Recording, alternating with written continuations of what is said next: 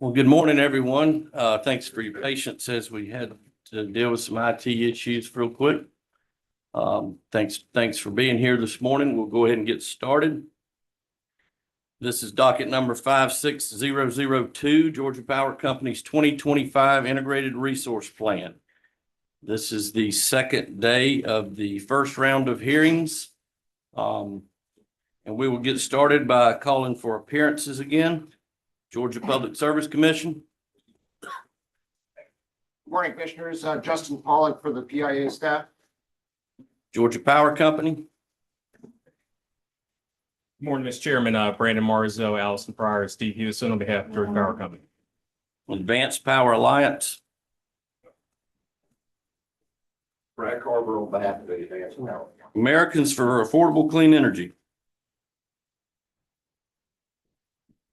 Good morning, Commissioners. Newton Galloway, Terry Lindell, and David Penland for ACE. Clean Energy Buyers Association.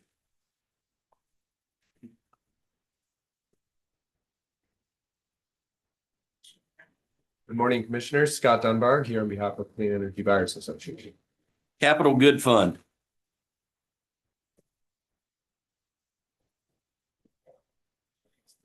Good morning, Mr. Chairman. Alicia Brown on behalf of Capital Good. Good morning. Fermata Energy. Fermata Energy. Georgia Association of Manufacturers. Clay Jones for GAM, Mr. Chairman. Georgia Center for Energy Solutions. Georgia Center for Energy Solutions. Georgia Coalition of Local Governments. Good morning, Commission. Gordon Smart here on behalf of the Georgia Coalition of Local Governments. Georgia Conservation Voters Education Fund. Good morning. Juan Estrada here on behalf of GCVEF. Georgia Interfaith Power and Light and South Face Energy Institute. Good morning, Bob Sherrier and Jennifer Whitfield on behalf of Gitmo and South Base. Georgia Solar Energy Industries Association. Good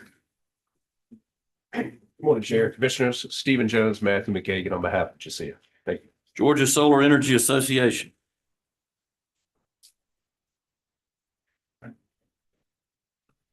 Good morning, Commission. Don Moreland on behalf of Georgia Solar Energy Association. Thank you. Georgia Watch. Georgia Watch. Georgia Wand Education Fund, Inc. and Vote Solar. Good morning, Allison Queen on behalf of Georgia Wand and Vote Solar. Metropolitan Atlanta Rapid Transit Authority. We'll call Marta the rest of the day. Yes. Good morning, Mr. Chair, Commissioners. Casey Sturm on behalf of MARTA. Microsoft.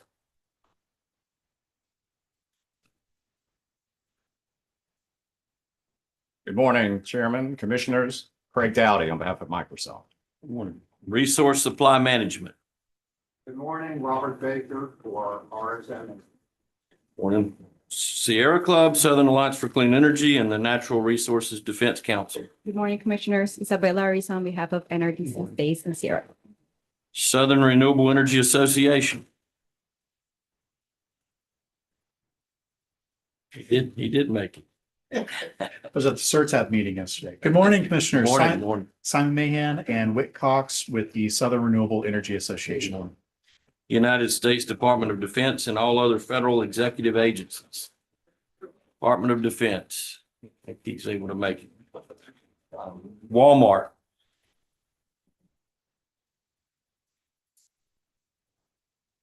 Good morning, Commissioner. Stephanie Eaton here on behalf of Walmart. Thank you. All right, we'll move on to public witnesses. We have a sign up sheet, and for anyone that has not signed up, if you want to get with Sally right over here. And but we'll go ahead and get started. We're trying to get through this, and we're sort of got a long week planned with a lot of testimony and cross-examination. So we're trying to hold to the 3 minutes today. So we'll get started. I'm just going to go down the list, and first of all, just thank y'all for being here and taking the time to come before us this morning. Randy Bell, followed by Dr. Tom Clark. Thank you, Mr. Chairman. I said before, as a Baptist preacher, 3 minutes is not even good. No, that ain't, no. That's all right. That don't even get you warmed, that don't even get you warmed up. It don't even get you warmed up. Commissioners, good morning. My name is Randy Bill, and I stand before you today as the business manager of the Atlanta and North Georgia building trades, representing the hardworking men and women who pour their sweat, skill, and pride into keeping Georgia's economy strong. Now, I've testified before this body before, once framing my remarks as the tale of two cities, a story of a community lifted by bold energy decisions versus one left to wither in the shadow of indecision. Today, I'd like to expand on that theme and call it a tale of two states, Georgia and California, and weave it into my support for Georgia Power's 2025 Integrated Resource Plan. Picture two states at a crossroads.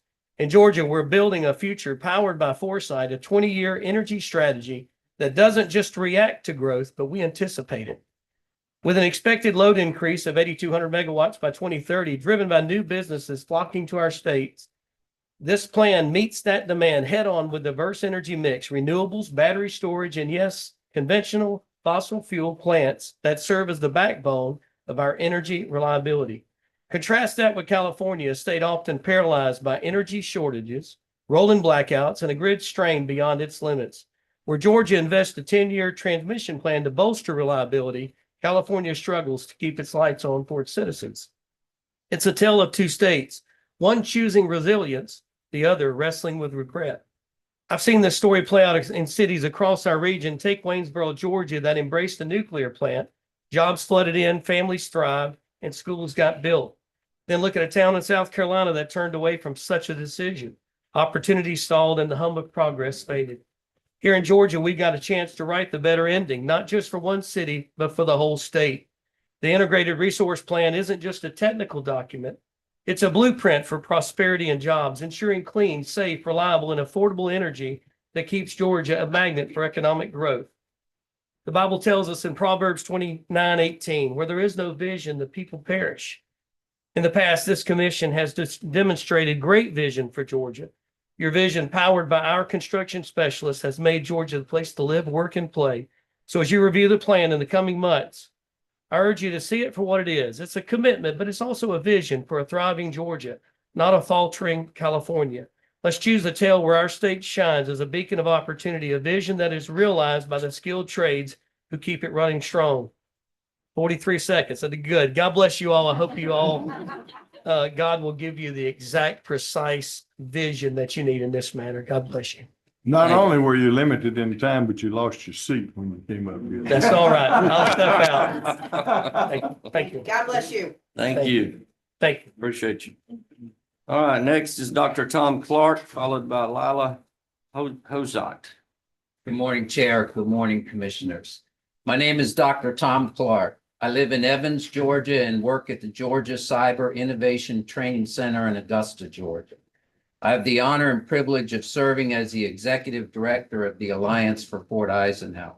I served 32 years in the United States Army, having completed my career as the Command Sergeant Major for the installation formerly known as Fort Ford and now Fort Eisenhower. I appreciate the opportunity to speak today in support of Georgia Power's Integrated Resource Plan. As you know, Georgia is experiencing tremendous economic growth, and with that comes increasing demands for reliable and resilient energy. Georgia Power's proactive approach, expanding its generation capacity by several thousand megawatts, ensures that our state remains ahead of the curve. This plan is not just about meeting today's need, it's also about securing our state's energy future. One of the most significant components of this plan is its investment in nuclear energy. Plant Vogel's units 3 and 4 are already expanding expectations, proving that nuclear power remains a stable and dependable source of energy. As we work to strengthen our energy independence, Georgia Power's leadership in nuclear innovation is a strategic asset, not just for our communities, but for our national security. Additionally, Georgia Power's commitment to battery storage technology is a game changer. By expanding battery storage, we are modernizing the grid, enhancing reliability, ensuring that renewable energy sources can be effectively integrated into the system. This is the kind of forward-thinking energy infrastructure that supports not only homes and businesses, but also is critical to military operations. After my 32-year career in the Army, I began to serve as the executive director, which is my passion for supporting our community and our installation. Fort Eisenhower has over 32,000 folks with an economic impact of $7.5 billion a year for the greater Augusta area. Speaking of national security, the energy stability of our military installations, including Fort Eisenhower, is essential. A strong, resilient power grid and a diverse generational portfolio is the foundation for our armed forces to be and remain mission ready. The military depends on energy. I typed in here some pretty big words, it's difficult for me to say, but really I close by saying energy security is national security. If we don't have the energy we need as a military, we cannot defend freedom in the American way of life. Thank you. Thank you, sir, and thank you for your service.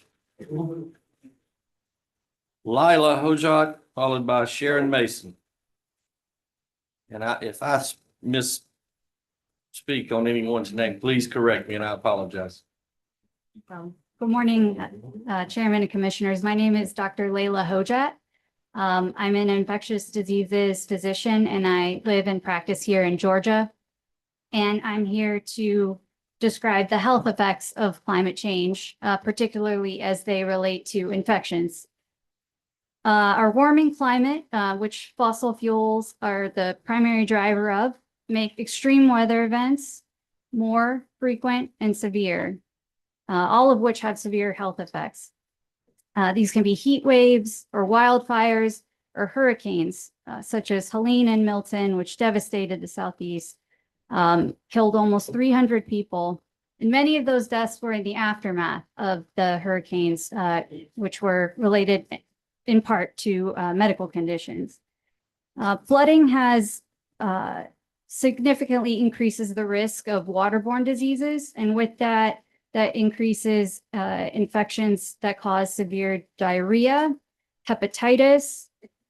Respiratory infections are more common due to overcrowding after these natural disasters. Skin infections, such as the flesh-eating bacteria Vibrio, are more common after hurricanes. There were almost 80 cases reported, 13 deaths after the hurricanes last year. That had been the most since 2022 after Hurricane Ian. Antibiotic resistant infections or superbugs are more common and easily transmitted during flooding conditions. And mosquito-borne diseases as well are more increased due to standing water. And it's not only due to flooding, but warming climate as well causes more frequent and higher risks of mosquito-borne diseases and antibiotic-resistant infections. The reason why Atlanta is a center for public health is that we were here to eradicate malaria, which we did effectively, but we're now seeing locally acquired cases.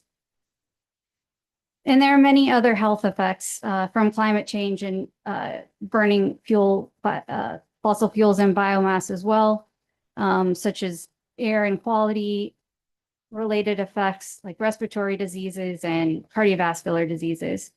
So for the safety of Georgians, we can't continue burning fossil fuel and biomass. The only safe energy prescription is clean and renewable energy. Thank you. Thank you. Sharon Mason, followed by Melanie Kagan. Good morning, Commissioners. I'm Sharon Mason, Cobb Chamber of Commerce President and CEO. And Chairman Shaw and Commissioners, thank you for your leadership and the opportunity to speak today on behalf of our Chamber of Commerce and thriving business community. Cobb County and the state of Georgia have been leaders in economic development, and much of that success is due to strategic planning, investment in infrastructure, and strong partnerships both in the public and the private sectors. And Georgia Power and our local utilities have played a vital role in our state's economic success. And our ability to attract and retain high-quality employers, grow high-paying jobs, and strengthen our tax base depends on a reliable, forward-thinking approach to our energy capacity and infrastructure. And over the past decade, Cobb County alone has seen exponential growth in industries like advanced manufacturing, logistics, healthcare, technology, and more headquarters, more global headquarters, more North American headquarters. And companies are choosing Georgia and choosing Cobb County because of our business-friendly environment, our skilled workforce, and also because of the reliable infrastructure, including our energy grid. So with this growth, though, comes increased demand for power, and we must ensure that our energy capacity keeps pace with our economic expansions. And so the partnerships that we've built with Georgia Power, with local utilities, and with state leaders, these have all played a critical role in our economic development success. And so these collaborations have enabled these major expansions of employers, attractions of new industries, creations of thousands of well-paying jobs that benefit our local communities and our citizens.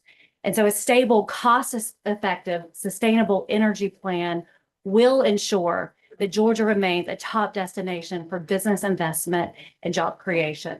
So we ask the Commission to continue supporting policies that foster responsible energy expansion, ensuring businesses have these resources that they need to operate, to innovate, and to grow. And so that's not just about meeting today's needs, but meeting these needs for future generations so that Georgia can remain the economic powerhouse that it is. So thank you for your leadership. Thank you for your collaboration to keep Georgia the national leader. Thank you. Mr. Chairman. Yeah. So Sharon Mason is the governor of Cobb County. I spend time with commissioners from across the country, and bless their hearts, but Cobb County has a larger population than their whole states do. And without Sharon's leadership, Cobb would not be where it's at today. So from the time that she was COO of the chamber to now CEO of the chamber, we're incredibly proud of Sharon and all that happens in Cobb. She was very instrumental in getting the Braves to Cobb. Go Braves. What, we're 12 days from opening day now, maybe 11.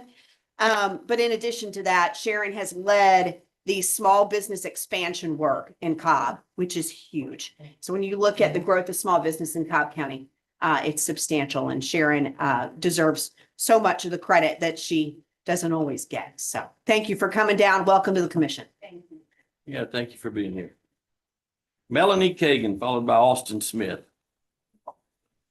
Hi, good morning, commissioners. My name is Melanie Kagan. I'm the CEO for the Center for Family Resources, a nonprofit based in Cobb County dedicated to strengthening families and ensuring housing and economic stability in our community. For 65 years, CFR has worked to prevent homelessness and support families in crisis. A key part of our work includes our longstanding partnerships with companies like Georgia Power, which is instrumental in helping families and children stay housed and on the path to stability.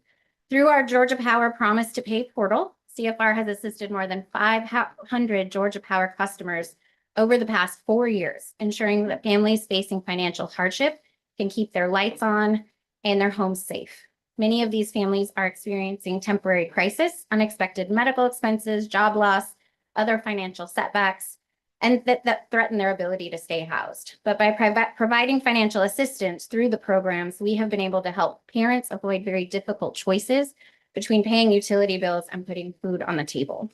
Beyond direct bill assistance, Georgia Power has invested in our broader efforts to promote family economic stability. Their funding supports vital programs that help families move from crisis to self-sufficiency, including shelter and housing assistance, workforce development, case management, life skills, and other supportive services. Whether it's a single mother who receives housing assistance while training for a higher paying job, or a family learning budgeting skills to prevent crisis in the future, these programs create lasting change. And Georgia Power's commitment to these initiatives demonstrates a deep understanding that energy security and economic stability go hand in hand.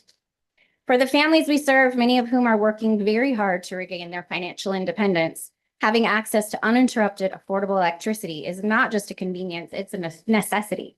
It means children can do homework at night in a well-lit home, parents can refrigerate food and medicine without worry, and individuals can power tools and technology needed for work, education, and daily life. For families already facing financial hardship, even a single missed utility payment can set off a chain reaction that puts their housing at risk. Beyond immediate financial relief, affordable and stable energy costs play a critical role in long-term economic mobility. High energy costs can disproportionately impact low-income households, forcing difficult financial trade-offs. By maintaining a focus on reliability and affordability, Georgia Power helps to ensure that vulnerable families are not left struggling to meet some of these basic needs. Their investments in energy efficiency programs and infrastructure improvements also help reduce long-term costs for consumers, making it easier for families to achieve long-term financial stability. We also recognize the importance of balancing energy reliability with sustainability, and we appreciate Georgia Power's commitment to making thoughtful long-term investments in our state's energy future.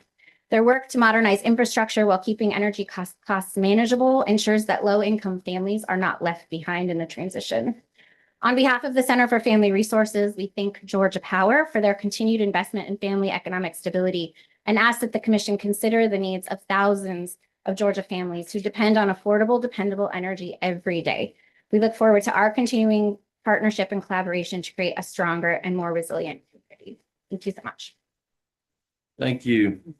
Austin Smith, followed by Dwayne Dye. Good morning, members of the commission. Hi, I'm Austin Smith. I'm a consultant working in Georgia's clean tech industry here. Members of the Public Service Commission, thank you for your time. Today, I urge you to prioritize clean, locally produced energy in Georgia Power's 2025 Integrated Resource Plan. Clean energy isn't just a good move for the environment, it's a great economic move as well. Since 2022, Georgia has announced 41 new clean energy projects, creating 30,000 jobs and bringing $23.9 billion in investment into the state. Georgia Power already supports these industries. Manufacturers, developers, installers, service providers right here in Georgia. Yet many of our power contracts still rely on out-of-state suppliers.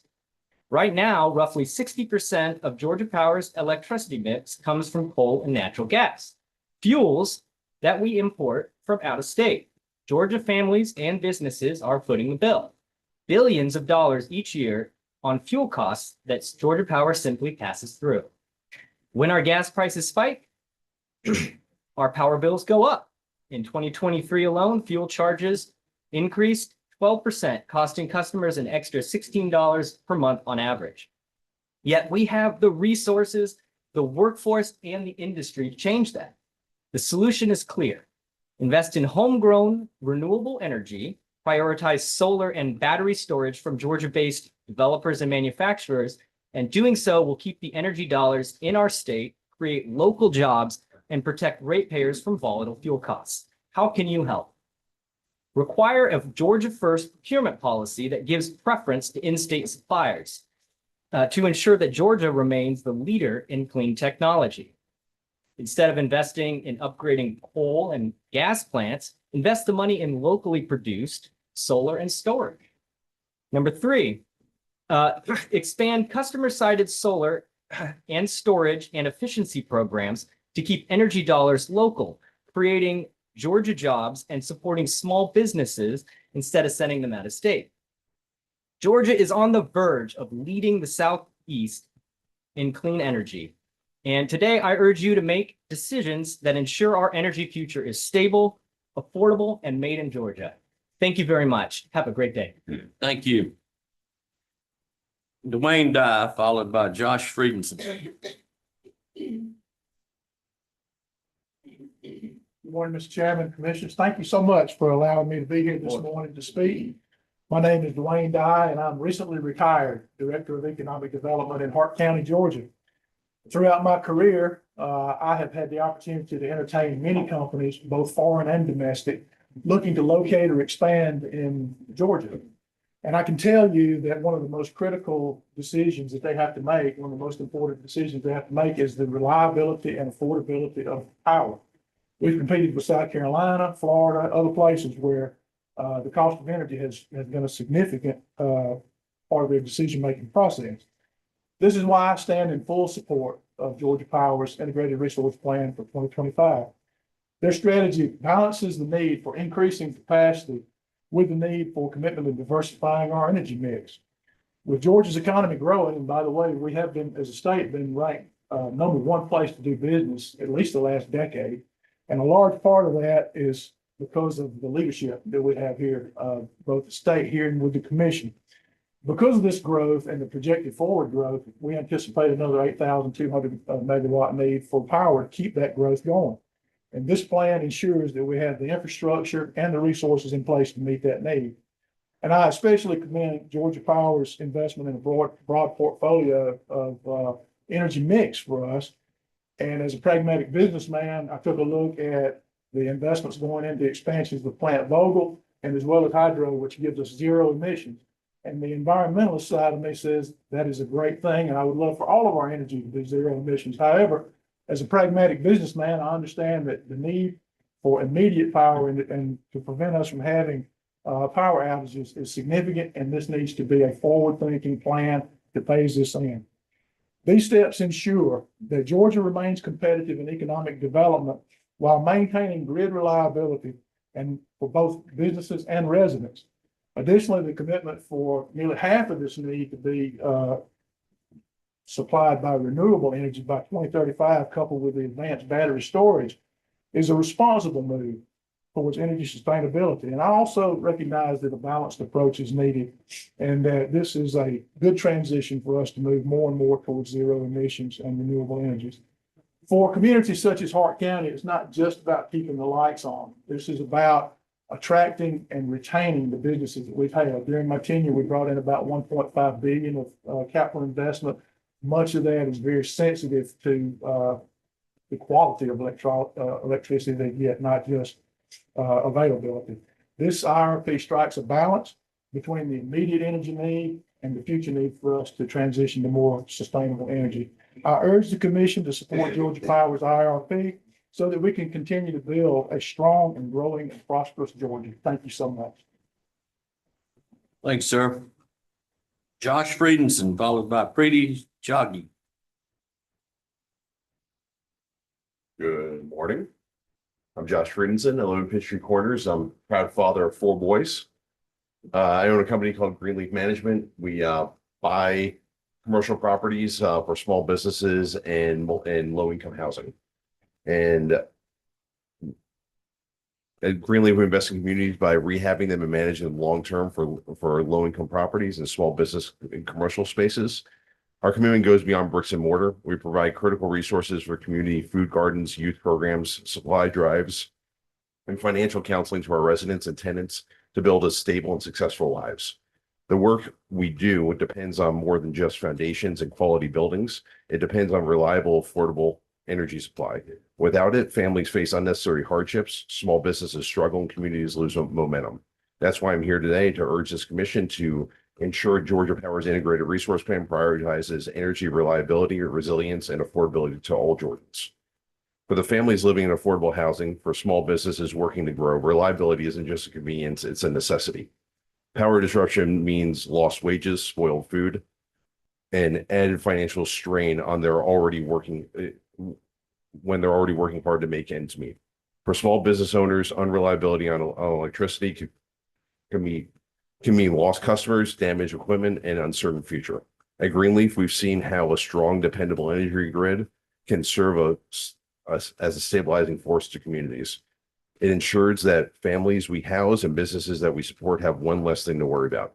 But as Georgia continues to grow, we must be proactive in maintaining and expanding our energy infrastructure to prevent service interruptions that disproportionately impact vulnerable populations. One of the most effective ways to ensure long-term stability and reliability is a balanced, diverse fuel mix. Our reliance on a single source of energy fuel exposes customers to greater risk, whether that's fuel price volatility, supply chain disruptions, or severe weather events. A well-diversified portfolio of natural gas, nuclear, renewables, and other energy resources can help stabilize this. Georgia has done a great job in maintaining a diverse energy mix, and we must continue to do so for the future. Bringing on Vogtle units 3 and 4 was a great accomplishment for our state, but we need to do more. And I hope Georgia Power plans for more nuclear in the future. Rooftop solar is another option. We have a lot of buildings that have large flat tops to them that can have solar, and it can provide more reliable, sustainable energy for these buildings during sunlight hours. As Greenleaf, we utilize these installations across many of our projects. While I understand solar is an intermediate resource that typically needs subsidy funding for future of its economics, I encourage Georgia Power to continue to invest in this. Georgia has experienced tremendous economic growth, and Greenleaf is committed to supporting that growth by providing quality housing and commercial spaces. But in order for us to continue this work, we need an energy grid that can keep up with us. Without reliable, forward-thinking plan for the power grid and distribution, development slows, businesses hesitate to invest, and families face uncertainty. Thank you. Thank you. Preeti Jaggi, followed by Lisa Coronado. Morning. I'm Morning. Dr. Preeti Jaggi. I'm a pediatrician and I live and work right here in Georgia. What I read on your website is that one of your jobs is to ensure that Georgians have safely generated electricity. The burning of coal, methane gas, oil, and biomass is not safe for Georgians. The only safe prescription for health of all Georgians is clean, renewable energy. Recent wildfires in LA were fueled by drought and heat that are exacerbated by climate change. Actors such as Billy Crystal were displaced by the fires, showing us that even the wealthiest among us is vulnerable to the effects of climate change. Climate change made Hurricane Helene more powerful, rainier, and significantly more likely.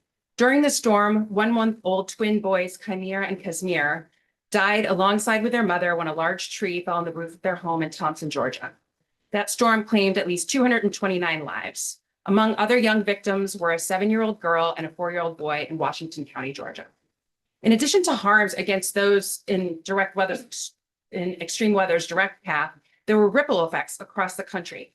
Why? Because the Baxter plant in North Carolina that makes intravenous saline for most hospitals in the US was devastated by the hurricane. This caused my hospital and most around the country to ration saline even during surgeries. This is not the first time that extreme weather has disrupted critical medical supply chains. Let's think about a better future. Many of my patients have energy inefficient dwellings. We can help lower their energy costs by helping them upgrade their residences so they have more money for food and medication. I myself have solar panels outside my home, and my kids can see these panels outside their windows. And when I see that power plant outside my window, I know it's safe. It is safe for the water that my kids drink and the air that they breathe, and it is energy that does not jeopardize their ability to live in a life in a stable environment. But if this was a methane gas plant, fracking, or a coal plant, I would move because I know that the science says that they are associated with soot in the air, cancer-causing carcinogens, noise pollution, and would increase the risk of heart attacks or stroke when my elderly parents visit. In addition, it would increase the risk of childhood leukemia and asthma. If I were in that situation, I would move. But why should any Georgian, I guess, or frankly, anyone be forced to live in this situation? I don't want my energy to come at the expense of a kid getting leukemia in Pennsylvania or Texas. We have so much possibility in this state for clean, renewable energy. I see grocery stores and big box stores that could have solar panels on the roof. I see parking lots in which solar could shield the cars from overheating in the summer. Other states partner with hospitals to generate renewable energy. The Gunderson Health System in Wisconsin has a solar canopy that's expected to generate 1,000 megawatts of electricity annually at that hospital alone. I know that there are 141 hospitals in Georgia, many of which could readily accept solar on their roofs. I also know that the Boston Medical Center has the Clean Power Prescription Program in which they generate solar on the roof, provide credits to those in need to relieve some of their energy burden. Caring about climate and air pollution is not a fringe issue. It's a human issue.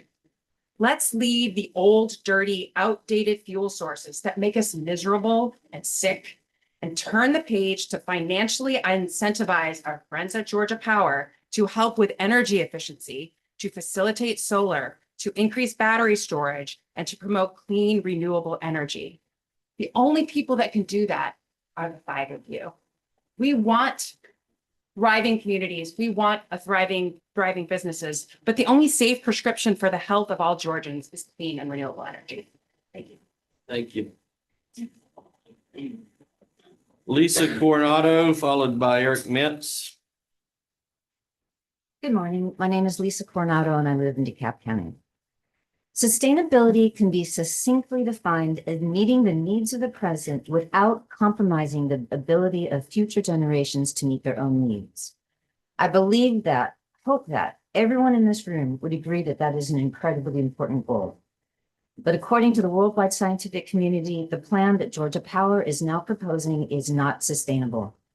Scientists are saying that due to decades of inaction, we must make systemic changes right now, or the consequences will be dire. We must rapidly reduce greenhouse gas emissions, or the world will reach levels of warming where millions more people will have to abandon their homes in order to meet their most basic needs, to find enough food and water and shelter to simply survive. Many won't survive those difficult journeys. Many children will suffer levels of malnutrition that will stunt the development of their brains and their bodies. And yet, in the 2025 IRP, Georgia Power is asking for permission to go back on their promises to retire coal plants and also asking to build new infrastructure that will tie us to burning more natural gas for decades. Scientists also say that if we don't rapidly increase energy efficiency programs and rapidly transition to clean energy sourcing, which Georgia Power is not doing in this IRP, then we will suffer more frequent and intense extreme weather events. Imagine more Hurricane Helene's, but ones that develop even faster, giving people less time to react and get out of harm's way. Ones with even stronger winds and heavier rains. And imagine that instead of diverting off its projected path, like Helene did, some of these hurricanes do directly hit Atlanta or other large population centers in Georgia. Imagine the number of people who would lose their lives, the far greater number who would lose their livelihoods as their homes and businesses were destroyed. Imagine the cascading impacts of school closures that would last for weeks, months, or even years. The suffering, the economic losses and damages would be staggering. I know it is hard to imagine that level of destruction and suffering. It's tempting to avoid to do so by choosing to believe that what I'm saying is science fiction, not science, or to believe the narrative pushed by those who want to continue profiting from fossil fuels that climate scientists are alarmists and are often changing their positions. That narrative is demonstrably false. The Intergovernmental Panel on Climate Change is not now and never has been alarmist. They require extensive data before making claims, and they're in near unanimous agreement among hundreds of scientists, government representatives. Research published after each IPCC report submission deadline isn't included, meaning reports often lag behind the latest findings. This systematic caution has repeatedly resulted in actual warming and impacts outpacing IPCC predictions. Many people will be reaching out to you during these hearings to ask you to listen to scientists now and to take action now. As Georgia Power's regulators, the 5 of you are the only people in Georgia who have the power and authority to require Georgia Power to rapidly transition away from fossil fuels and toward clean and renewable energy. You can be heroes for future generations, but the opposite is also true. You can be villains. Your upcoming choices, your upcoming votes are monumental. I hope, I pray that you make the right choices for citizens of Georgia and beyond. Thank you. Thank you, Ms. Gordon. Eric Mintz, followed by Aaron Barger. Thank you, commissioners. Good to be here again. I'm a retired physician with a 32-year career at CDC. And 2 of my medical colleagues have spoken on the health effects of fossil fuels and renewable energy, and other speakers have mentioned it. I'm going to try to look at it from the economic perspective. The sun hasn't raised its prices for solar in billions of years. Fossil fuels are highly volatile. The war in Ukraine, troubles in the Middle East, greenhouse gas emissions, which were a big thing last year and are not going to be a big thing this year. If we take past as precedent for the future, which is the way the IRP is constructed, politics in the USA swing back and forth, and greenhouse gas emissions don't care who's in the White House. So you've heard about climate change. We can expect that there will be measures taken to limit fossil fuels. Right now, it's more expensive to build fossil fuel plants than it is to build solar power. I congratulate the PSC and Georgia Power for being making Georgia the 7th leading state in utility scale solar power. Georgia is also the 43rd state down at near the bottom of the list for residential and community and commercial solar. That must change. In Hurricane Elaine, there was a town that was remote and transmission lines didn't reach it. So Duke built them a microgrid. After the destruction around Asheville, they were the only place that had power, and other cities went there to get things charged. Battery storage is also an area where Georgia is lagging. The first battery storage has only been placed in the last year. I don't even know if it's operational now. We need much more of that to complement solar energy. Solar energy works night and day if you have battery storage. I encourage you to think hard about the 60% of fossil fuel energy that Georgia creates.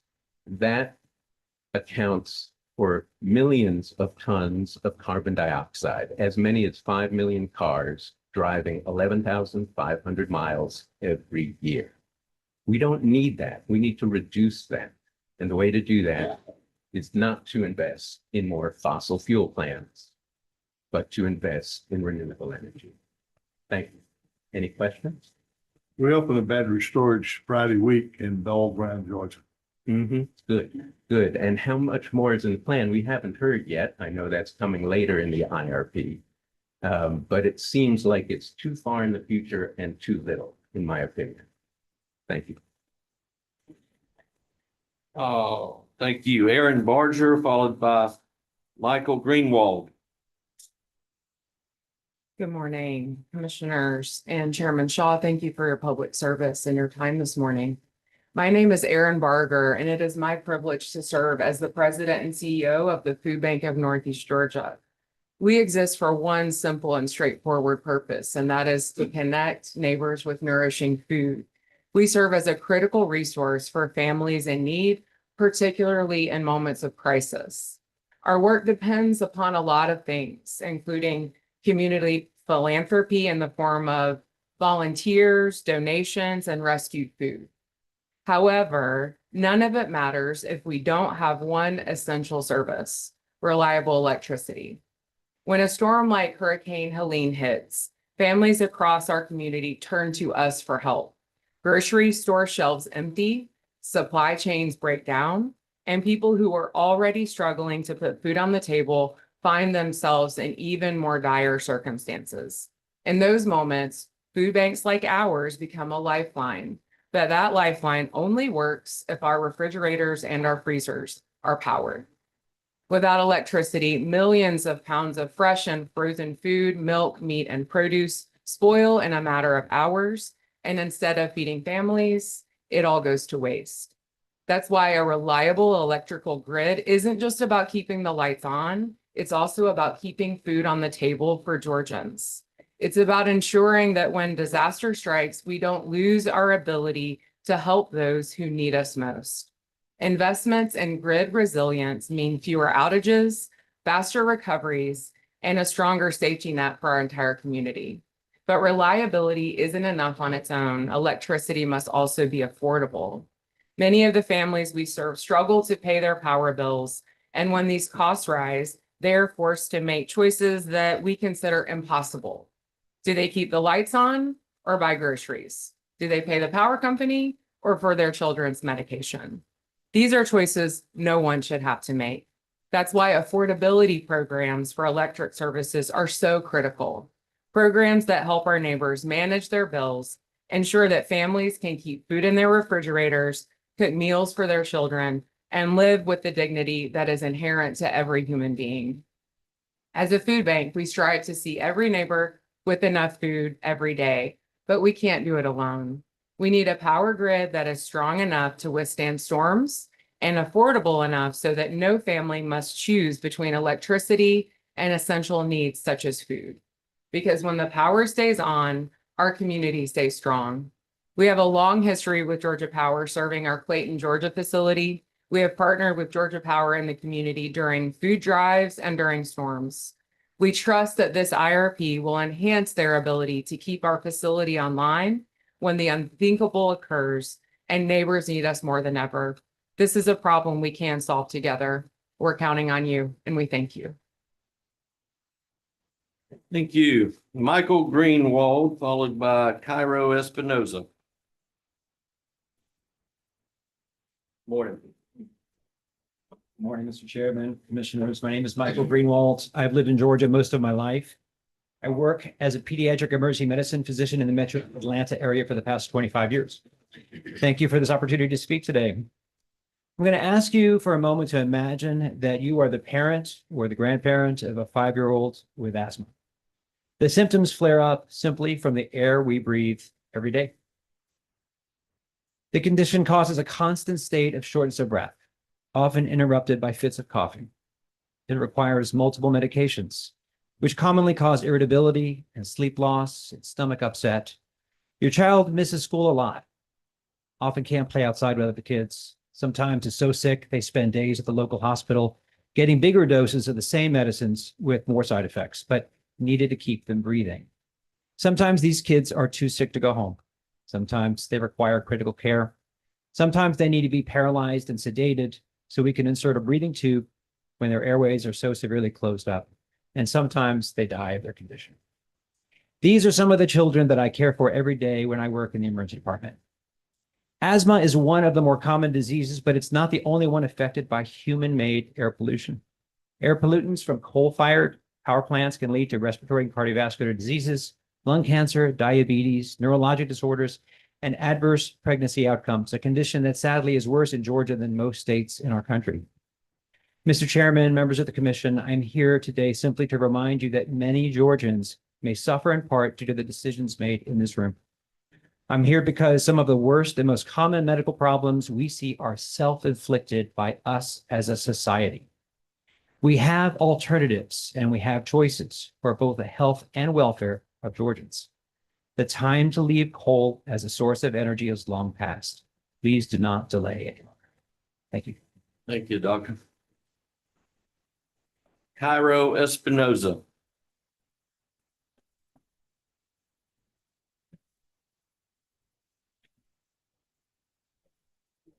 Morning, Chairman, Commissioners. I'm Cairo Espinoza, organizer and political director for the Ironworkers Local Union, Local 37. First of all, thank y'all for allowing me to speak. Our ironworkers have worked in multiple power plants across the great state of Georgia. Personally, I've been to Plant Bowen, Plant McDonough, Yates, just to name a few. Our older generation of ironworkers placed a hand in building some of our current plants that we use today. Plants like Shear that we recently started using union labor again.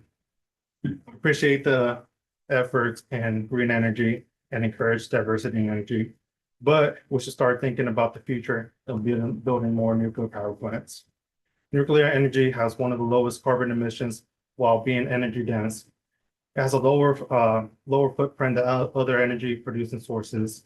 Nuclear energy is one of the safest and much safer than our previous generations. Technological advances has enabled reliable and stable energy sources to operate around the clock for Georgians. I have a family member that worked for Waltz Bar for the Tennessee Valley Authority. When I went to go visit him, hanged around and went to talk to the locals and see how their living conditions were. Most of them had high-paying jobs and were proud to work for Waltz Bar. There were schools and churches around in a thriving community. And also it wasn't just Watts Bar. I also saw it for Paris Island, which powered the twin cities of Minneapolis and St. Paul. I know building a new nuclear plant has a high cost of entry, but and it has also a lot of hoops that you have to jump around just to get permissions, just to get started. But I think we can jump around those hoops and so we can build more power plants.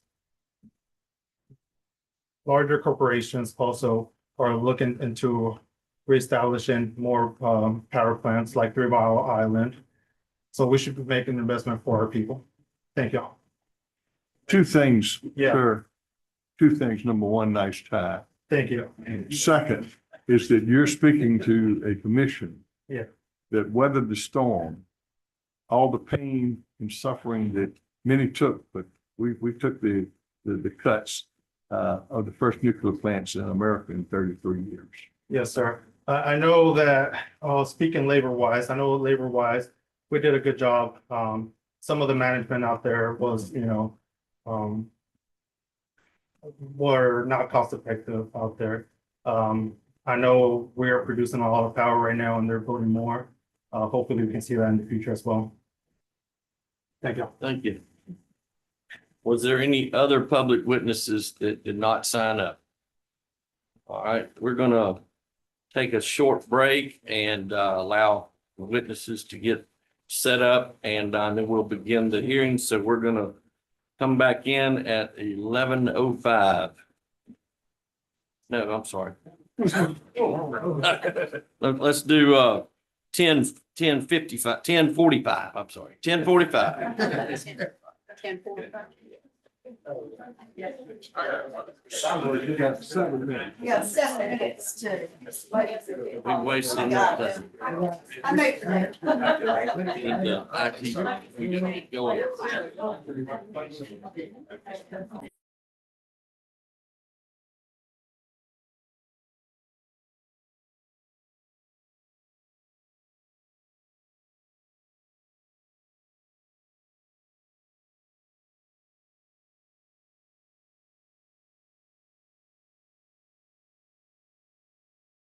I'm just saying, somebody else.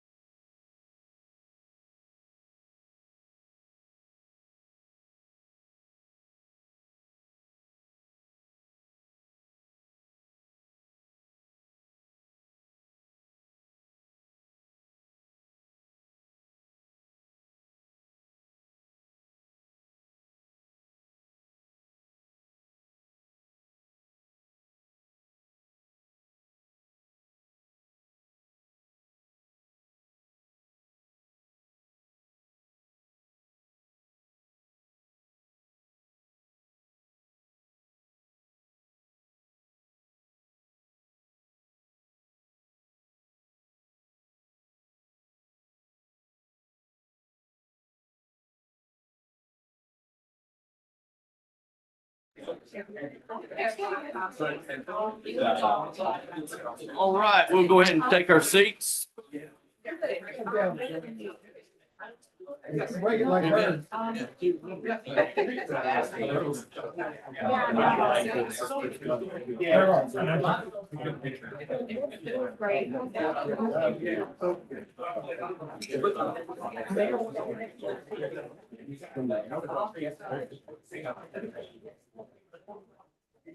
Wait on the queue and we'll get started again. All right, we'll go ahead and get started again with the second day. Right where we've left off, I'd like to remind the witness panel that you're still under oath. We had one catch-up party that I'm gonna call up first for cross if they need to. Georgia Solar Energy Industries Association. But before we get to that, is there any housekeeping matters before we get started? All right, Mr. Jones. Chairman, Commissioners, Stephen Jones on behalf of the Georgia Solar Energy Industries Association, the law firm of Taylor English, also appearing on behalf of the Georgia Solar Energy Industries Association is Matthew McKagan of the same law firm. Gentlemen, how you doing? Morning. Good morning. You had a long day yesterday. It's all right. That's what we're here for. Thanks for joining us again today. Absolutely. Like I said, again, my name is Stephen Jones, and I'll ask some questions. Anybody on the panel who wants to address the question, please do. Just for the record, your testimony incorporates the entire IRP document into it, correct? Yeah, I mean, we speak on specific pieces of it, but yes, And the IRP is a forward-looking 20-year document. that's correct. You anticipate in the IRP load growth of 8.2 gigawatts by the winter of 2030 and 31, correct? That's correct. And 9.4 gigawatts by the winter of 2034 and 2035. By the winter, 24. Right. Load growth primarily due to just Georgia being a great place to live and do business. Georgia growth is coming from large customers As well as population growth. as well as population growth, correct? And in the IRP, the company notes the need for clean energy, correct? As part of the portfolio, that's correct. As part of the portfolio. Yeah. And through 2035, what is that need? So what we projected is 4,000 megawatts by 2035, but that's in addition to the solar that's on the system now and the RFPs that we are actively undergoing. So it would be incremental to the RFPs that were approved in the 2022 RFP. And the success of renewables in Georgia has been based on the commission-led incremental approach to adding renewables to the system in a measured fashion, right? Yeah, we've always talked about our measured and disciplined approach as we've seen the prices from 2013 and beyond decline. We were able to procure more. There's RFPs going on right now. We're suggesting some more. And that 4 gigawatts of need for renewables, that's based on extensive modeling underlying the IRP, right? Yes, from our scenario plans, which is the same basis we did in 2022. We look at the average across the scenarios from 32 and out. Once we're through with the current RFPs, it's the increment after that in the models. And there's been some discussion or a lot of discussion in the cross-examination yesterday about regulatory risk or greenhouse gas emissions and fossil fuels, right? There has been, yes, that's one of the considerations we have in our scenario plans that we've had for decades, correct? And we're looking at that over 20 years, correct? In the scenarios, they actually go a little further than that in our modeling, but yes, we're looking at the long-term scenarios where there's different levels of carbon pressure. And it's those scenarios that we looked at to take that average for the solar number that we've. And there's some projected. corporate pressure too towards renewables and away from fossil, right? In terms of customer pressure, in terms of corporate sustainability goals of Yeah. large load customers. Yeah, and obviously panel two is more the renewable focused than we are, but that is one of the things we have noted in the 22 IRP and this IRP is, you know, it's benefits for all customers, but there are a lot of customers who are interested in subscription programs. We don't model that in there, but that is one of the things that Mr. Mallard can speak to more, where we are looking at updating our RFP process to allow the maximum that we could from that subscription program. So we've teed that up, but Mr. Mallard really can speak to all the specifics of how we'll do that. And is Mr. Mallard the right person to testify on behalf of the company as to RFPs and the renewable programs sought in this IRP? That's correct. Mr. Hubbard and I could speak to the 4,000 megawatts because that came from the scenario planning expansion plans. But in terms of how we're going to do those RFPs and the programs, that would be panel 2. And so if I were to ask you any questions regarding RFPs, prior or future, you would defer your answers to Mr. Mallard? I would. If I were to ask you about the IRP's design or proposals for solar procurements and or battery procurements, you would defer those questions to Mr. Mallard? Not battery procurements. That would be this panel because those are mostly capacity. We do procure storage in solar RFPs, but battery specific RFPs would be this panel. Only battery specific RFPs. Yeah, any capacity RFP, whether it be all source or the batteries that have been ordered from the commission in the past would be this panel, but RFPs for renewables would be Mr. Mallard. And let's get back to that line of questioning we were talking about with regulatory risk as well as corporate customer pressure towards renewables or away from fossil fuels. Solar does not have that risk, does it? No, it does not. It's a renewable resource. Let's move now to the RCBF framework. Would you defer any questions to the next panel on RCBF? The design of the RCB framework is Mr. Looney. Applications of it, he can speak to some of it, would be Mr. Mallard, but the RCB itself would be this panel. The RCBF seeks to guide resource planning, procurement, and payment activities. Is that correct? That's correct. And tell me, what is the proposed modification for the RCBF in this IRP? Yeah, we discussed this a little bit yesterday, but the primary proposed modification is the replacement of a component that was for deferred transmission benefit with a locational transmission component. Tell me more about the locational transmission component.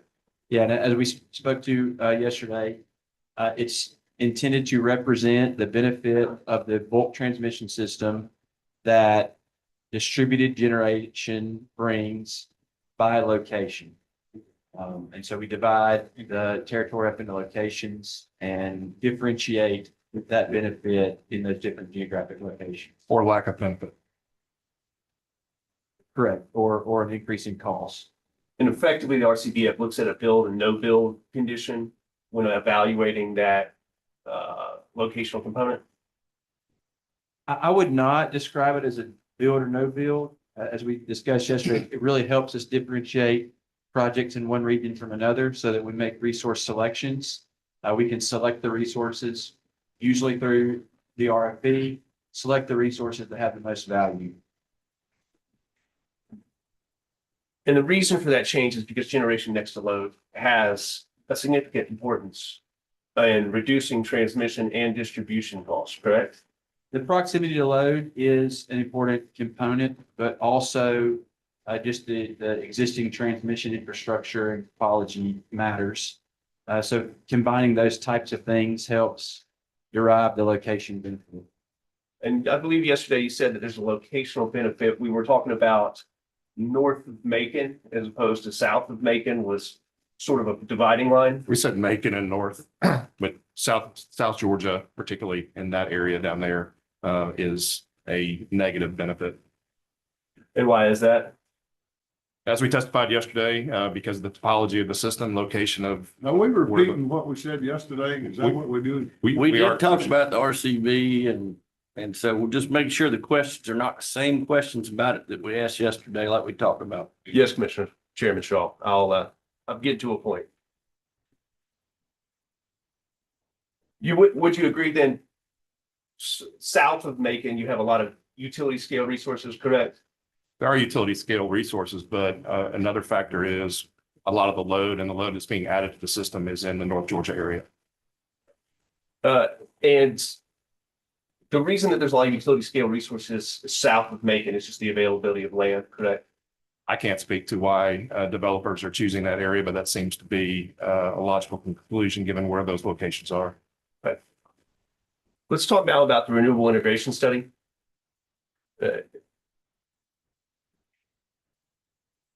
There's the renewable integration study states there's significant increases in solar penetration can be achieved while maintaining reliability. Would you agree? Yes, we believe that. And is that solely because of the addition of storage, or is storage just a component of that? It's not solely due to the addition of storage. We think the existing system at a cost can implement large penetrations of solar, but as the study has identified, that can become much more efficient and lower cost with a reasonable addition of storage resources. So solar with or without storage, we can achieve greater penetrations on the system. The renewable integration study acknowledges, correct? Yeah, from integrating into the generation system, that's what the integration study supports. There are transmission considerations that are outside of the integration study that have to be considered as well. And so that can limit the amount and pace of renewables, but from sort of a bulk operations generation balancing regard, then yes, what you said is true. So not all solar needs to be paired with storage in order for the system to accommodate it and achieve reliability. No, we don't require that all solar be paired with storage.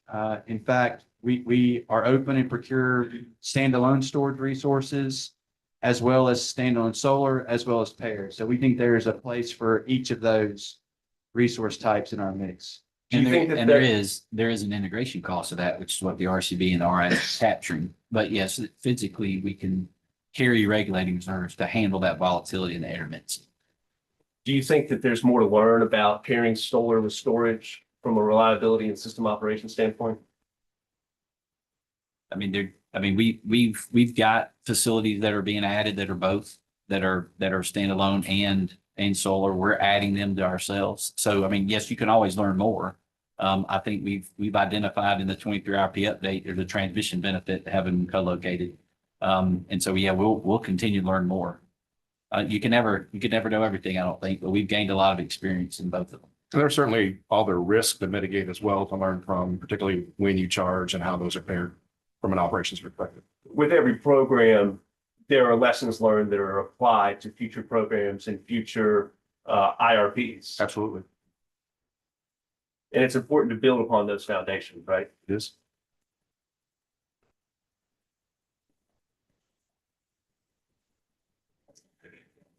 I do have some questions about the existing RFPs and customer-sided programs as well. But again, you would defer those questions to Mr. Mallard? Indeed, I would.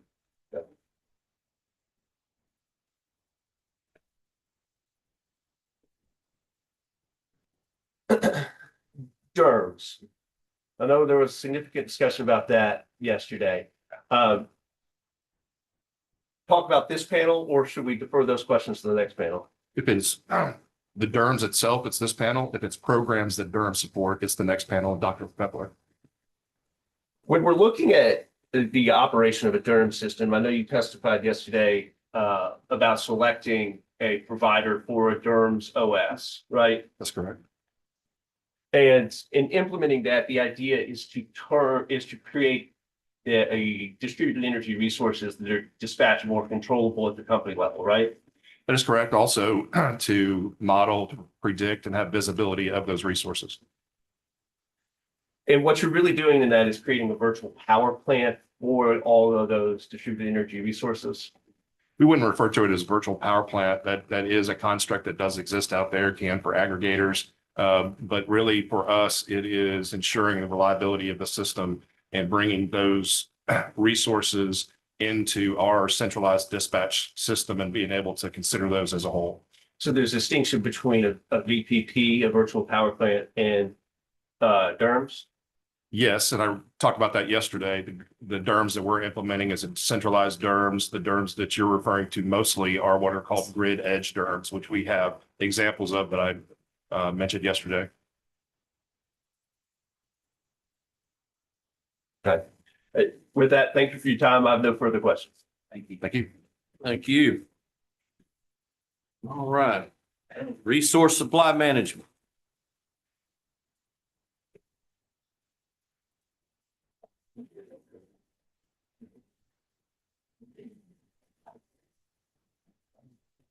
Morning, Mr. Baker. Good morning, Mr. Chairman. Good morning, Commissioners. Good morning, panel. Good morning. Good morning. Could I ask you some just basic introductory question? The first one I have is, could you tell me, as of today, in the system, how much generation does Georgia Power have in its system today? Yeah, so owned capacity is around a little over, it's 14,300 megawatts. And then we have about 5,900 megawatts of purchased power that is added to that. And that information is provided in Appendix C in the main document. We've got the list of every resource and its summer and winter retail megawatts. And then we also had a sheet in the technical volume 2 resource mix study that shows our peak loads and every single resource and how it contributes to it with reserve margins. So that adds the bricks and mortar generation and the PPAs. That's 20,200 megawatts. Yeah, we also have Approximately. 200 or 650 megawatts of demand side options that we include in there. So when we look at our total megawatts to serve peaks, it's 20,868. So it's owned generating capacity, purchased capacity, and then dispatchable DSOs. That'll be the capacity equivalents. That won't be the nameplate. That's what, when we look at solar and batteries, we have a capacity equivalents with an ELCC. So that is the megawatts that are used to meet demand. Got it. And as of today, this moment, is there adequate generation to serve customers you have on your system today? Yes, those megawatts are above the target reserve margin, and those are winter megawatts. But yes, we have enough in the next 2 or 3 years that are above target reserve margins. We have RFPs for 27 and 28 to add generation to get to that reserve margin. But as of today, yes, we have more than the reserve margin. So we have a surplus today. We don't call it surplus. It's above target. There's a Above target. liability value to it. But yes, we have megawatts in excess of the target reserve margin. And you're asking in this IRP to add 4,000 megawatts of incremental renewable resources by 2035.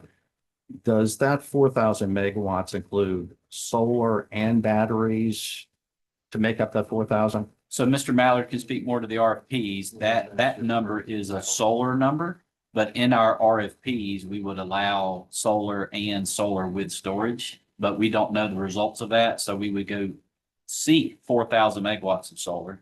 We're actually asking for 1,000 to begin with. But yeah, that's just a solar number, but we do allow solar with storage to be bid into those RFPs. So it just depends on the Depends on the market, depends on what bids and proposals we get.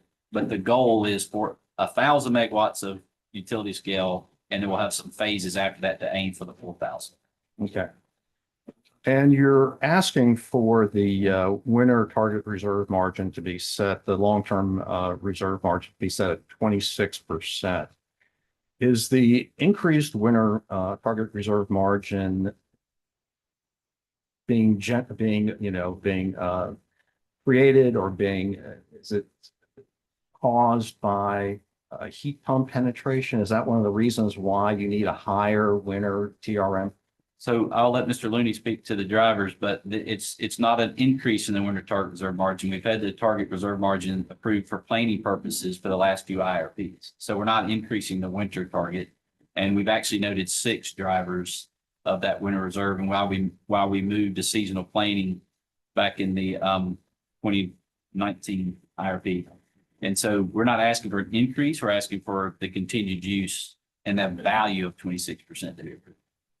As far as drivers, there's 6 main ones. Yeah, and one of those drivers, and we've noted this now for several IRP cycles, is the narrowing of winter and summer peak loads, and heat pumps play a role in that, along with other, adoptions of customer behavior. So is heat pump penetration causing an increase in the winter reserve margin? Or helping a factor in increasing the winter reserve margin? I don't think we've isolated the penetration of heat pumps for its unique effect, but as I just mentioned, heat pumps do drive customer demand in the winter, and customer demand in the winter is a key factor in the target reserve margin that we need to reliably serve our customers. Okay, thank you. And approximately what does the 26% winter target reserve margin represent as far as megawatts needed? Based on the figure that Mr. Grubb gave me, would that be around 5,200 megawatts would be the target So reserve? it's actually, we have a short-term target reserve. We actually have an operating company diversified reserve margin, but yeah, you would take that 25 and a half and multiply it by that winter demand that we mentioned. So that's so roughly to your math. Okay. Yeah. Approximately. 4,000-ish megawatts for Georgia Power. And that 4,000 megawatts, as we've discussed with the commissioner, we plan our capacity needs on all our resources compared to that weather normal peak demand. That 4,000 megawatts allows us to plan and operate the system for when there's non-normal weather and generation performance and those types of things. That 4,000 megawatts is your reliability measure that allows us to serve customers in reliability events. Scrub, what do you mean by non-normal weather? So we have, and Mr. Valiant could help here, when we do a forecast, we base it on kind of an average temperatures that we've seen over, I think, the last 20 years or so. We don't plan for the forecast at 10 degrees. We have it at I can't remember what the temperature is, but we know that when the weather gets colder than in the forecast, you need to have reserves to cover it. Same thing in the summer. We don't plan for 100-degree summer, but we need to make sure that we can deal with 100-degree summer. So the forecast and our demands are never exactly like the forecast because weather's not normal. So it's just that ability to handle that and then any unit outage you may have.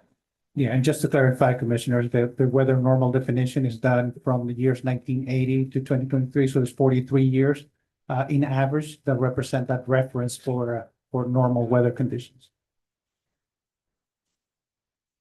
And also for the target reserve margin for the summer, if it's set at 20% reserve margin based on your total figures for generation, would that be approximately 4,000 megawatts of reserve for the summer then? So summer loads are going to be higher. So the seasonal reserve margin is based on the seasonal load forecast. So we have an annual peak in the winter and we have an annual peak in the summer. That 20% that we're requesting would be added to that summer demand, which is going to be a few thousand megawatts higher than the winter. It's going to be 8,000 megawatts about higher. 1,500 megawatts higher. So and that worksheet that I mentioned that's in Technical Appendix Volume 2 in the resource mix study shows both winter and summer. So you can see the math is in that spreadsheet. Okay, thank you. Will the new capacity the company is building at Plant Yates and other projects, will that have an impact on reducing or increasing the target reserve margins for both summer and winter?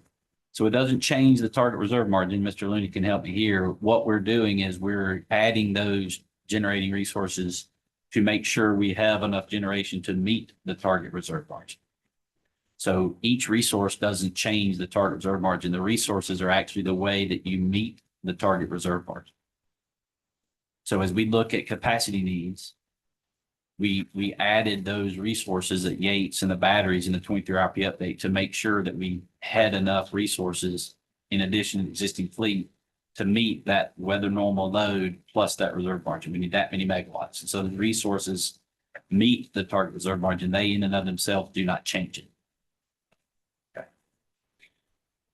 And in the 2022 IRP, there was 300 megawatts of load growth requested or projected. And in the 2023 IRP, just a year later, that 300 megawatts went to 5,900 megawatts of projected load growth, a 20-fold increase in load growth projection. And then later, and today, now that the load growth projection has gone to 8,200 megawatts, which is a 27-fold increase since 2022. Yeah, that is correct. That is the difference between the winter of 24-25 to the winter of 30-31. Doesn't that raise some red flags with y'all as far as that type of enormous jump in such a very short period of time based on the historical load growth you've seen for the company for the past 50, 60 years? So as we've talked about in the IRP update and yesterday, we've gone through this change in the national economy and large load from industrial manufacturers and data centers. We talked about that yesterday, and we noted that is the largest growth that we've seen. But again, as we discussed yesterday, we've got over 40,000 megawatts interested in the state. Mr. Valier spoke through how we de-risk that to come up with that forecast. So yes, it's a large load increase. It's a great opportunity to add load growth to benefit all customers. But we spoke yesterday about how that ranks historically. And we are not the only utility in the state of Georgia seeing that growth. The EMCs and municipalities are seeing the same. Excuse me, Mr. Baker, may I ask a question? Oh, Thank you. Comparatively speaking, you had mentioned yesterday that .com time was the last time we saw this kind of load growth. And Mr. Baker just said 20 to 27 fold. Is there any comparison to .coms to AI? Is this the same kind of leap that we're looking at, or no? It's not as great, but we did see a projected expansion of the transmission system back then. And in fact, some of the land that we purchased in that time frame we're using in this plan, anticipation of that growth. So we were planning for that growth. And then, as I mentioned yesterday, in 2007, that tailed off. And then we saw the advent of energy efficiency or adoption of energy efficiency and pretty much stale year-over-year growth. Thank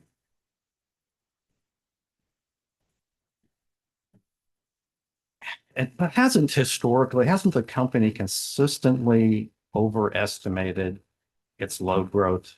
I mean, based on past IRPs, past rate cases. I mean, isn't that just a historical fact?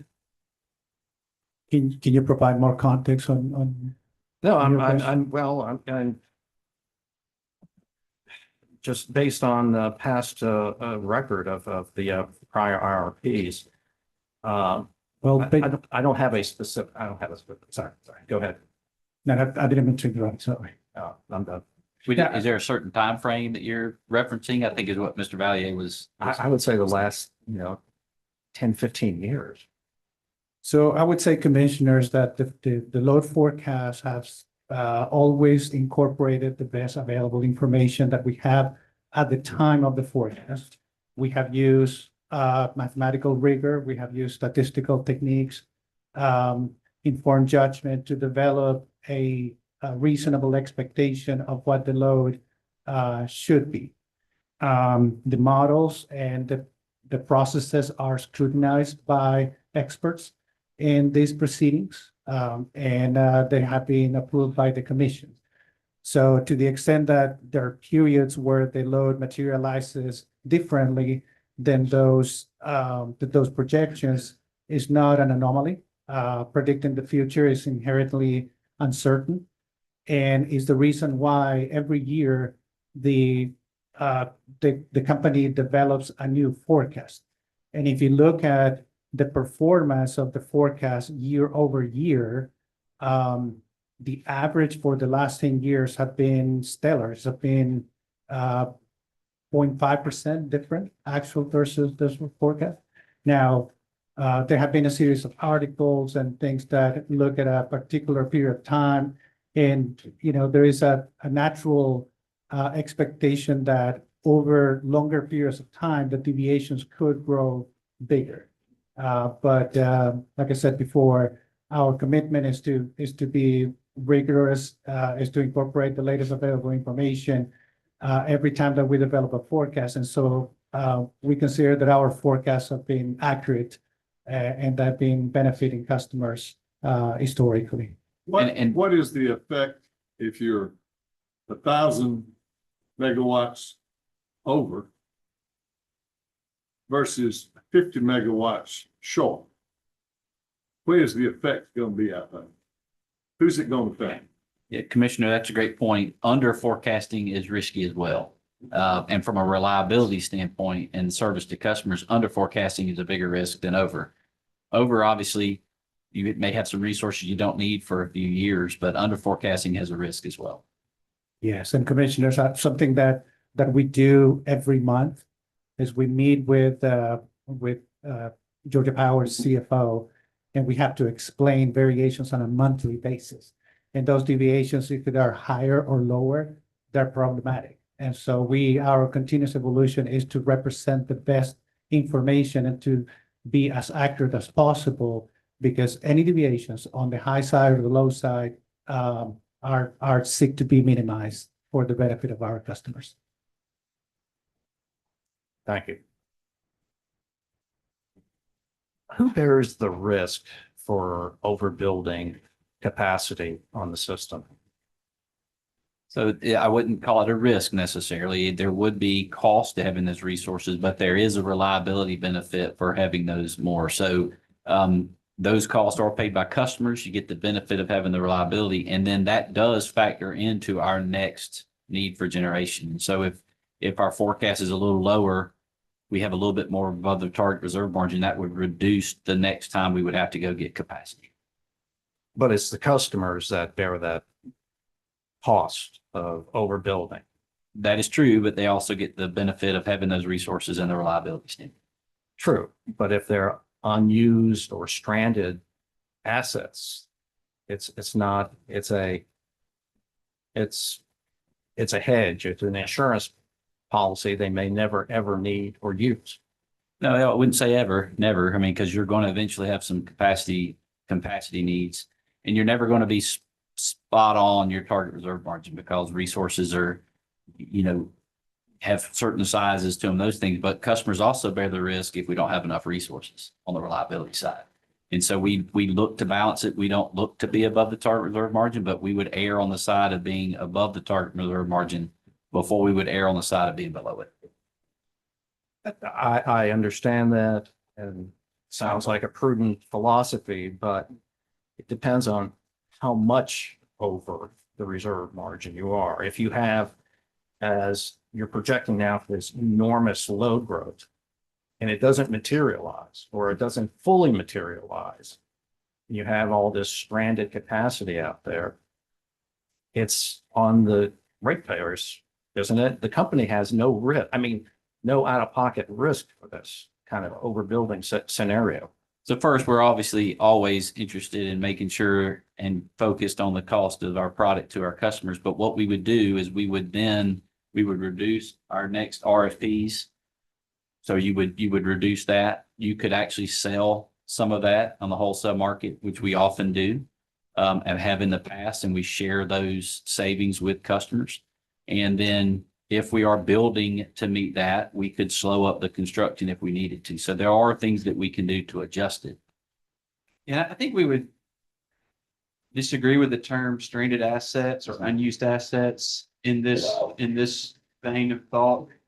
We've had resources above our target reserve margin in the past that have been very useful when we face certain weather events. The polar vortex back in 2014 comes to mind.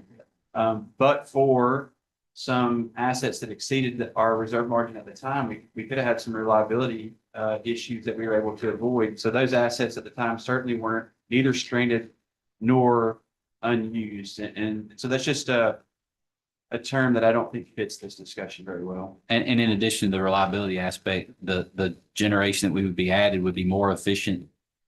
New technologies that would be more efficient, which would actually help dispatch. Again, we're not aiming to be above target reserve margin, but to the point of those being stranded, for example, our Yates CTs are going to be the most efficient CTs on the Southern Company system. So as we build new resources, they would be more efficient. So there is a benefit.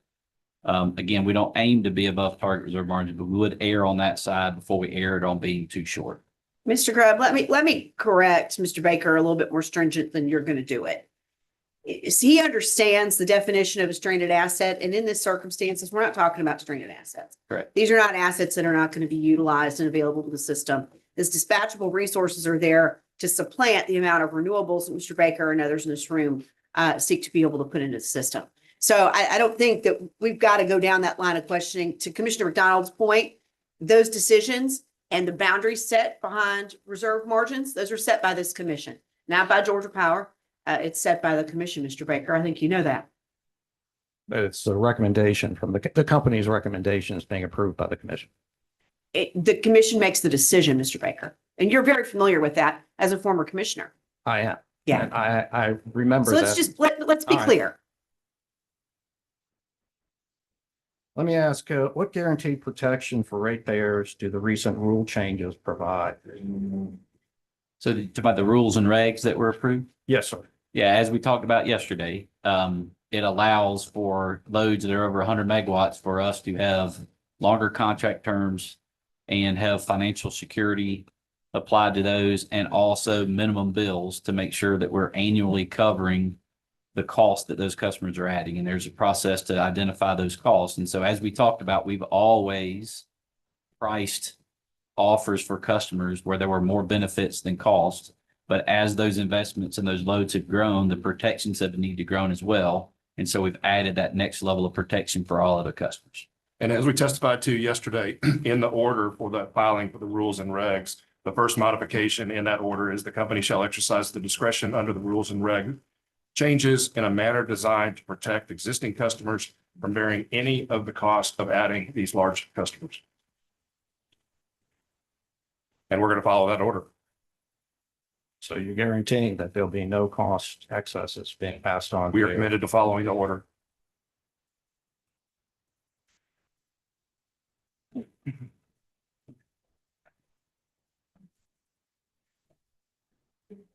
Regarding a request for electric service, is it true that it's a simple two-page document that the customer is asked to sign to make the commitment?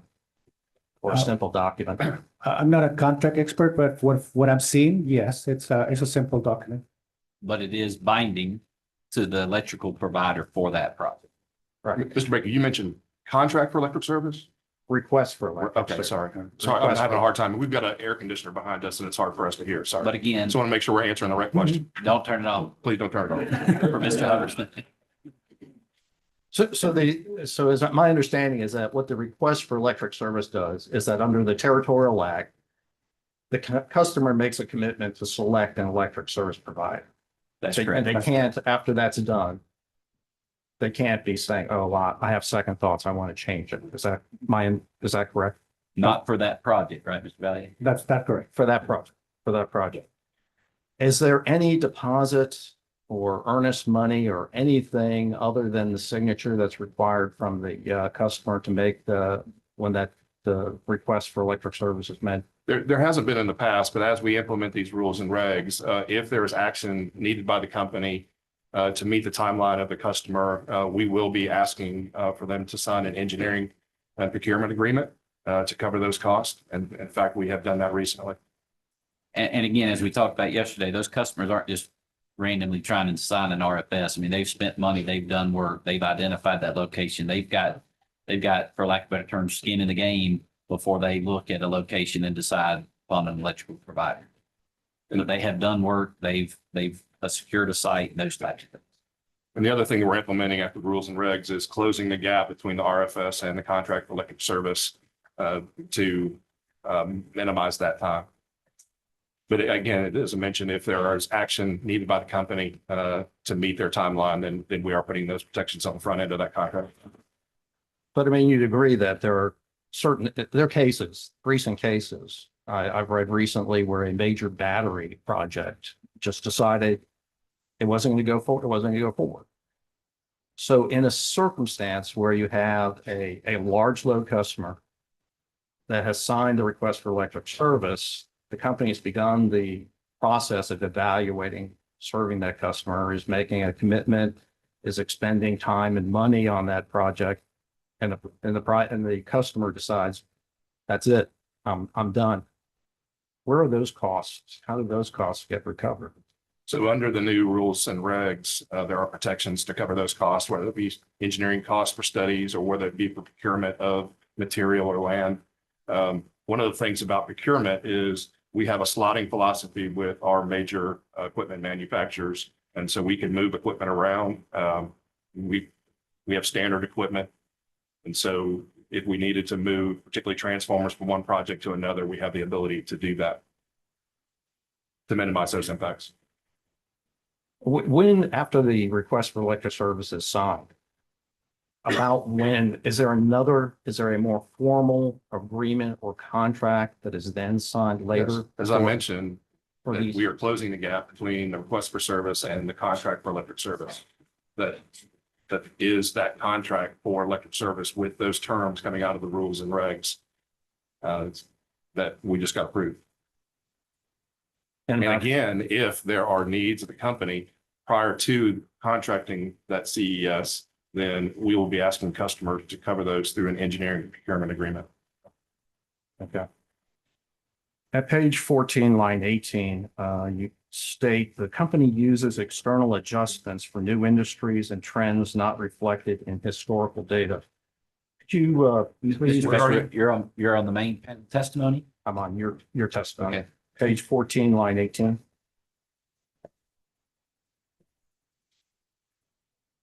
Page 14, line 18, you said? 18. Okay. Where it says the company uses external adjustments for new industries and trends to reflect in historical data. So, yes, okay, Mr. Valier's, make sure he's ready. Okay, he's the one. He's the one. It's on your page.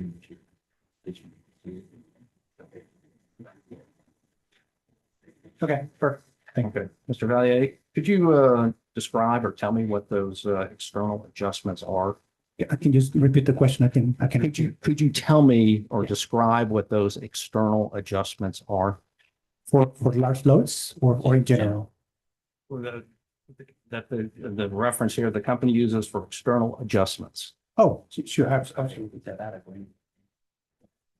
Okay, perfect. Yes. So commissioners, the development of the forecast is done using historical data in what we call the organic portion of the forecast. To the extent that historical data is not part of the future expectation of growth, we develop and we incorporate these external adjustments. Examples are the large loads, DSM, additional DSM from what is already in the system, additional electric vehicles that are projected to be in the system, cogeneration.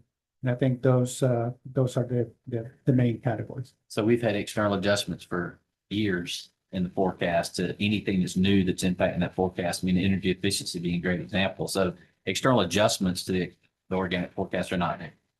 No, and it's been common practice by the company and in the industry to do that. Thank you. Thank you.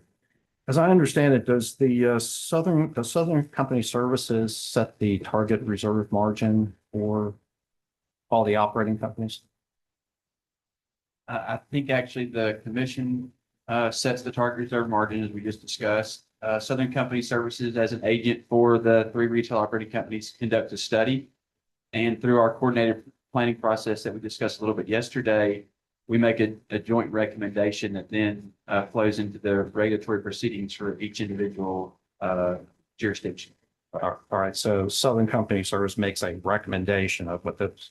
Well, Southern Company Services conducts a study. The recommendation would be a joint recommendation through the coordinated planning process. So Georgia Power would certainly have a voice in that final recommendation. And then as Mr. Looney said, we all take it to our regulatory authorities because at the end of the day, that drives the generation that each of the operating companies adds. But we all have to have the same reserve margin because we are all in the system together, joint dispatch, as we talked about yesterday. All right, so Alabama and Mississippi Power also have a 26% winter target reserve margin and a 20% summer target reserve margin. Yeah, that's the system number. We actually, we talked about yesterday, on an operating company basis, it's actually lower, which saves the customers money because we have load diversity. But yes, we all have the same number that we add resources to get to based on each individual operating company's loads. And just hypothetically, Georgia Power now has PPAs with generation resources in Alabama for Plant Dahlberg and Plant Gaston.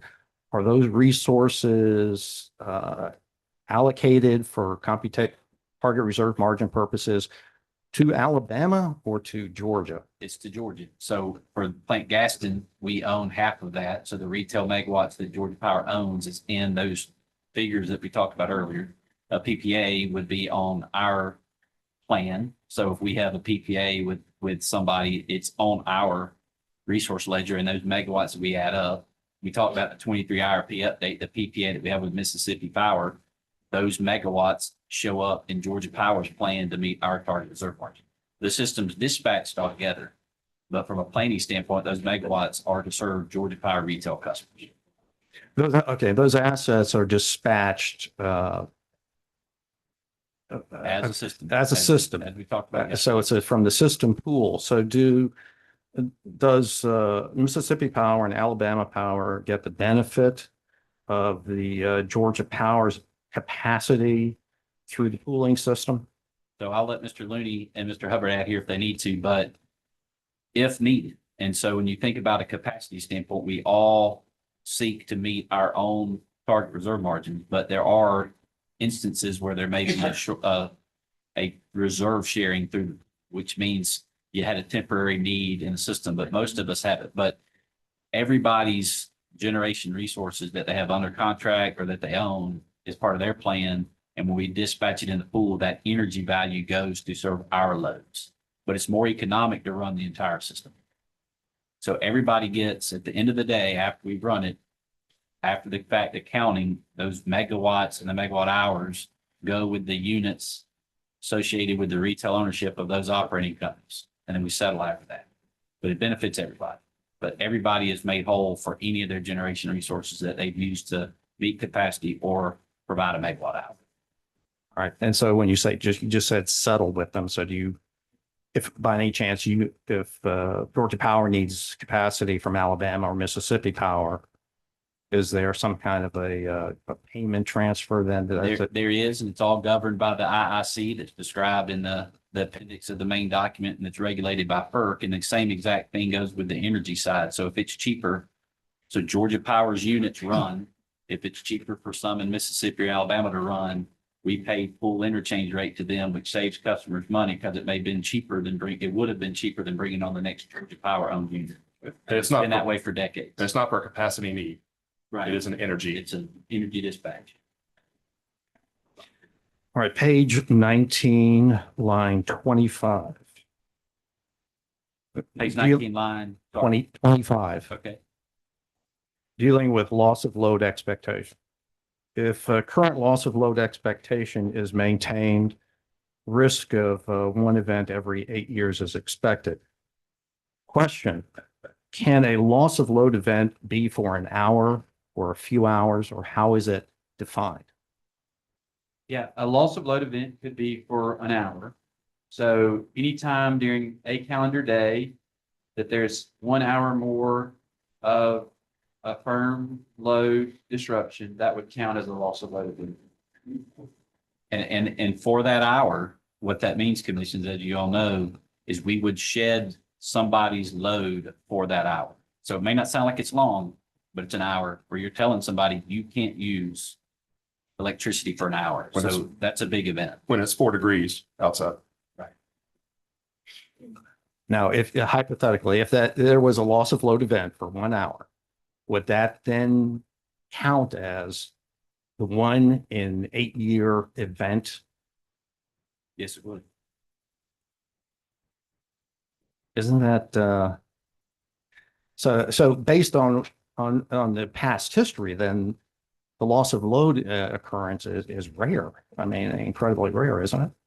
Yeah, so this is a statistical run through the reserve margin study. We haven't shed firm load since the late seventies, I think is the last time, because we've done very good reliability studies. This commission has approved us to have those target reserve margins, and we've been able to maintain our system and weatherize our events and those types of things. And so we have not had one. So this is a statistical run, but I completely disagree with any kind of insinuation that an hour an event is not a big deal. That is a big deal without having power. Mr. Grubb, do you remember how many people died in Texas during Winter Storm Uri due to blackouts? Don't remember the number, but I think it was in the triple digits, maybe. 246. 246 people died Way too many. for lack of access to electricity.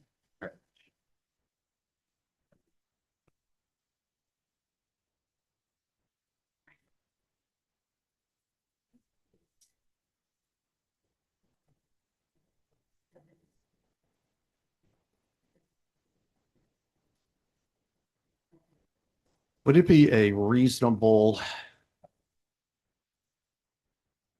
decision or a requirement to minimize overbuilding and having excess capacity on the system, not to include in rate base the cost of that additional excess capacity and allowing it to get a return if it's not being utilized by the system?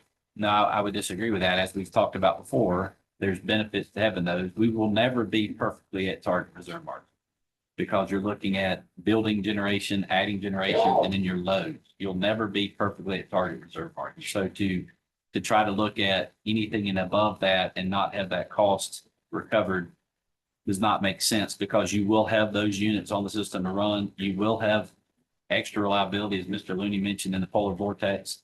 So I would totally disagree with that. There's value to having it. And we don't aim to be above target reserve margin, but if you're above target reserve margin, there is value to customers. They get the benefit of that extra reliability, that extra generation to be able to be dispatched.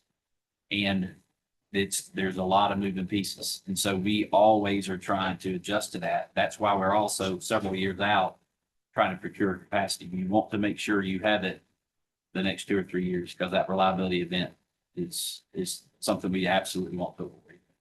And I would just repeat, these aren't resources that aren't utilized. And so we utilize all of our resources to optimize our system every hour of every day. And so that's an important point to remember. They bring economic value regardless if we're 1 megawatt or hundreds of megawatts above the target reserve margin. The resources are utilized and bring value to our customers. And they reduce the need when you have your next capacity because you have them available. I appreciate your answer.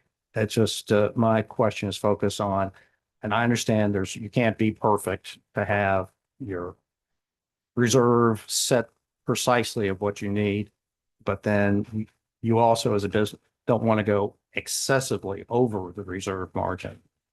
Would that be accurate? Would that be a fair business model that you should follow? That's correct. And usually when we are above reserve margin, it's usually a shift in loads or those types of things. It's not that we went in an RFP and bought 1,000 megawatts above the target. We won't do that. We'll buy enough to get above the target. But if you're buying 7 and 8 years out, by the time you get there, loads may have shifted. You may be a little long. You may not be quite as long. And so we don't intentionally go above the reserve margin. I was saying that if we have, for example, our next RFP, we've got an option to get a 400 megawatt bid and put us 200 megawatts over target, or be 200 megawatts over target. We're going to buy the 400 megawatt bid and be above target by 200 megawatts because the reliability impact is worth it. We don't want to be short. And so all those types of things, you just can't perfectly nail it, but there's value to those units being above target.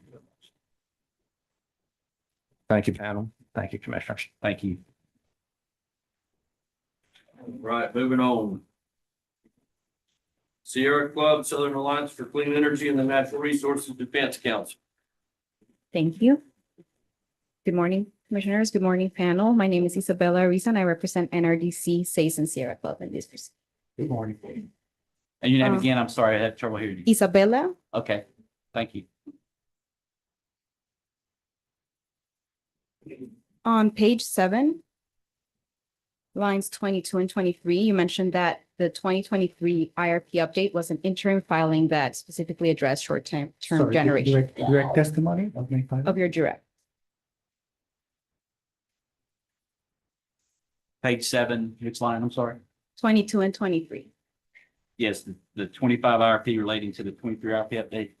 Yes. Do you anticipate any other off-cycle IRP filings? We don't anticipate them. The rules allow for it, as served us all very well in the 23 IRP update. But right now, as we talked yesterday, we've got the all source RFP and the winter of 27-28 RFP that will bring the certification to the commission the end of this year, the second half of this year. We'll be filing that in the summer. Those are structured to meet our needs through 2031. And so we expect to be able to identify resources there that can meet our needs through 31. We will then move forward the next RFP. So you never say never, but we don't expect to at this moment. Okay, how many megawatts of additional load would you need to see in order to file another off-cycle IRP? We can't answer that question because it's going to depend on what we get through the RFPs. And when we're looking at those capacity needs, we're going to add resources there. So we can't really speak to how much would drive us to need to do that. And again, I think Mr. Valley's talked about, looking at the forecast, and we've got a February sensitivity, but we can't really answer that because it's going to depend on the resources we're able to identify in the RFPs. Okay, but right now you feel confident that the current IRP examines enough possible scenarios so that you don't need We've to. mentioned in the main that the RFPs, if we're not able to get enough through the RFP, we'll identify some other resources. But our plan is to come to the commission this summer with enough resources to serve those needs through 2031. Okay, and how about a supplement to this IRP? You're not planning on supplementing this IRP depending on different load forecasts that you might get I in the think meantime? if there's changes in load forecast, it really manifests itself in the RFP certification. We wouldn't have to come back with an IRP for that. So right now, if there's a forecast change, it would be handled in the RFP certification, not the IRP. Do you mean another type of supplement, or do you meant based just on loads? I meant based just on load. Okay. Yeah.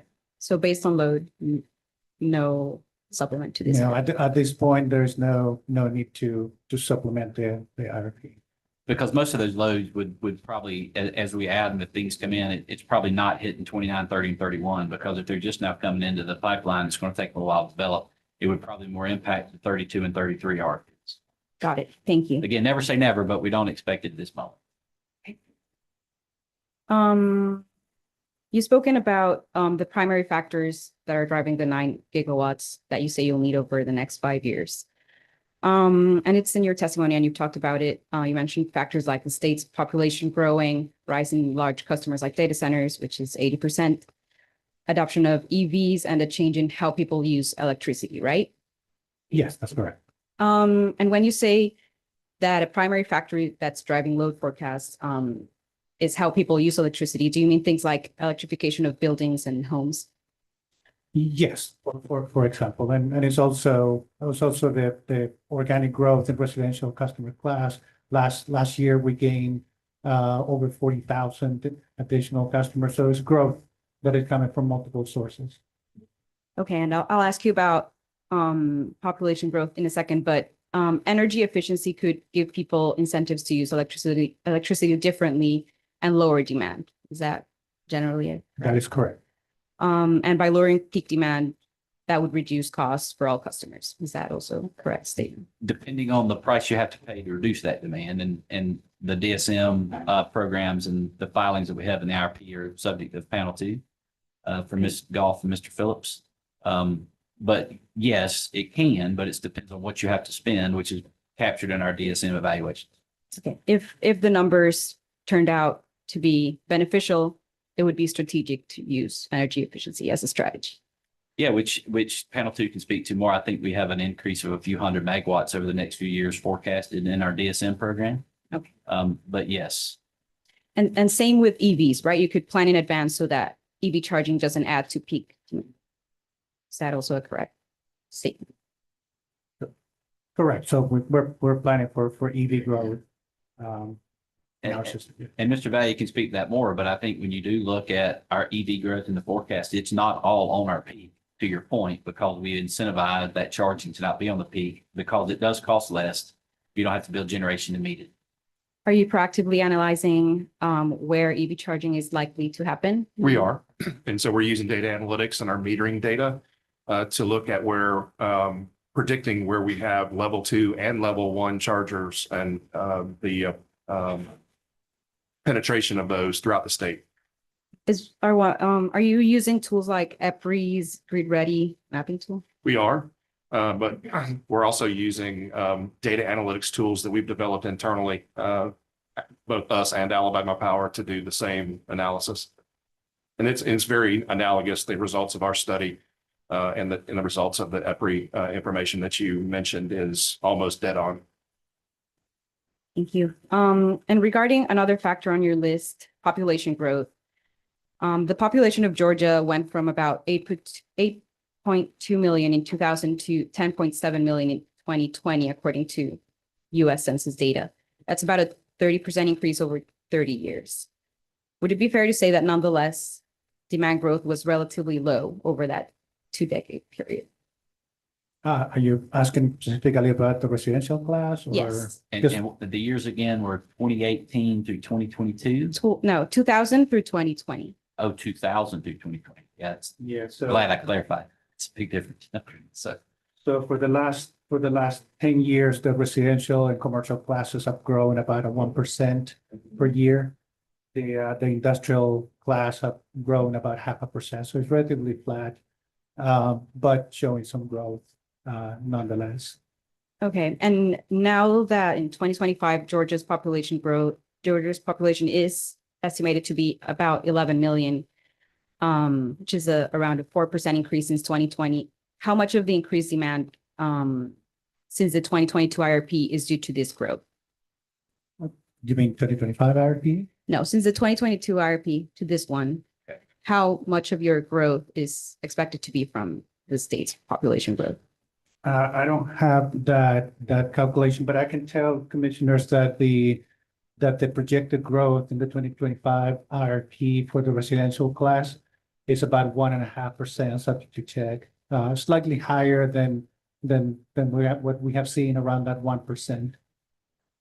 But in the forecast, you are, Mr. Valley and team, capture that population growth and any trends in the usage per customer. So we have seen over the last several years a change in usage per customer, which is, part of the energy efficiency growth and those types of things, which is, everybody now is incented to get more LEDs and everything and lighting and those kind of things. So we have seen a lot of energy efficiency changes over the last decade or so, which DSM will talk more about because a lot of that low hanging fruit is already factored in, but we have seen a decrease in usage per customer. Okay, thank you. On page 12, line 16 of your testimony, you say that over the next 5 years, you project a compound annual growth of 7%. Is that correct? Sorry, which page? Page 12, line 16.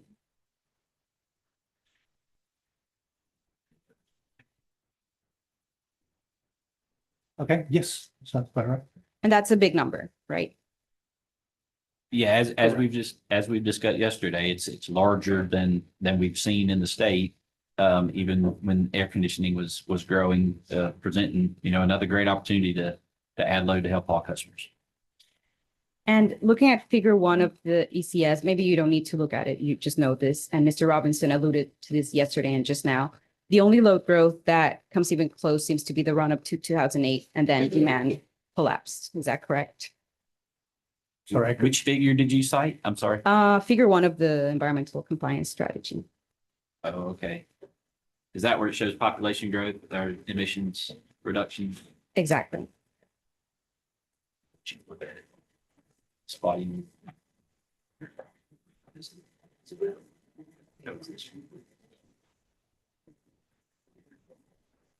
We just want to make sure we're looking at the right figure. It just shows what Mr. Robinson has been alluding to on a growth up to 2008 and then. Trying to get to, which page did you say it was again? Oh, there it is. Page 8, yeah.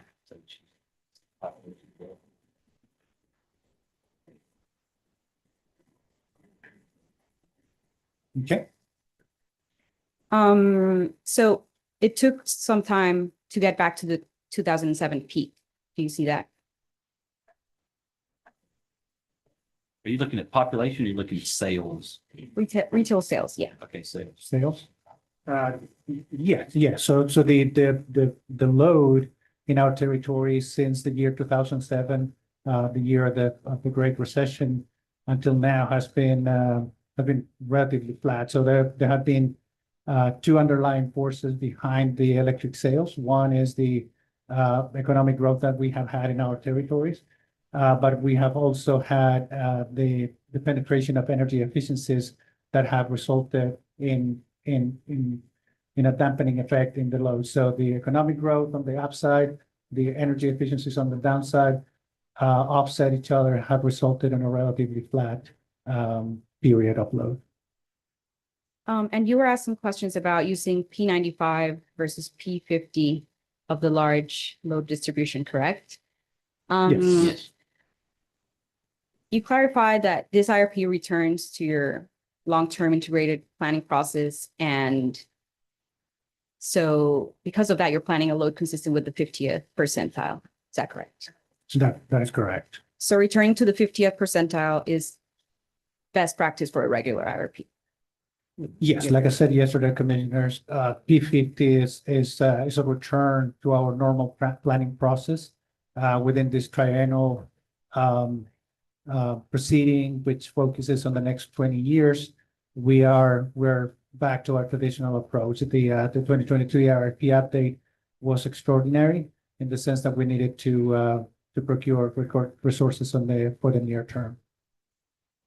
And is returning to the 50th percentile a good practice because it reduces the risk of relying on an inflated load forecast, for example? It's a level that is more in line with our traditional approach. The P50 is the most likely outcome within a distribution of potential outcomes. And since we have the flexibility to adapt our plans in the long term, it makes more sense to go back to our traditional approach. And I wouldn't use the term inflated load forecast. When you look at 23 IRP update, as we said, we were looking within 4 years, 2 or 3 or 4 years, and to get resources online. And we were just starting to see a lot of this growth. And every month it was going higher and higher. And so we knew that trend was going to continue. And we wanted to err on the side of having more resources, which we need every single one of them. And so I wouldn't say it's inflated. It's the same forecast, different statistics, but P50, to Mr. Valley's point, is more in line with a longer term planning beyond that 3-year need. Okay, so to our conversation before, although it's allowed by the regs to file an off-cycle IRP, would you agree that the regular way of conducting business would be to file these triennial So yes, I just think, so you don't have to use the P95? well, constantly? not just the loads, but I mean, the rules do allow the IRP updates. We've done it twice since 1992. One time was again to certify PPAs for the first round of coal retirements. So this was really the first one that we've ever had that was due to a fundamental change to the IRP assumptions being the load forecast. Again, never say never. We don't expect it with what we're looking at, because we're now in a time frame where we're building to meet that load. We did have the opportunity in the 23 IRP update to get PPAs and some existing resources. Now, those are a lot less likely opportunities. And so you're planning 5, 6, 7 years out. So that 50 gives you the guidance that you need there. Thank you. Figure 5A of the IRP. The main filing? The main filing, Okay. it's on page 35. We don't mean to be pains by asking. We just have a lot of binders. to No, flip, I so bet. Just trying to make sure we're looking at the right ones. I just want to make sure I'm interpreting that figure correctly. I believe staff also asked about this, but the 2025 red line is slightly below the 2023 dark blue. for the very immediate future at least, right? Yes, the red line represents the 2025 RFP, which is at the top of three lines. So is it correct to say that you over forecasted for years 2025 through 2027? No, I wouldn't say that, commissioners.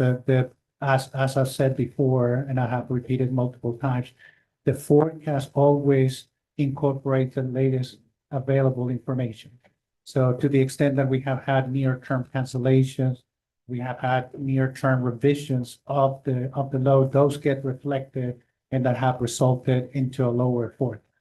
But with every forecast, our commitment to you and to our customers is to reflect the best available information, reviews, and accurate forecast at the time of the development of the forecast. So if now we have a slightly lower forecast than the previous vintage, it's not an anomaly, it's just a reflection of the new information available. But it is lower than the 2023 update. It is lower, projection. yeah. Is it possible that this happens again, that demand over the long term continues to grow, but over the very immediate term, it doesn't? It is a possibility, and if that were to happen, we would inform the commission, again, incorporating the latest available information. Yeah. And the other area where that would be addressed would be in our RFP procurements. And so if you're looking at, we've got an RFP from the IRP update for the winters of 27 and 28. And so that load forecast, when we go to certify it this summer, we will seek to procure to get to that target reserve margin. The all source is right behind it. So if those needs shift before we come back for certification, we would update it and use it in the certification. And as we testified to yesterday, we've seen a recent trend of large loads asking for ramps to be accelerated. Okay, thank you. Both the Mississippi Power and the Santa Rosa PPA started well before there was an actual need in the system, correct? We did start those last year, as we addressed in the 23 RP update.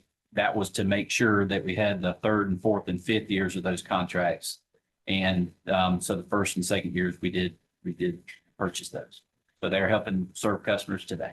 Okay, and have you been able to remarket 100% of the PPA capacity for every year in which you've had excess capacity? So we have through the majority of this year. We're actively looking to extend those through the early part of next year.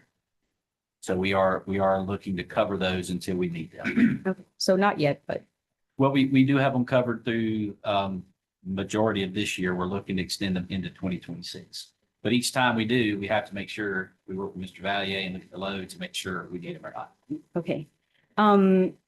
If you don't find a way to remarket, will ratepayers have to pay for that excess capacity? So they are, but we do share those savings that we get when we remarket. But as we talked about with Mr. Baker, they will be paying for them, but they will also get the benefit of having those resources online to be dispatched or to serve load. Thank you. You said yesterday that your plans are very much in line with what other utilities are seeing. I suppose you're betting with other utilities that you're not all assuming you're going to get the same customers. Is that a fair? So you're talking about plans, you mean forecast? Or Forecast the for other data operating centers. Other utilities like Dominion, you mentioned Virginia. We are using that in informed judgment, as Mr. Valier had testified to yesterday. So all of those conversations that we have, we are all learning from each other as we respond to this load growth. And are you betting with them that you're not all assuming that you're going to get the same customers, like the same data centers, that you're not all putting information redundantly for one utility or the other? We don't think that we are. As I testified to yesterday, there are concentrations of areas where there is data center expansion, large load expansion, and we seem to be unique to that in the Southeast. Okay, sorry. I think I need to rephrase. And to the extent, commissioners, and to the extent that a customer has not selected the state, that has not made a purchase of land or have a contract in the state, they have not committed to us. And it's possible that at that point in time, they could be looking at different state, right? And for that reason, we severely or very aggressively risk adjust that load, because it's first that customer needs to make the decision. and then keep making more commitments for us to take it more serious. So that's part of the framework. That is part of what we quantify. Thank you. Yeah, that's what I was trying to understand. If in your conversations with Dominion, Virginia, I'm making this up, like you could say Microsoft has this data center and you could vet with them, oh no, they're doing it here. That kind of conversation. I don't think that is the kind of information that has been shared, so that would be. It is more general. Of course, we are under NDAs with several customers and can't talk specifics. So you don't know if one data center is trying to build in Georgia and in Virginia. Those are trade secret. If it's public. The identity of the data center is trade secret and you don't share it with. It could be, but if it is public information and the customer is okay with us sharing that information, then we can talk. Have those conversations. This popped up a couple of years ago with the Biden administration and their DOE talking about double and quadruple counting data centers. And that the 6 big hyperscalers were just going state to state shopping the best deals. We've yet to see an instance in the country where that's manifested yet. And that was just simply a rumor. I think that what is interesting to me that Georgia Power has done, that the commission has directed Georgia Power to do, where it relates to putting them under contract.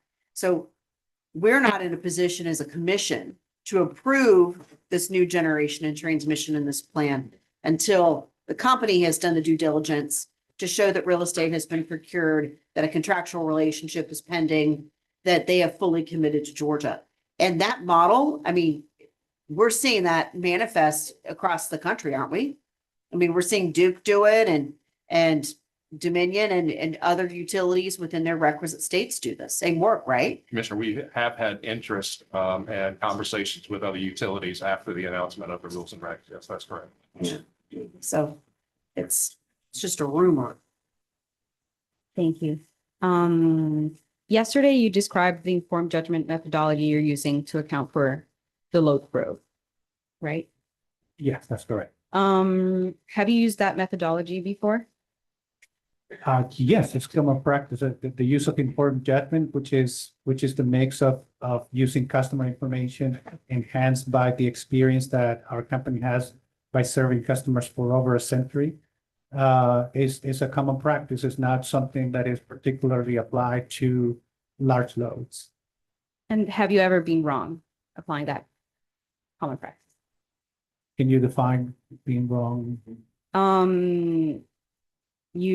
I assume you're using this informed methodology to properly account for the data center load growth, right? Mhm. You've used it in the past, as you've just described. I don't know any examples but it's common practice. You use it a lot. Have you ever been wrong in getting the outcome that you predicted using your informed judgment? So, I mean, business decisions are made with uncertainty, right? The future is uncertain by nature. And our common practice, and this is not just pertaining to the forecast, is to evaluate those sources of risk. You know, you take the information, you take your judgment, you take your experience, and make a decision going forward. To the extent that the conditions start materializing differently, you adapt your plan. That is just a regular way of dealing with business decisions over time. The issue is to recognize what it is, and the objective is corrected as soon as possible. That is correct, Commissioner. And within every business decision, and here I'm talking generally speaking, there is a process of back testing your own decision, right? Now, specifically in the case of forecasting, we make certain assumptions about the future. Then, like I mentioned earlier, every month we look at these deviations, like, are we above the budget? Are we below the budget? And we try to identify the drivers. Once you identify those drivers, you can make improvements to the forecast to avoid those differences over time. So uncertainty is something that you can quantify, you can be aware, you can measure, and it's awareness and it's study feedback, create a feedback loop for us to continuously improve our methodology in our decision-making process. I'll move on now to ask some questions about Bowen and Share. So those are some units that you had agreed to retire by 2028, and you're now seeking to extend to the 2030s. Just so the record is clear, I might have misheard last night because it was late, but according to the 2022 IRP, you had recommended retirement of Share Unit 3 by December 31st, 2028, and of Bowen Units 1 and 2 by December 31st, 2027. Is that correct? That's right. The Bowen 1 and 2 recommendation was not a final outcome of the 2022 IRP. That was delayed until this IRP, but Share was agreed to be certified, decertified by the end of 20. Sorry. And although the company deferred a formal decision on Share Units 1 and 2 at that time, the 2022 IRP also reflected the retirement of those resources by December 31st, 2028 for system planning purposes, correct? I can't 100% recall what we assumed on Share 1 and 2, but as we've noted, those decisions are made by the majority owners, which is not us. And I know we usually pair those up with what our assumptions are for planning purposes. I can't recall if we showed those in 22. So. Okay.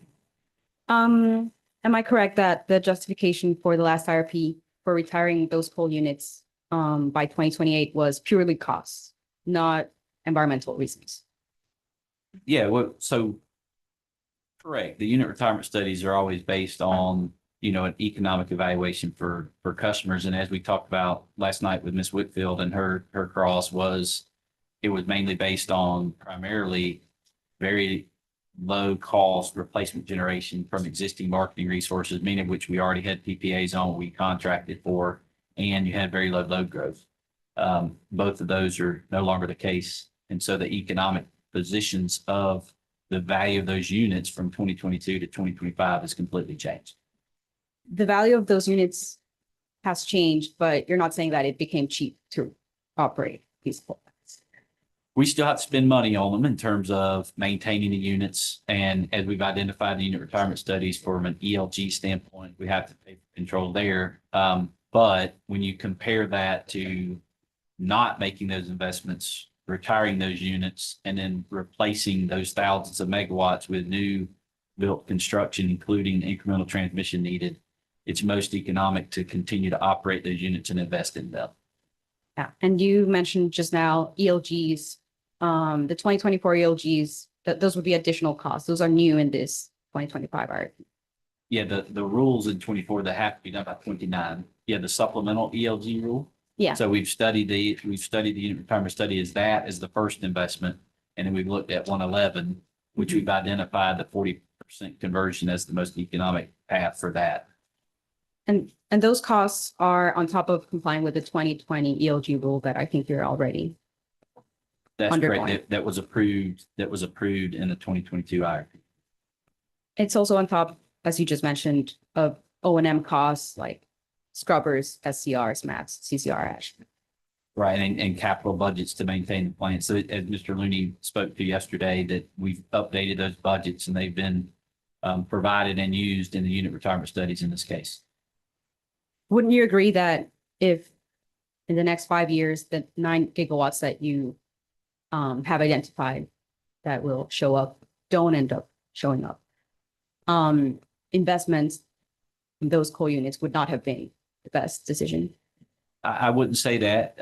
It's going to depend on, right now, if you've got those, it depends on if you're asking about Bowen being incremental or not, but if you have a need that you have to build new generation for, extending those units is beneficial to avoid any need, because that need is most likely met with new construction, which is what we compared in the unit retirement study. So if we don't need 9, but we need 6, it's still best to only need 6 with these units extended than to not retire these units and need 9 again.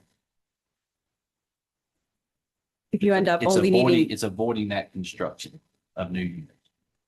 if you only end up needing 5 and not 9, ratepayers will still need to pay for the whole 9 that you built. They will still what? I'm sorry. They would still need to pay for the whole 9.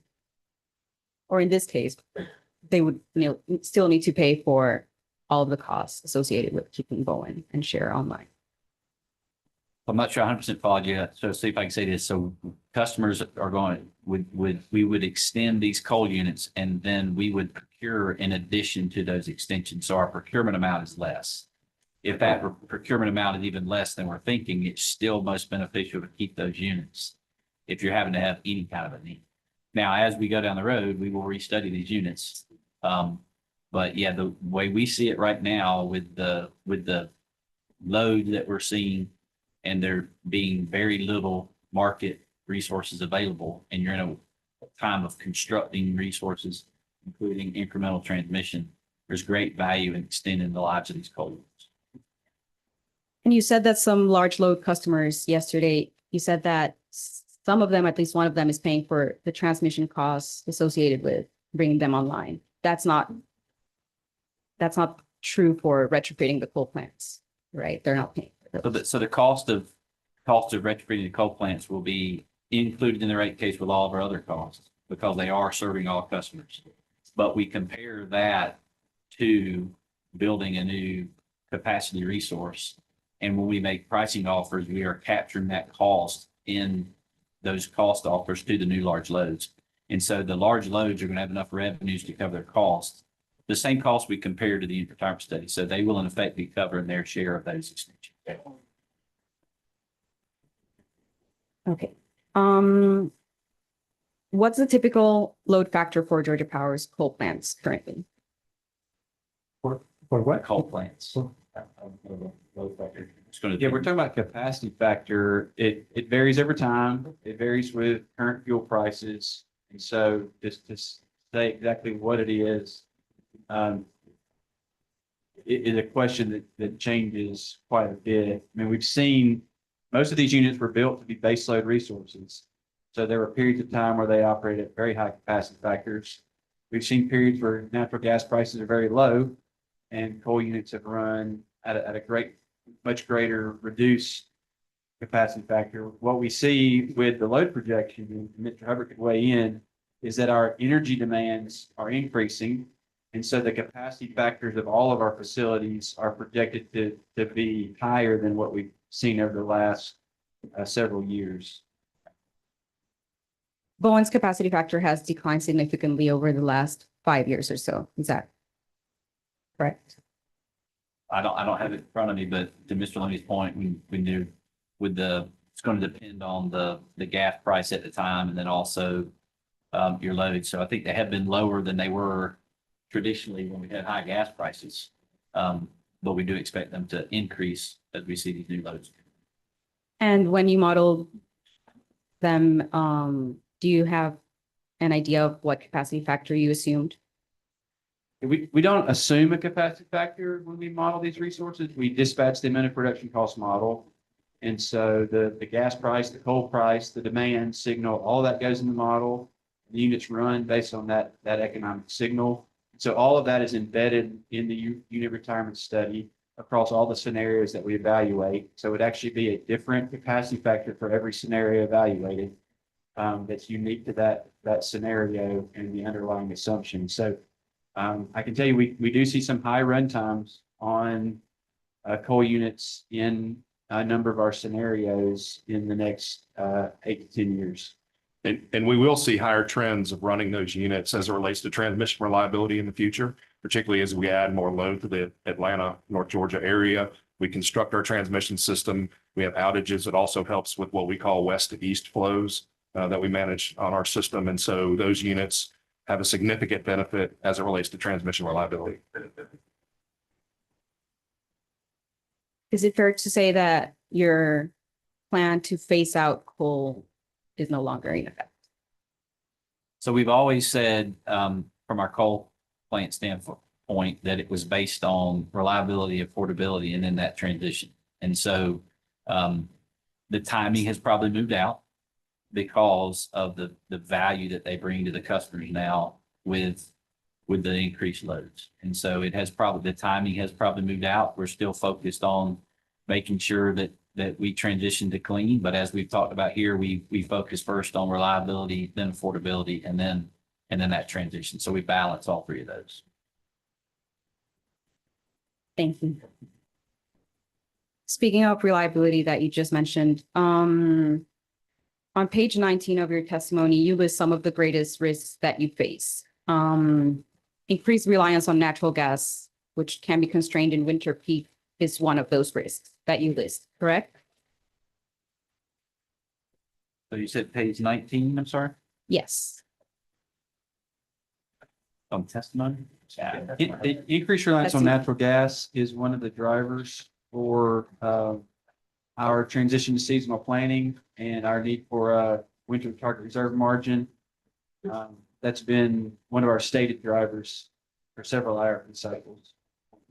And isn't it true that you just received approval for the Yates CTs, which will burn gas?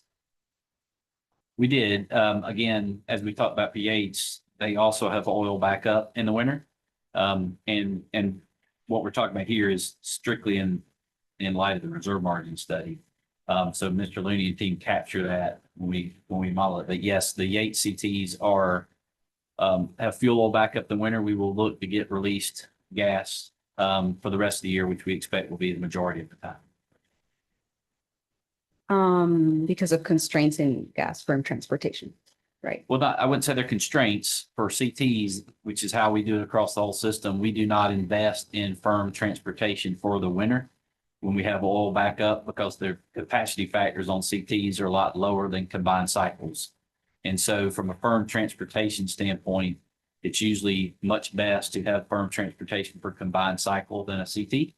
But there are lots of times during the year, especially in the summer, where we can get transportation on the gas released from others like natural gas companies that have, LDCs, local distribution companies for gas. So they won't have a heating load in the summer. So or on the system, majority of the time we get released summer gas. We can run those units on gas and we don't have to invest in firm transportation. That's just our policy for combustion turbines. And the CCs that Ms. Whitfield asked you about yesterday, the 4 CCs at Plant Bowen, you have a pending air permit application with EPD on those right now, correct?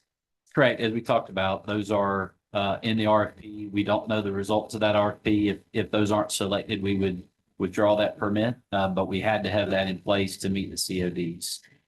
Can you confirm whether the size of the CCs, so you know them, but they're trade secret, is that correct? They're protected under the commission's RFP. But EPD has those numbers. I would assume they do, yes, and I believe they're still covered trade secret there. I can't speak to that. I didn't do their permit, but we typically like to keep that trade secret. How can the general public provide substantive comments on that air permit application without knowing the size of the CCs? So I'm not involved in the permitting process, so I can't speak to it that much, but I think there's information available on, the size of CCs now in the market that they could find. But again, I don't know all the moving pieces in the permitting process, so I can't speak to much more than that. Probably more appropriate questions asked panel 3 and Ms. McNally. And just final question on the CCs. When do you plan to file the CPCN? The what? Are you planning to file for I should ask. The certification? Yeah. Okay. It'll be July is the plan right now. So we're working through that RFP and we'll file it in July. And it's not like it's a done deal. This commission still needs to approve it, correct? Absolutely. It'll be a certification hearing. People can intervene and cross up panels just like you're doing now. So it'll be a full open contested proceeding for anyone who wants to be involved in it.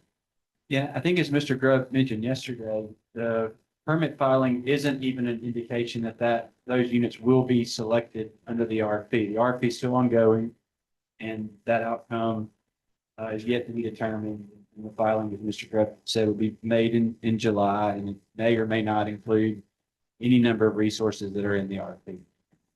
Thank you. I have some questions on flexibility on page 29, lines 20 and 22.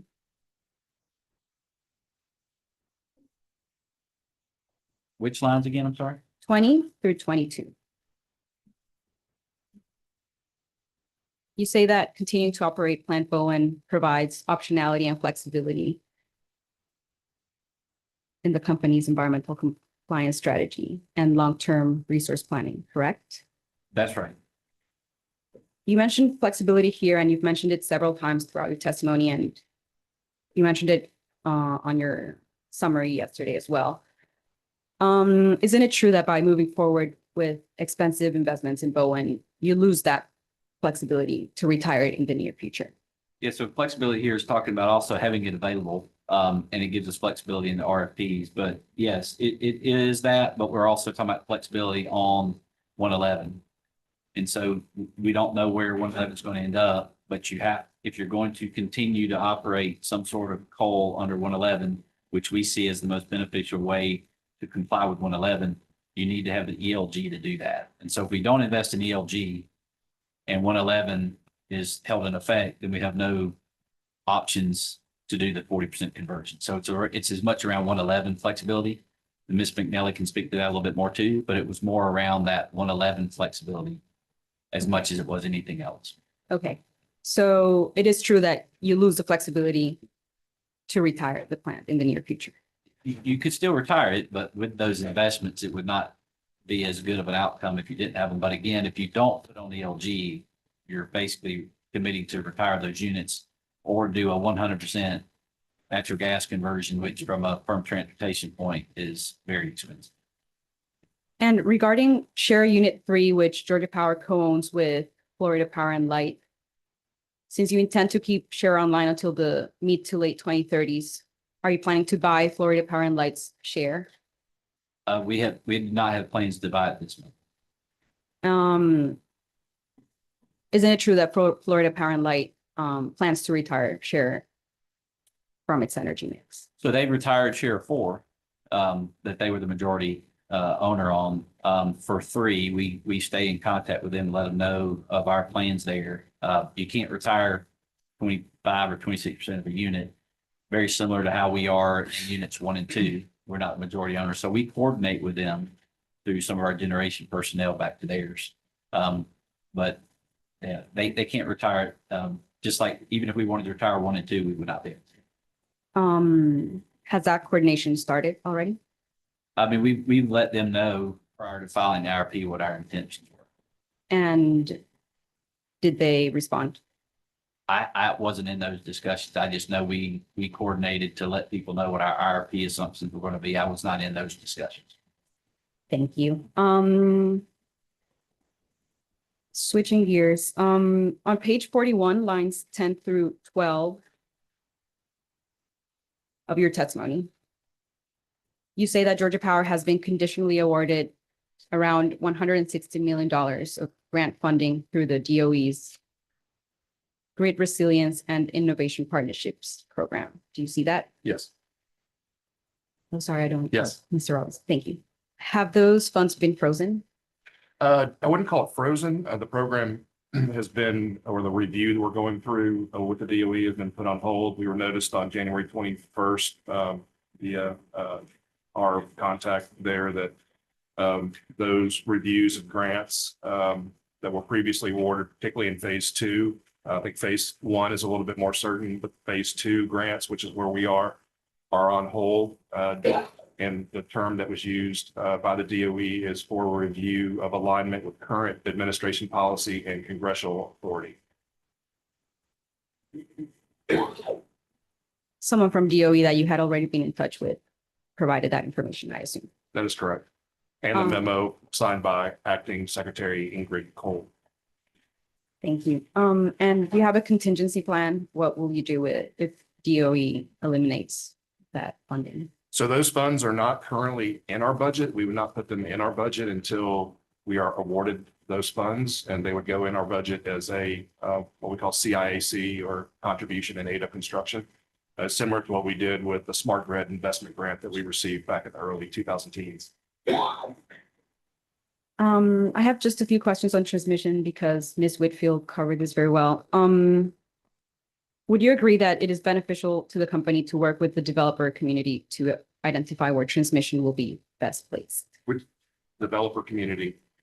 Renewable developer community. Well, we have been working with renewable community, particularly through our stakeholder process. We agreed to in previous proceedings to meet with SRIA and APA on a regular basis to update them on our strategic plans. We know and are informed on where potential renewable development is through our Oasis queue. So we know a lot of that currently is in South Georgia. We just posted on March 5th our new site tool. So that is a transmission hosting capacity tool that informs the market on where and developers on where there's potential available transmission capacity. It is a heat map that goes from red to blue, and there it's pretty cool. It's site sight.southernco.com. It is open to the public. There's a lot of red in South Georgia, and there's a little bit of blue and green in North Georgia. So very much aligns with testimony that we provided here, commission in the past, as far as the overview of the state and available capacity, and aligns with our strategic transmission planning that we're in the process of now. And you'd agree, I think, also that it's beneficial to ensure that transmission lines are planned to integrate the future growth of renewables. Sorry, I'm having a real hard time hearing you. Is it also beneficial to ensure that transmission lines accommodate the future growth of renewables? Renewables? Yes. Yeah, I think that's evident by the plan that we brought forward to the commission in 22 IRP, the North Georgia Reliability Resilience Plan, the strategic transmission that we were approved to go study. And we're bringing that back in this IRP with this 10-year plan. And we are committed with the ITS participants to continue to look at strategic transmission as it relates to not only growth, generation assumptions, as well as renewables. Thank you. Did you model resources outside of the Southern Company Balancing Authority, including the potential use of low-cost wind in high wind resource areas that would complement the generation profile of solar within Georgia Power's service territory? We have talked to developers. I have not been involved in those conversations, but I know our some of our resource planning folks have had conversations with wind developers in the Midwest and looking at potential there. But at this point right now, it does not look economic to build what would be high voltage DC lines into our area from there.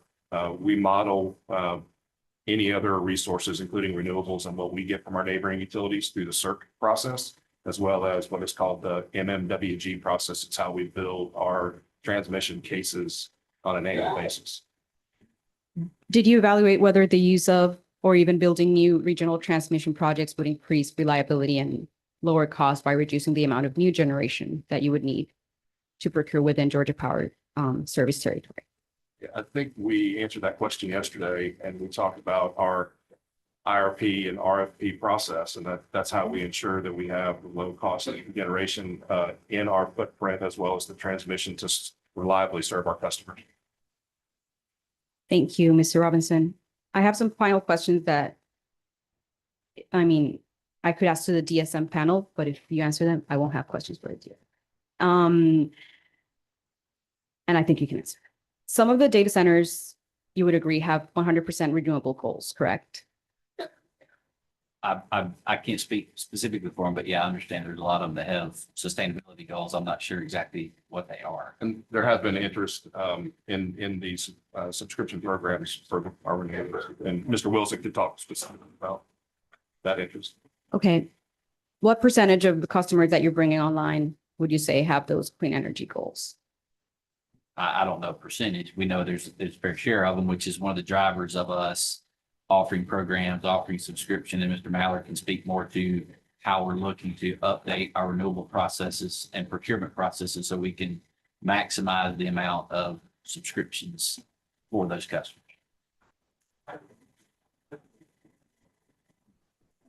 Mr. Grubb, I've talked to a number of data center owners, almost shaming them into, about their lack of desire to put solar on their own roof. Their excuse is, well, so it's just 1%. It's not enough, but you're asking us to do it. Can't you just set the example here? I haven't found a single one that's willing to put solar on their building or at land adjacent to their property, they're just not interested in it. I mean, they Behind the meter type application? yeah, behind the meter. Now they want to maybe subscribe to your program, which is good, but I'd love to see them helping us with, with some of this demand side stuff that we're talking about. Isn't it true that coal is not one of the sources that these data centers would be interested in having them serve them? I can't speak to that. I mean, I would say that while we understand they have sustainability goals, they are also very interested in being able to get power and join the state. And as we've noted, when we filed the 23 IRP update, we had about 3 gigawatts signed up and committed, and we've indicated in these filings that we would possibly be extending coal units. We're extending them here. We continue to have customers commit. So I can't speak to each customer, but we do have commitments from customers as we move forward. And so I think absolutely sustainability is important to them, but liability is too. And so same with us. It's a balance. I think we'd all love to have carbon-free, dispatchable, quickly deployed generation options, but there's just not a lot of them. And so it's a balance for us. And I believe it's also a balance for them. Thank Mr. you. Grubbs, and to bring it right to the core, they don't talk to you about where the energy is coming from. They do not me. I'm assuming they do care, but I think again, they want that ability to build their resources and reliability and be able to serve. Correct. Yeah, our teams have conversations with all of the hyperscalers and try to understand what their priorities and goals are. Renewables are high on their list, but they do want power and reliability. Reliability comes first and the price comes second. That fair? Price is a consideration, but I think access to power and reliability of that power is very high. Thank you. In your conversations with large load customers, to what extent have you looked into using some sort of curtailment of their load? I think I addressed this yesterday in those conversations that we've had. We've asked them about their ability to curtail. It seems like those, particularly around cloud based resources, they're looking for very high reliability, 5 nines or better. AI may be a little bit more flexible. We've asked questions about, well, if you got a 500 megawatt data center, can 300 of it be firm and 200 of it be non-firm? There's been a little bit of maybe some interest in that, but we haven't really landed any of those to say, yes, we'd be interested in that. But of course, we also have the behind the meter tariffs, the DCO, DCL tariffs, and we've got another program that were proposed in this IRP to also help with potential behind the meter solutions to absorb those megawatts that might be considered non-firm. Mr. Robinson, in the context of being the #1 state in which to do business, isn't it fair to say Georgia Power has an obligation to serve legally, of course, and you want to be able to serve to be able to meet the business customers' needs so they can create jobs and Georgia becomes and it maintains a great place to live, work, and raise a family without government or bureaucratic intrusion telling them, well, you need to have this type of energy. You need to go behind the meter, or you need to have a DSM property that is part of this, mandated energy efficiency. All of those external factors are not upholding with the company's requirement, your legal obligation to serve, correct? Yes, Commissioner, but we're also interested in helping customers with flexibility as well. But it's available to them. It's not mandated, right? Absolutely. Thank you. Mr. Looney, just some final questions for you. You testified just now that you don't have data isolating heat pumps, correct? In the reserve. Yeah, in the reserve margin study, we don't isolate that unique impact. I imagine our load forecasting groups have a lot of data on heat pumps, but it flows organically into the forecast that goes in the reserve margin study. It's not handled individually in the reserve margin study. Okay. No further questions. Thank you. Thank you. All right, well, that's I think a good point in the day to stop for lunch since the cafeteria may close. So we're gonna take a break and come back in and, good, 30 good. Thank y'all.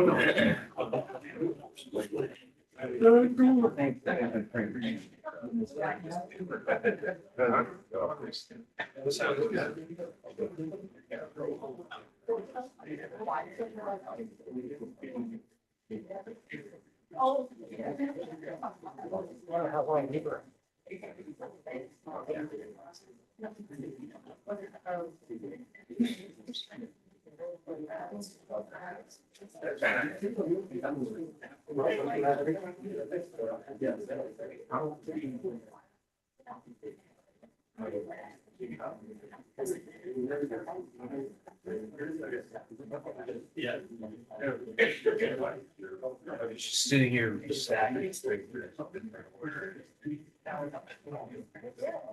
Very important. It is. Yeah, it is like that.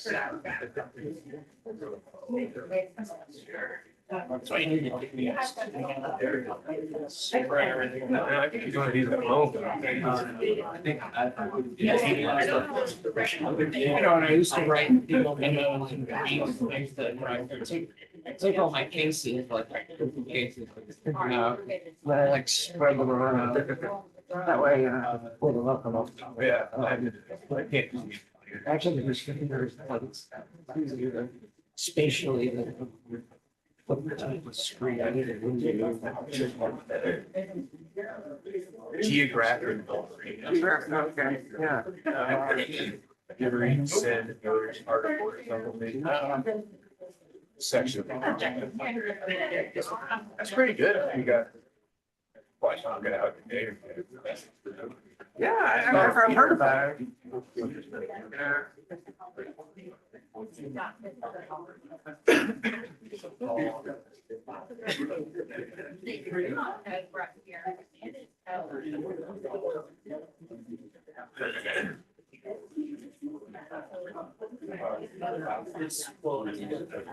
Unless you guys had anything I would do, you know, I remember I tried to put together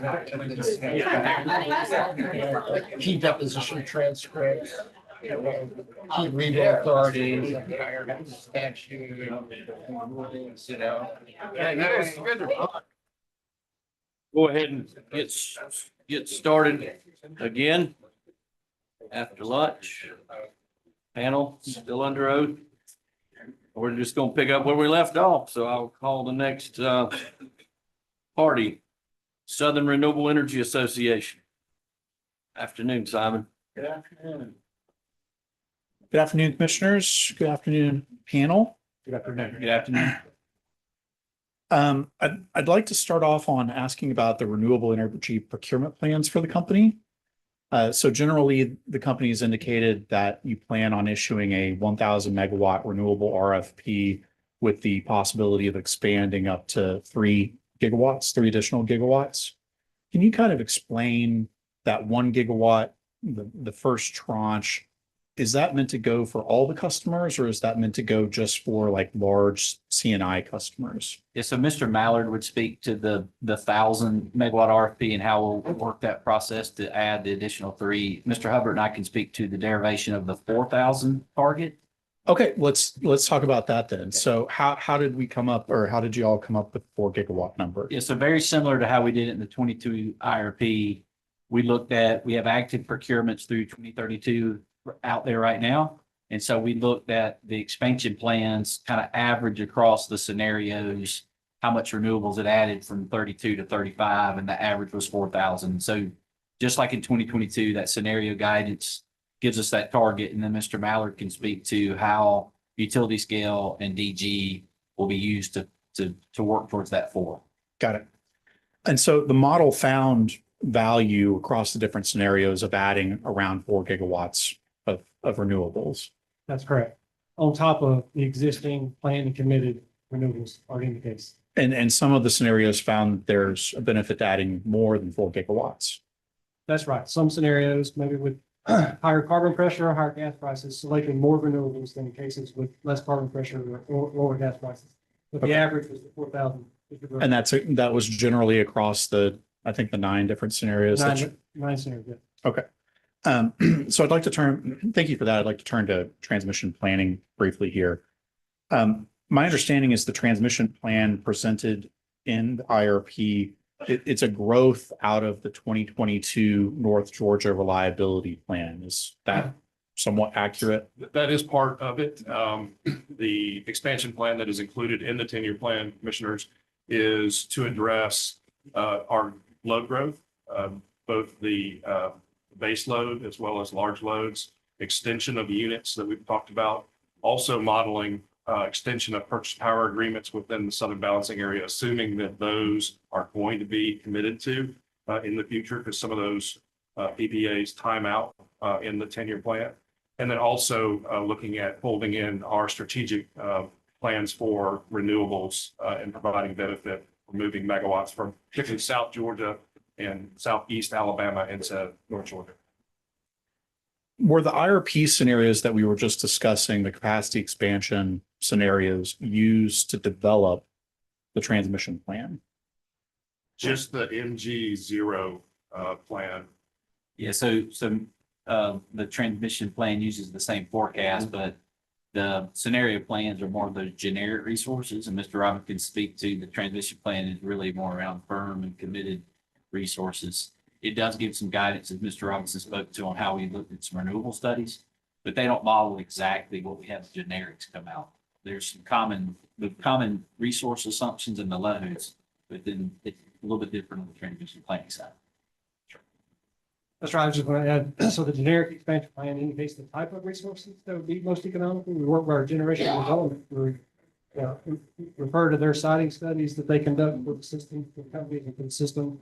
That helps inform the site-specific locations that go into the transmission line. But we've also been working with the ITS participants as we've met with you and updated you on solar sensitivities, looking at, as we testified yesterday, tranches of additions of 6,000, 8,000, and 10,000 megawatts of solar, particularly in the southern part of our territory. Great. And just to clarify, Georgia Power isn't requesting approval of the specific transmission projects that have been presented in the main document, the testimony, the appendices. You're not asking for approval of those. That's correct. As we have in past IRPs, the 10-year plan is part of the IRP. We're seeking approval for the entire IRP. But the specific projects would then be approved in the rate case? The cost for those projects will be brought forward in rate case. That's right. Okay. And then in your direct testimony on page 38, the company states that it's becoming more common in the utility industry to extend the planning horizon beyond 10 years, and that the company plans to integrate a more strategic planning approach going forward. Can you provide a little bit more greater detail about what your thinking is around this more strategic planning approach? Sure. And Commissioner, it's still under development. We were working on this process. We call it Integrated System Planning, or ISP.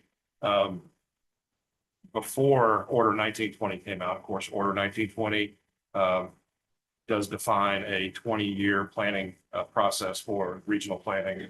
So this does fold into that requirement to meet that for Order 1920. And of course, we just got a 12-month extension for compliance filing.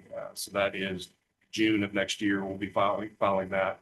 And so the 20-year plan process that we're working on looks at informing our transmission plan and our resource plan on assumptions across the system, looking at scenarios of different load penetrations, looking at access to different sources of generation, particularly looking at where you've got maybe cheaper gas or access to carbon capture, where you've got renewables, where you've got potential site development for potential further nuclear.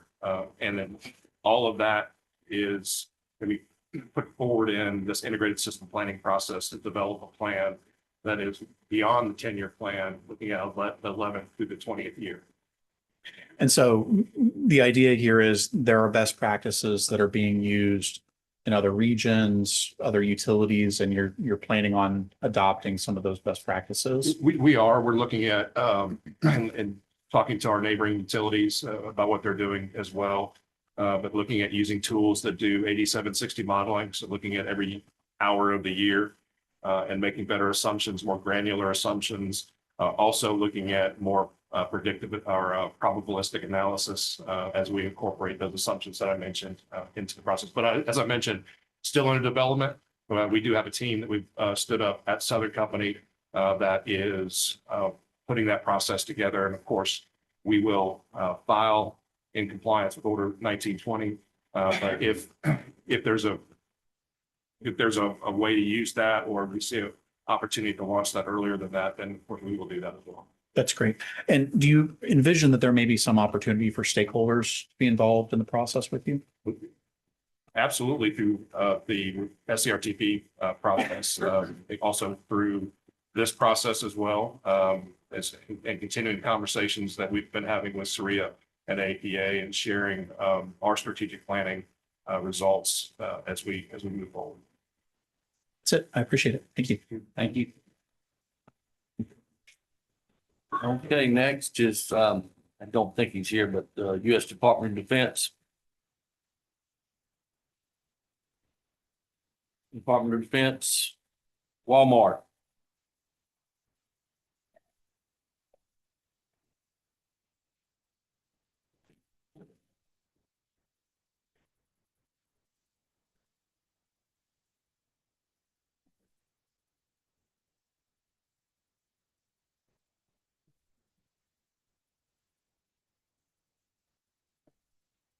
Good afternoon. Good afternoon.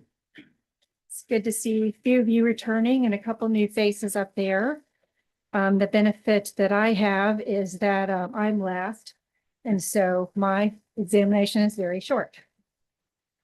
I understand from your testimony so far that there's no bill impact analysis for scenario NG0 because this is not a rate case issue. And Georgia Power doesn't look at revenues in an IRP. That's correct. But do you understand that the resultant bill impact of this 2025 IRP would be important to all of Georgia Power's customers? Oh, absolutely. And as we spoke to yesterday, we understand that importance. The fact that we don't have it in an IRP doesn't mean that we don't care about the impact. But again, what we're looking at in this IRP is serving the load forecast that offers opportunities to bring in more load that helps all customers. And we are looking at the resources that can serve that load, the decisions we have in this IRP, and make the most economic choices for those resources, which down the road leads to a more affordable plan than otherwise would be. You just talked about modeling for a second. Georgia Power used Aurora to identify the least cost expansion plan that reliably meets loads and satisfies many other conditions. I believe that's in section 4 of your direct testimony. Is that right? That is correct.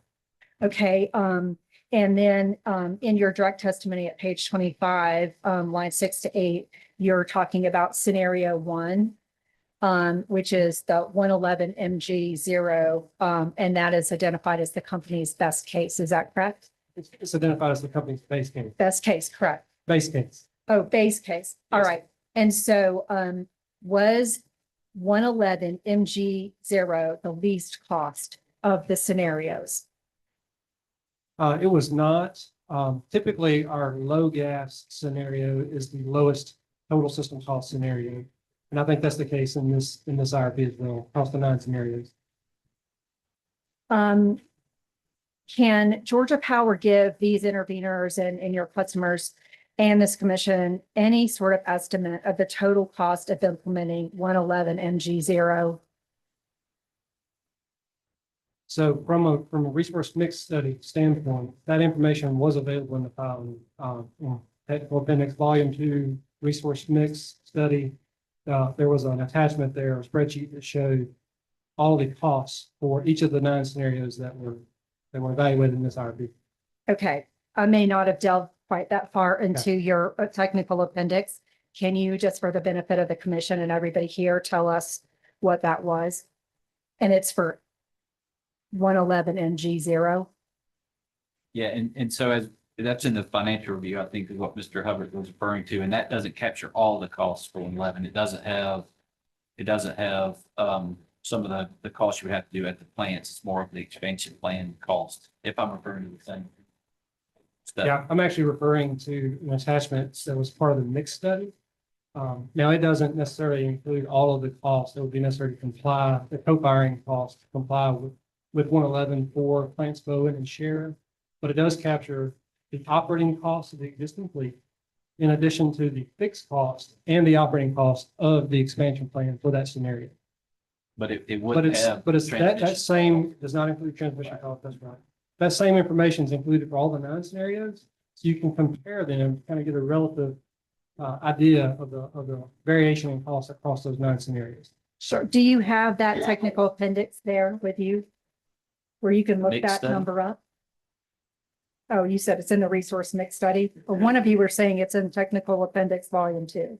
Yeah, I was wrong on the Okay. financial review. Covers right in the resource mix, which is volume 2, but it's the resource mix study. Okay. I don't have that spreadsheet with me here. Okay. But it is available as part of the filing. Okay. And would you estimate that the total cost to implement 111 MG0 is in the billions? Yes, I think all of the 9 scenarios, the net present value across, 30, 35-year planning horizon is in the billions. And would the 111 MG0 rank kind of in the middle of that mix or for the high end? I don't have that information in front of me right now. Okay.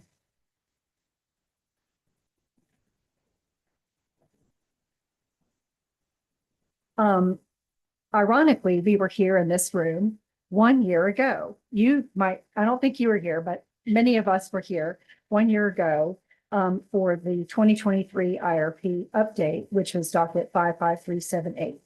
And a stipulation was presented that day that was ultimately approved by this commission on April 26, 2024. And subject to check, stipulation paragraph 3 stated, and I'm quoting this: the company agrees to file its next base rate case in a manner similar to previous rate adjustment request and will ensure that the incremental revenue from new large load customers has downward pressure of at least $2.89 per month to the typical residential customer using 1,000 kilowatt hour per month for the years 2026, 2027, and 2028. And does that sound familiar to you? I've got it here. Yeah, I agree with you 100%. Okay. Can Georgia Power provide its customers with a similar assurance of a value or a value range for the downward pressure they can expect from the 2025 IRP? No, we cannot. There's a lot more moving pieces in the 25 RP, and it's actually a 20-year plan.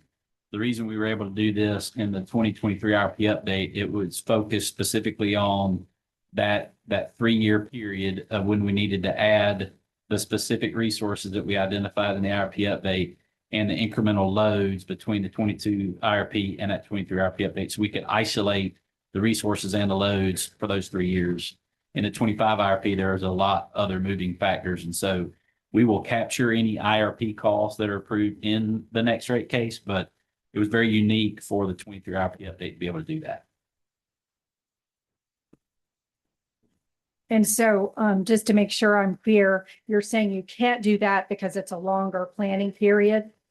Yeah, we were able to isolate the specific loads and the specific resources. And so in the 23 IRP update, we were adding those resources to handle that incremental load that was mostly due to large load.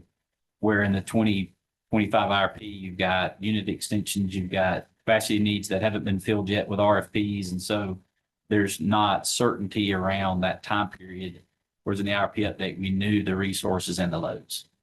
Right in here, I think today and maybe yesterday, you've talked about the new load that's included in some all system RFPs that are coming out this summer and then this fall. Right. And so you don't know the outcome of those yet. We don't. We will file for certification in July. And then those resources will be coming online by the end of year 28, 29, and 30. But anything out of this IRP and any of those RFPs that impacts the next rate case window would be captured in the next rate case. which would be this summer. Yeah, we're under the current rate case orders for us to file this July. Right. So I want to try to clarify whether the all source RFPs that are going out, I think you said July and September, would that information be incorporated or included in your rate case request in your July filing? For what we would know that come into service in that rate case window, we would try to capture that. Okay. And you just don't know that right now. We're getting close, but we haven't finalized that yet. That's correct. But you would expect the revenue increase need to be in the billions. I can't speak to it. I would expect to be, yes. If it's recovering the cost, that should be the case. But again, the impact from the RFP is really when those contracts or new resources go into service. And so that'll be over a range of years that aren't all in the next rate case window. Right. But then some of the things you've talked about in the last couple of days, like the updates and the modernizations, those would all be included in the rate case. That's correct. And as the development of the rate case takes place, we capture what's in here. And then we always, when we file the rate case, if the IRP order is different, which it usually is, then we will turn around and we will update the rate case for anything that comes out of this proceeding. And have you provided the information regarding the cost for just those modernizations and upgrades that you know of right now would be part of, it's in this IRP and would be part of your July base rate case? Depends on the acceptance and what's the final order in this IRP. Sure, but assuming they're all allowed, have you calculated what that amount is? Not just though we know the cost, but I'm not aware of any specific analysis that's just on those and the revenues associated with the rate cases, the full test period window. So it'll be in there, but I can't speak to how it's been separated out. Sure. Is it, if you said you know the cost, is the cost something that's trade secret or can you tell us? It's trade secret in the filing for the upgrades at the nuclear units and the gas units is trade secret because we still have to go contract for that work to be done. And so it's in customers' best interest for that to still be trade secret. We've given kind of the overall modernization on hydro budget. But some of the others, it's still trade secret, but we still could implement that in the rate case as it's needed. Okay.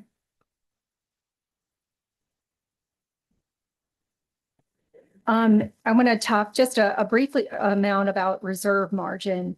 In your direct at page 19, line 17, or line 11 to 17, you note that the currently approved summer reserve margin is 16.25%. Is that correct? That is correct. And your Georgia Power is seeking to approval to raise that summer reserve margin to 20%. Is that correct? Yes.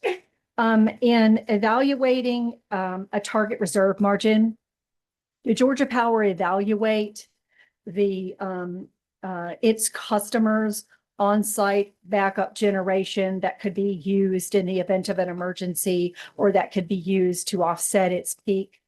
Was that part of your analysis in setting a target reserve margin? The reserve margin study includes any resources that the company has some kind of contractual obligation to. So for demand response or DER resources that exists, then it is included in the reserve margin study.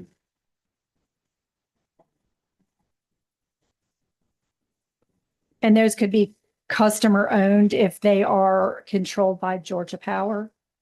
Is that what you're saying? Just to Or make sure I we could use them understand. to serve load on the system. Okay, so if the customers are on standby or interruptible service, then that would be included in part of your target reserve margin study? That's correct. As Okay. long as there's an established kind of obligation to perform that the company can rely on, then yes, we include it in the reserve margin study. Okay, And today great. it would be through the existing tariffs that we have and the proposed program that we have in this IRP. Okay.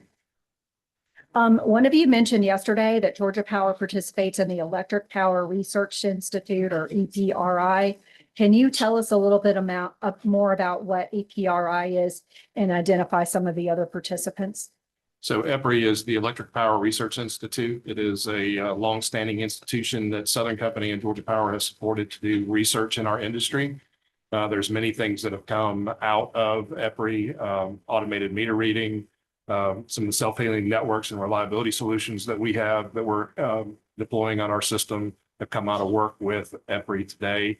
There's an ongoing effort that we're participating in with EPRI. It's called the now subject to check. It's a data center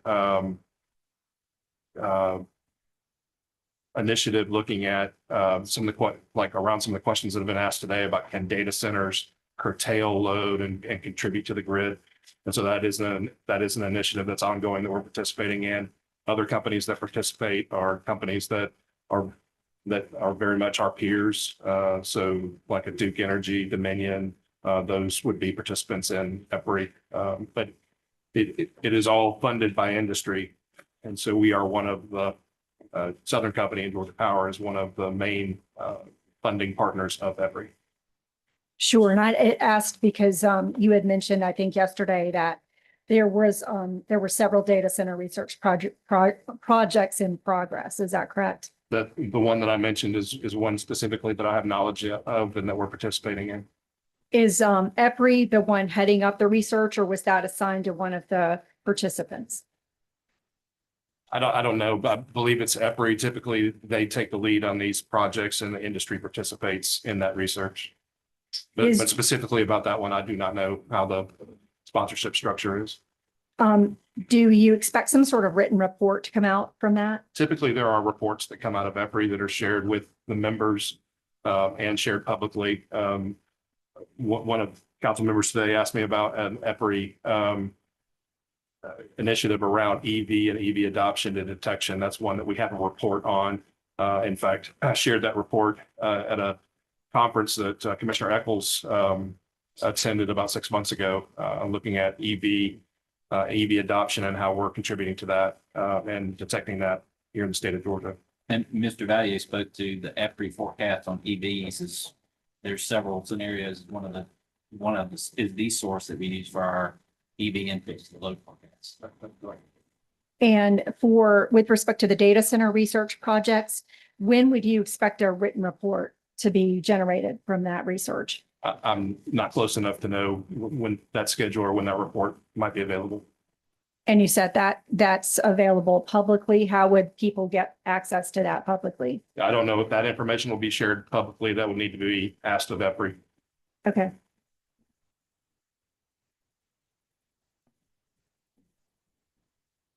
You mentioned yesterday, you were talking about the 10-year transmission expansion plan, and there was a lot of trade secret information talked about, but there was one project that was identified, Project CC GTS Fayetteville. Do you recall that discussion? Yes. QTS. QTS, sorry. I mistyped it. QTS. Can you clarify whether there's an existing agreement for QTS to pay for the transmission cost up front versus over time? For facilities that serve the customer directly on property, there is an agreement to pay for those. In fact, they are building those through our unregulated business unit where they will own those facilities. And then for the local upstream and upstream, those are facilities that not only benefit QTS, but also benefit the system as a whole and are required for NERC reliability standard requirements. In fact, GTC has an EMC facility that's served off of that infrastructure as well, that serves some of their customers locally. But I talked about the arrangement that we had yesterday and the rate structure we put in place that will cover that cost, and talked about the rate impact measure and what that is as it relates to that rate impact measure benefiting all customers. Sure. Right. And so you're saying that for their site-specific work, they're paying for that cost up front? Yes. And is that's paid directly to Georgia Power? It's not running through rates, or how does that work? I believe I just said that they're going through our unregulated business to own those facilities themselves. They will not be rate-based. All right. Got it. I missed that part.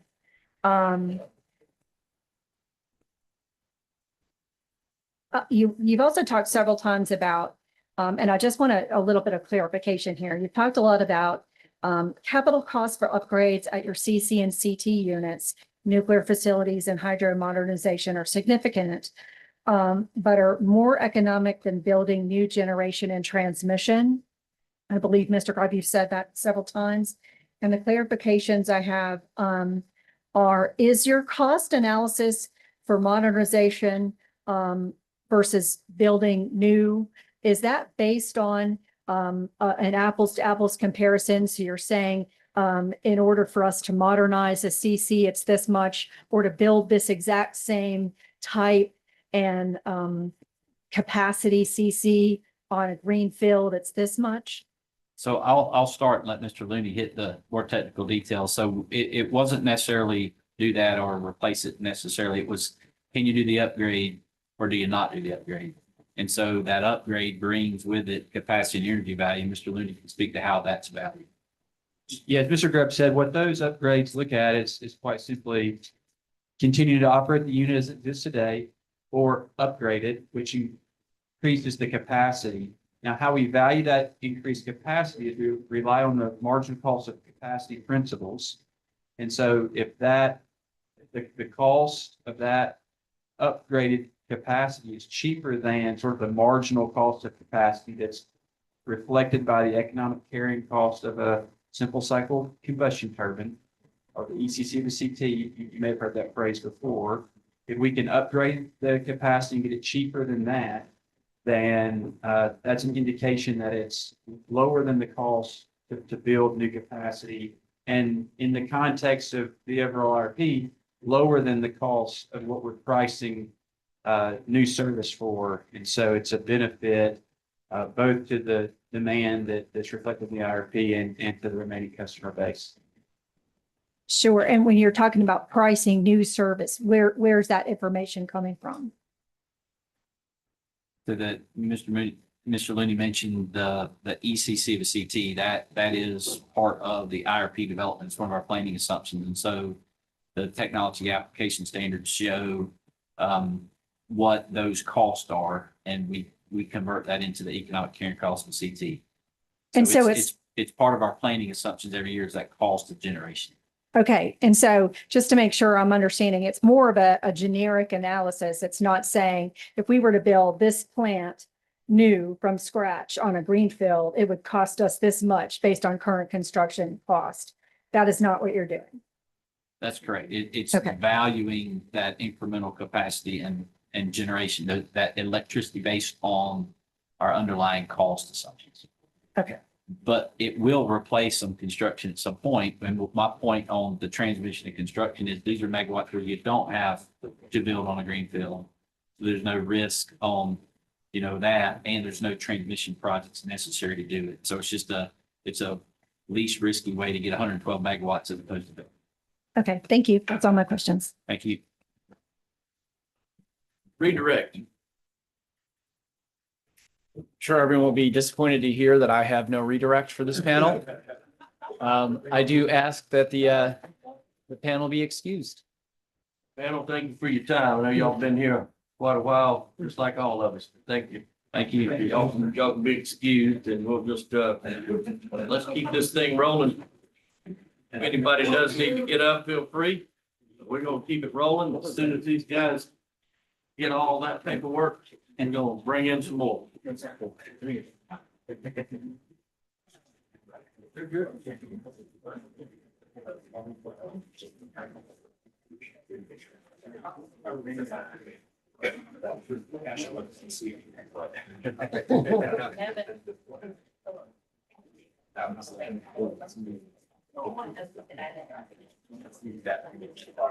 Okay.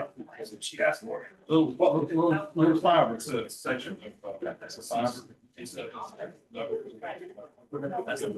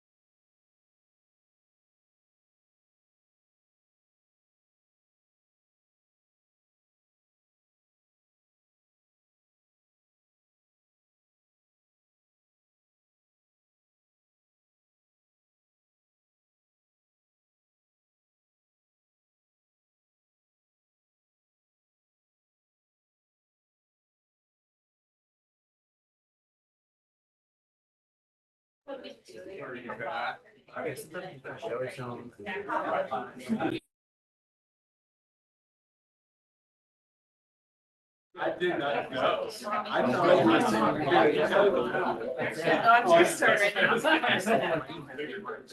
figured you knew that.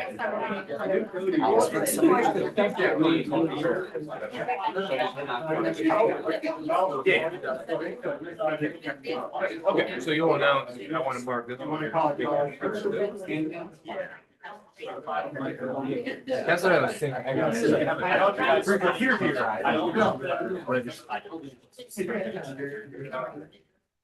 Yeah, I saw him come back, but I didn't get you.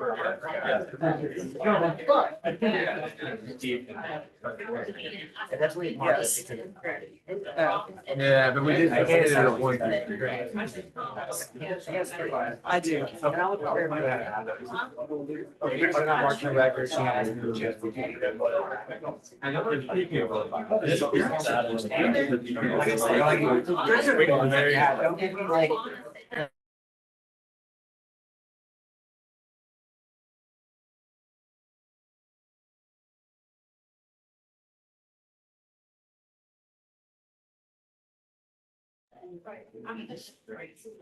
Okay, I think we're looking like we're getting ready to start the second panel.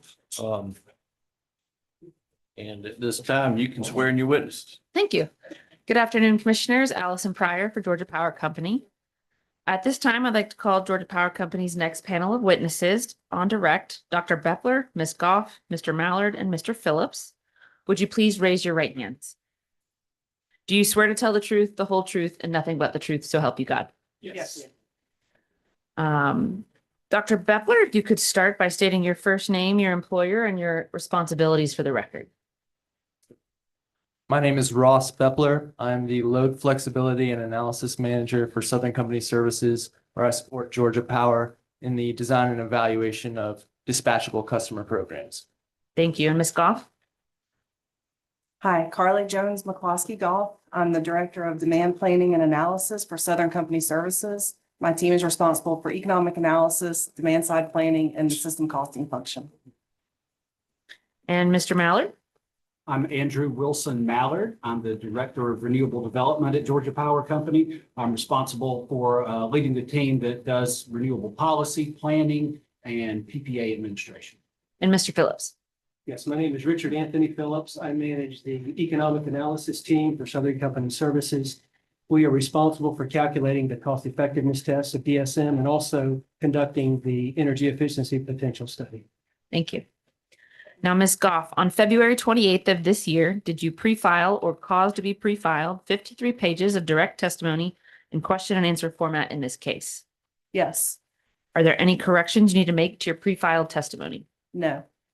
If I were to ask you the same questions today under oath, would your answers be the same as are set forth in your direct testimony? Yes. Chairman Shaw, the court reporter has been provided a copy of the pre-filed direct testimony, and I now ask that the direct testimony of this panel be copied into the record as if given here today. So marked. With your permission, I'd ask Ms. Goff to summarize the pre-filed testimony for this panel. Go ahead, please. Good afternoon, Commissioners. We appreciate the opportunity to be here today. Our panel is here to discuss Georgia Power's DSM proposal and the accompanying requests for certification, decertification, and amended certificates of certain DSM programs. We are also here to discuss the company's customer programs, which include Distributed Energy Resource or DER programs, renewable subscription programs, and other customer programs.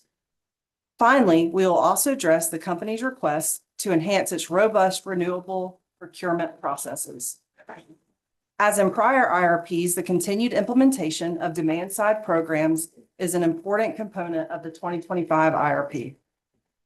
As stated in the company's DSM application, the company seeks certification of 1 new residential DSM program, an amended certificate for 4 previously certified programs, decertification of 3 previously certified DSM programs, a waiver of commission rule for 4 previously certified DSM programs, and approval of certain other DSM-related activities. The proposed DSM plan was developed based on a thorough evaluation using the Commission's approved processes and in collaboration with Commission staff and the Demand-Side Management Working Group. The company projects that the proposed DSM plan will result, on average, in approximately 224 megawatts of demand reduction and 741 gigawatt hours of energy reduction annually until the next IRP. Although it is getting more expensive to achieve energy savings through DSM programs, the company believes continuing these programs remains beneficial, given the favorable response from customers and the ability to achieve market efficiencies. The proposed case seeks to achieve a savings target of 0.75% of retail sales in compliance with the Vogel Prudence Order by focusing on energy savings from residential and commercial customer classes. In the 2025 IRP, the company proposes enhancements to its renewable procurement processes. Georgia Power has successfully employed a disciplined and measured approach to integrating renewable resources.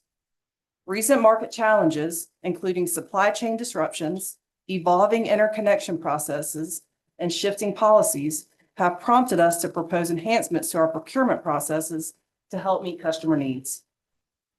To address these market conditions, we propose a 2-phase RFP process for both utility scale and distributed generation procurements.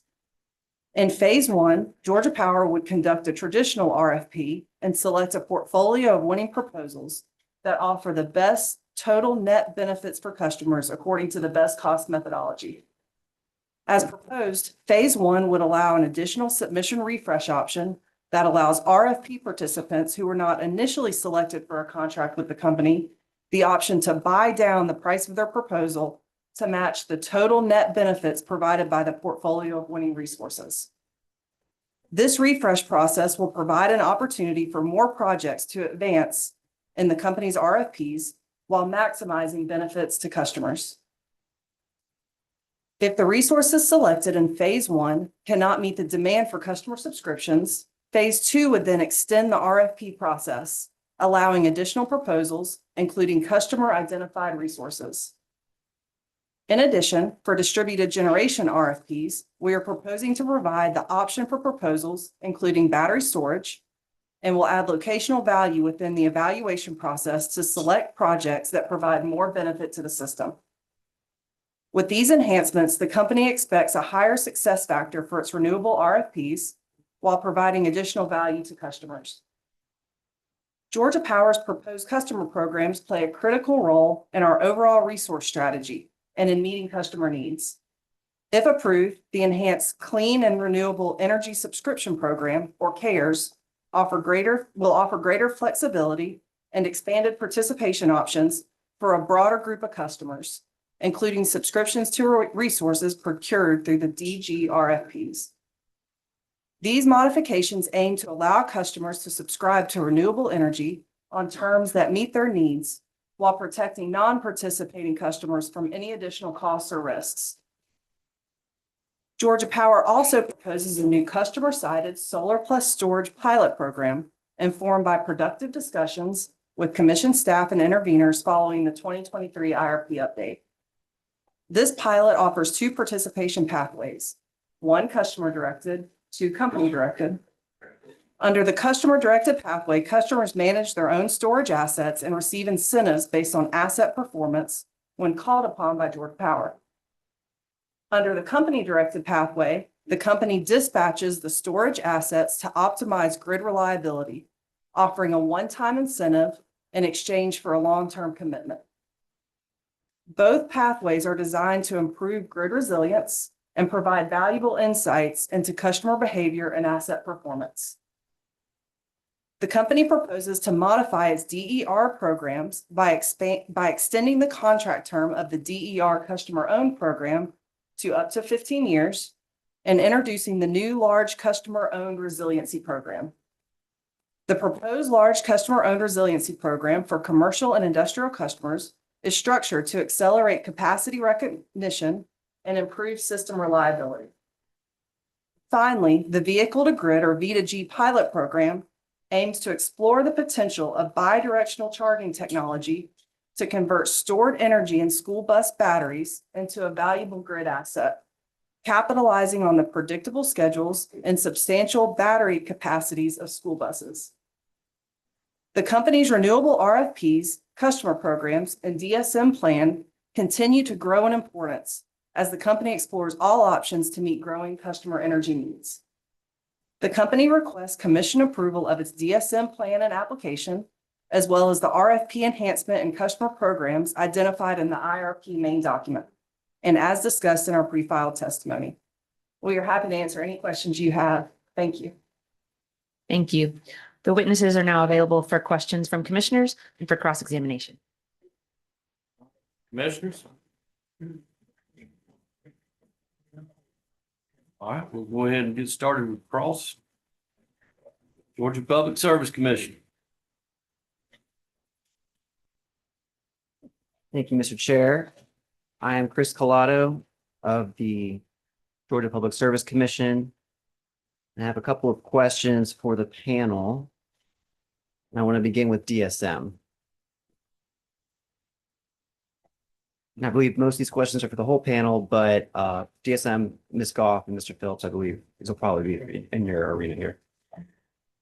For this IRP filing, the company included 4 DSM scenarios: the proposed case, the capacity and affordability case, the supply side scenario, and the DSM advocacy case, correct?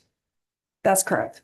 And the company supports the approval of the proposed case, which is designed to achieve a reduction of 0.75% total retail sales. I believe you just said that, ma'am. Is that correct? That's correct. Do you believe that approval of the proposed case is in the best interest of customers? Yes, the company has met its obligations through the Vogel Prudence Order by filing a proposed case that meets 0.75% of energy sales. That equates to, like we mentioned in the summation, 741 gigawatt hours of energy reduction and 224 megawatts of demand reduction through the proposed case.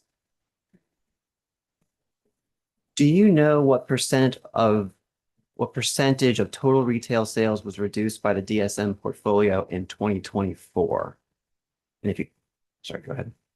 I don't have the percent. We're currently implementing plans that achieve 500 gigawatt hours of energy reduction per year, compared to the 741 gigawatt hours in the proposed case.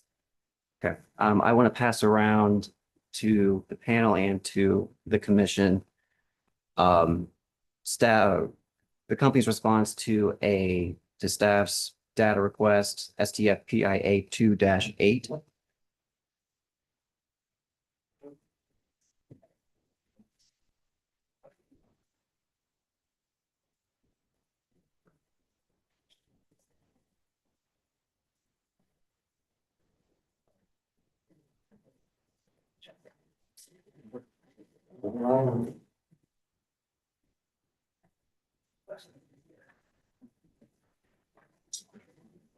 And I'm also going to mark the record this document as staff's exhibit number 4. So, Ms. Goff, I can direct you to that exhibit. It does state the number that the company gave for the result in the 2024. It's the bottom row. And I believe it says 0.49%. Is that correct? That's correct. What was the overall spending for DSM in 2024? Let me see if I have that here. Subject to check. I believe we spent maybe somewhere in the range of $70 million or so in Okay. 2024. But again, that's subject to check. Okay, I have something to check as well. I don't have any exhibits to support this, but I think I have 94 million. But I'm willing to, now I'm talking about both residential and commercial. Sorry if I didn't specify that. I'm sorry, you might have to speak up just a little bit. I was talking about both residential and commercial. So together, I have 94, you have 75 million, but it's probably somewhere in that ballpark, And are you correct? talking actuals? Yeah. If you got an example, I'm happy to look at it. I don't have the number exactly with me, but I don't have it for that one, Okay. so I'm not gonna hold you to that number. yeah, our annual budgets today, just for a frame of reference, our annual budgets today are $90 million. That's associated with the 500 gigawatt hours of energy reduction. That compares to the budgets in our proposed case of $570 to $580 million. For the proposed case, for the residential programs, the proposed case is designed to achieve approximately 230 gigawatt hours of savings compared to the currently approved residential programs, which achieve 115 gigawatt hours of savings, correct? Let's see. I can look. I've got the total here. I'll take, let me look and just make sure we've got the residential and commercial that were synced up here.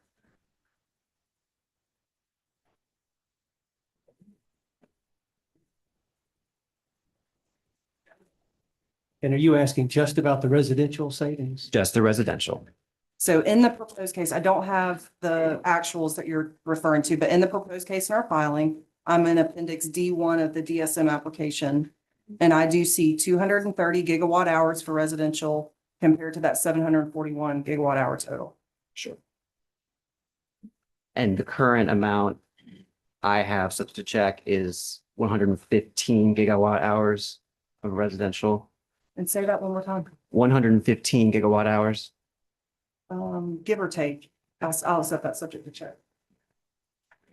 I understand we're going through a lot of numbers. Yeah. And I'm going to try to see if I can provide as much documentation to back those numbers up as I can. I understand you have your documents as well. In fact, I want to give to the commission and panel and the company another document. This will be the company's DSM Q4 reports for 24 and 23. And I would like to collectively mark both those documents as staff's exhibit number 5.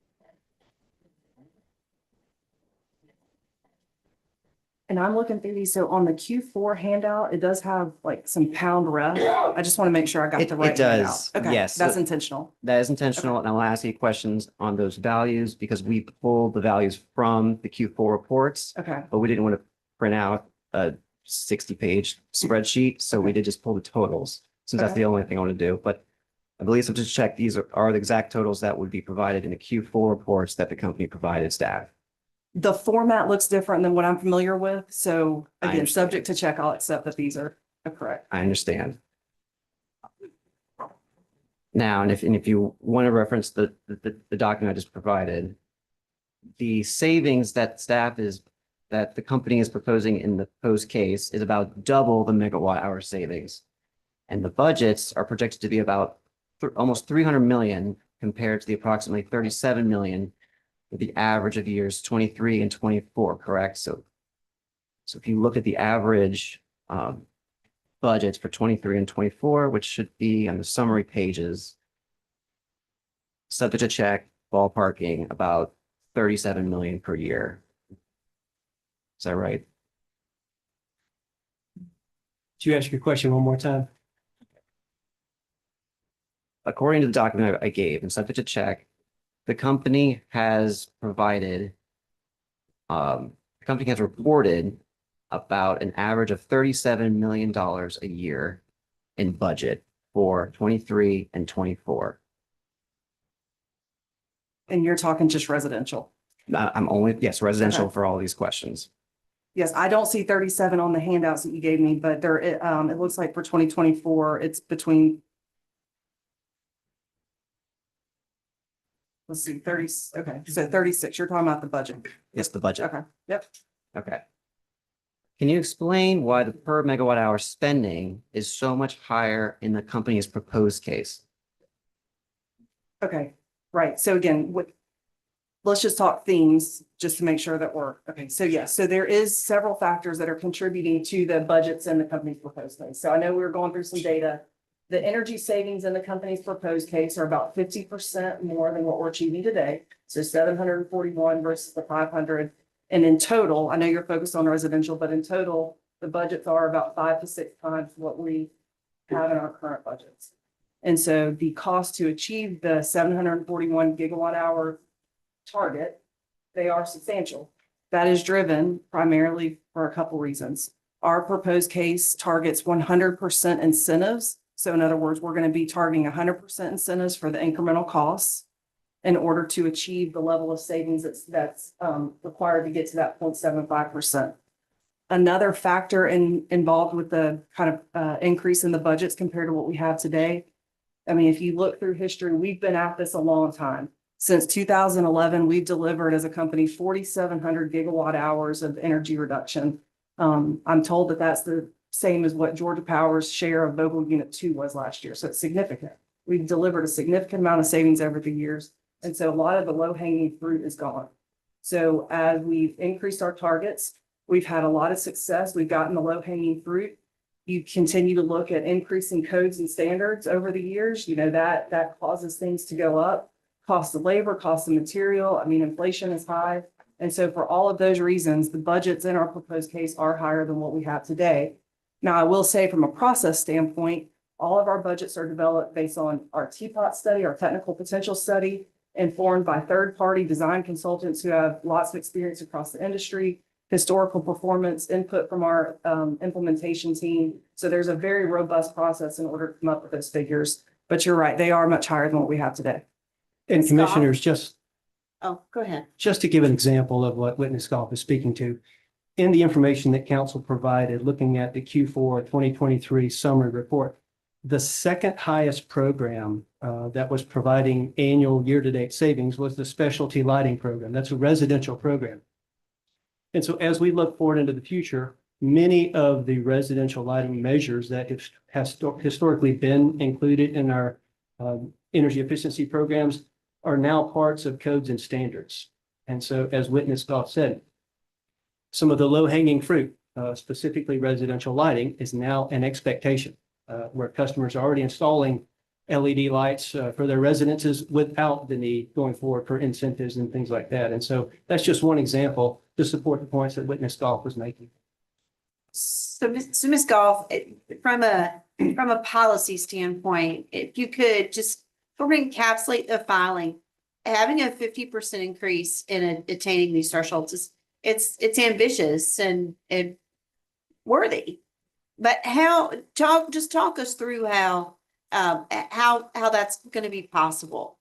I know that we've struggled getting Georgia Power customers to adopt these programs in the past. Just talk us through from a policy standpoint how the company's going to approach attaining this goal.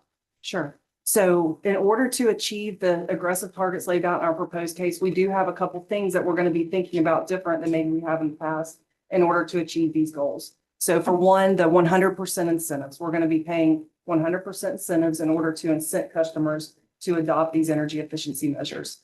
We have expanded the measures that we're including in our proposed case. So there's more measures than we've had in the past in order to achieve those goals. We have expanded the caps on some of our commercial programs, the commercial custom program particularly. where additional caps are available so that larger projects can generate larger incentives, larger savings.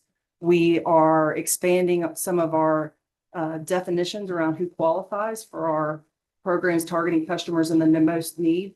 Specifically, our EASE program, rather than being just income qualified, that's going to also target low to moderate income customers.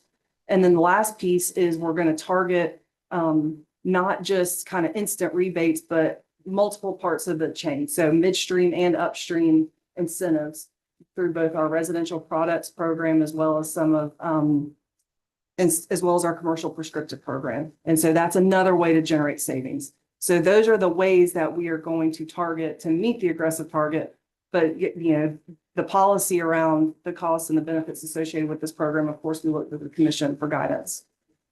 Thank you. I want to ask you about the crowdsourcing program. I remember when we first introduced it, I was a bit skeptical that people would give money to help their neighbors. And it's turned out that some of these tech companies, right, and larger corporations like the idea and have given large sums of money that probably far surpasses anything we could have raised from individuals. Is this a program that you're going to be continuing? Do you feel good about this program? Do you anticipate more contributions from tech companies or large corporations? The option is there. Yes. So through our EASE program, there is that crowdfunding platform. So in addition to, it doesn't change what Georgia Power's commitment is to the program, but in addition to that, the community, big corporations, whoever can donate to that platform. And what that allows the company to do is either go deeper with the energy efficiency that we're doing in each home. It allows us to meet more customers, or it allows us to do maybe structural improvements that we otherwise wouldn't have had the funds to do, and then let the Georgia Power EE come behind that. So it's absolutely, and we have had success in generating funds through that platform. And do those show up in your numbers? So we just got a large donation last year. And so we're starting to work to implement that. Our plan would be to report the savings, but we're not asking for any, you know, additional sum or anything like that on those savings. That's just really all for the benefit of customers. And that contribution was $500,000, wasn't it? Or is it? Yeah, that's pretty substantial. Mm-hmm.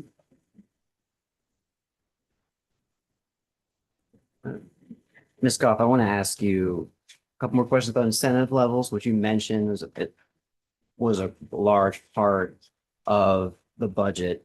Can you explain the purpose of Georgia Power's in offering an incentive or rebate to a Georgia Power customer for purchasing an energy efficiency measure? I'm sorry, do you mind just speaking up? I'm so sorry. It's my ears. It's not your voice. I understand. Can you explain the purpose of the company offering incentive or rebate to a Georgia Power customer for purchasing an energy efficiency measure? Sure, to generate the energy savings that we're shooting to achieve with our proposed case. And you mentioned that several of the incentive measures are 100% or more of the incremental measure cost? Not or more, just 100% of the incremental costs. That's correct, 100%. Also, there are the majority of the items in the company's proposal would be 97% or more, with several being 100%. Would that be correct? You mentioned. Do you have a reference for that statistic? I do, but there's about 972 different measures, and I didn't want to print that out as well. So I would just say, would you agree that subject to check, the company used an incentive level of 97% or more of incremental measure cost for approximately 90% of the available energy efficiency measures, or at least the majority of the energy efficiency measures? I'm not not familiar with how that was calculated. So I don't think we're in a position to agree with that number without some additional information to show how that was derived. As witness Goff said, many of the programs we are proposing to have 100% incentive to encourage customers to adopt that measure and maybe to adopt it even sooner than they would have otherwise. And so those are some of the reasons why you would increase the incentive level, is to encourage participation quicker. So the reason that the company would use a higher incentive level or of basically 97% or more hypothetically would be based on what exactly? One of the reasons that we can lean on a higher incentive yields higher achievable potential is the energy efficiency potential study. Commissioners, as part of the DSM program planning approach, the company files an energy efficiency potential study as part of our DSM plan. Matter of fact, we file that case 1 year before the actual filing of the IRP. And in the potential study, we quantify the technical potential, the economic potential, and the expected achievable potential for customers in each one of our classes. That information then serves as an input into the development of the proposed case. As part of quantifying the achievable potential, we model or evaluate 4 different levels of incentives: a 25%, a 50%, a 75%, and 100% incentive. And as the incentive increases, so does the adoption of energy efficiency measures. And so that has been proven in the most recent energy efficiency potential study, and that trend has also been proven in previous potential studies. Did Georgia Power collect information regarding the incentive levels as a measure of incremental cost used by other utilities in the United States that have saved 0.7% or more of annual sales? So the company does look across the industry for best practices. Of course, we want to keep up with what's going on out there. However, we don't do apples to apples comparisons with other utilities for a couple different reasons. One, maturity. We don't know how mature their programs are compared to ours. So like I mentioned, we've been at this a long time. We've delivered a lot of value. And so the low hanging fruit is gone. We don't know where other utilities are in that lifespan. We don't know other utilities, rates, legislative environment, regulatory environment, those kind of things. And so for those reasons, we don't do an apples to apples comparison in that sense. Now, what I will say is all of our budgets and plans are informed by our third party design consultant, as I mentioned, who has expertise all over the country. It's informed by evaluation results, our work with the DSM working group, feedback from our implementation team who works with our customers. And so, you know, what we have laid out here is what we need to achieve the goals that we've laid out in that proposed case. And one thing I'll add there, when you look at percentage-based savings across jurisdictions, that can yield a very different amount of gross savings depending on the size of retail sales in those territories. So achieving 0.7%, as you mentioned, in one jurisdiction may be a very different total number of megawatt hours of savings from a different jurisdiction. Okay. Well, along this line of questioning, I do want to circulate another exhibit. This is a recent report released in February of 2025 by the Southern Alliance for Clean Energy. Wait, I'll wait a moment for my associate to pass that around.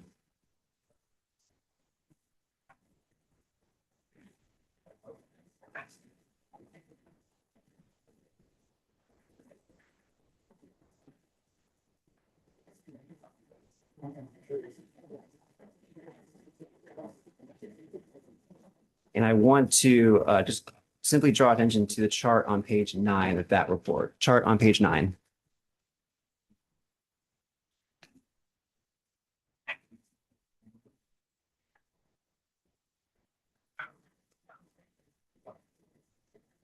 I'm not sure. Is anyone on the panel familiar with this report? It looks like this one just came out in January, so. February, yeah. Okay, I see January on the front page. Yeah, maybe. Well, the report states that Duke Energy Carolinas saved 0.8% of sales in 2023, and Duke Energy Progress saved 0.77% of sales in 2023. Have you or any other employees at Georgia Power talked with Duke Energy regarding the incentive levels used to achieve annual savings of 0.77 to 8%, 0.77 to 0.8% of annual retail sales? We do engage across the industry. So not just through, you know, we keep abreast of trends. We do try to keep up with what's happening in the market. I don't know that anyone specifically has talked to Duke about this particular report. It looks like it just came out. But again, like I mentioned before, from an apples to apples comparison, we don't know the maturity of other utilities programs, rates, legislative environment, regulatory environment. And so what we really focus on is the DSM program planning approach. That's the direction of this commission in order to bring our plans forward for the state of Georgia. Understood. And I understand your all the reasons you said why an apple to apple comparison wouldn't work. But looking at this chart, seeing the level of savings that these other utilities have made, are you aware of the average incentive levels as a percentage of measured incremental cost that Duke Energy Care Alliance and Duke Energy Progress offer to customers based on savings? I'm sorry, to achieve the savings of 0.8% of annual retail sales? I'm not aware. Okay, would surprise you to learn that Duke Energy Care Alliance and Duke Energy Progress incentives on average are approximately 50% of incremental costs. I don't know that that would surprise me one way or the other. I wouldn't have an opinion of that going in. I understand, but do you have any other ideas of why there would be such a disparity in the level of incentives that would achieve pretty similar levels of savings, other than the ones you've already mentioned? I don't, and again, I'll invite Mr. Phillips to add on to this. I don't know that I would have that information. What I do know is that our incentives are based on the Georgia Power technical potential that's been filed with this commission. And so the results of our proposed case are in line with what's been in that teapot study. And I think, as Witness Golf stated earlier, we don't know what the regulatory environment might be at some of these other jurisdictions. Are there state mandates that require a certain level of energy efficiency or a certain amount of cost or budgets or specific mandates that drive these programs? And so I think we can compare, as some of the graphs do, on a percent of total sales, but there are a number of factors that also have to be considered when really comparing utility to utility. Some of these utilities operate in states where they have state appropriation for energy efficiency and DSM programs too. So using state revenue to incent outside of rate base of the utility. That could be a factor. I do notice on page, just for example, Commissioners, on page 6, it compares energy performance across the 4 regions, the South, the Midwest, the Northeast, and the West. And the West happens to have the highest amount of megawatt hour savings. We also know that a number of utilities out West also their customers pay a much higher cents per kilowatt hour than what our customers pay here in the Southeast. So just another example of there are a number of variables, a number of factors that have to be considered when comparing energy efficiency programs across the Southeast or whether you're comparing them across the country. The company has been able to achieve its residential savings goals for both 2023 and 2024, correct? That's correct. Okay. Incentives for residential programs have averaged $17 million for 2023 and 2024. Again, I'm using averages, but those figures should be in the Q4 report summaries I gave you. So subject to check. Does that sound accurate? I'll give you a second. Can you say the number one more time? I'm just saying on an average of $17 million for 2023 and 2024.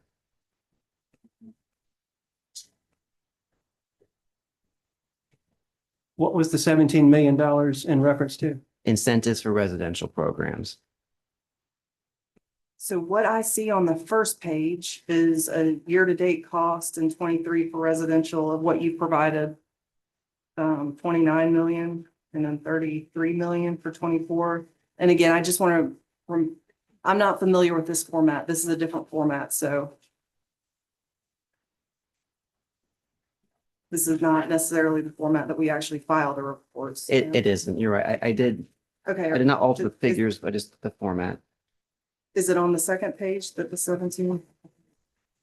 On the second page, Council, I see incentive costs at $19 million for the portfolio total. So I don't see the $17 million that you were referencing in your. Once again, I'm averaging the numbers between the two using whole numbers, just so I can get an idea of the amount of incentive costs that incentives that the company has used in the past under the current DSM framework. Does that make sense? So we haven't done that average. Okay.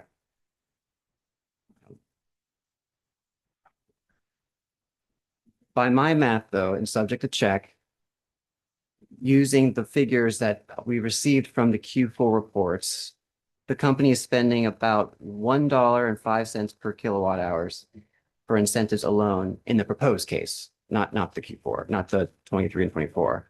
But the current programs that we just looked at in that chart are averaging about $0.142 per kilowatt hour for 2023 and 2024.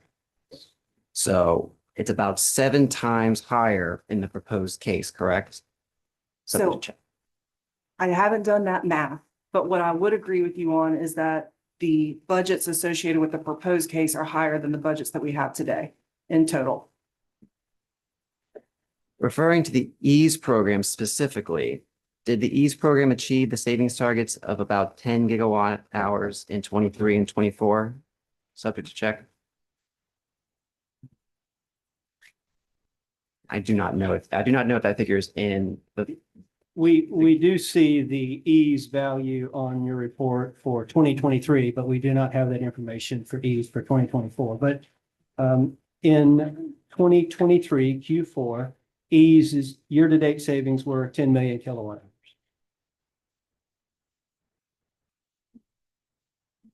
Do you know what the incentive spending for the EASE program was in those years? I don't have that with me. No, I have the information associated with our filing. Subject to check, I believe figures that we have are 10 million, 10.6 million in 23 and 12.2 million in 2024. In the proposed case for EASE, the company projects to spend almost $130 million on incentives to reach a target of 50 gigawatt hours. Is that correct?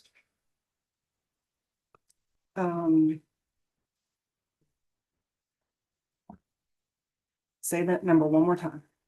$130 million on incentives to reach a target of 50 gigawatt hours.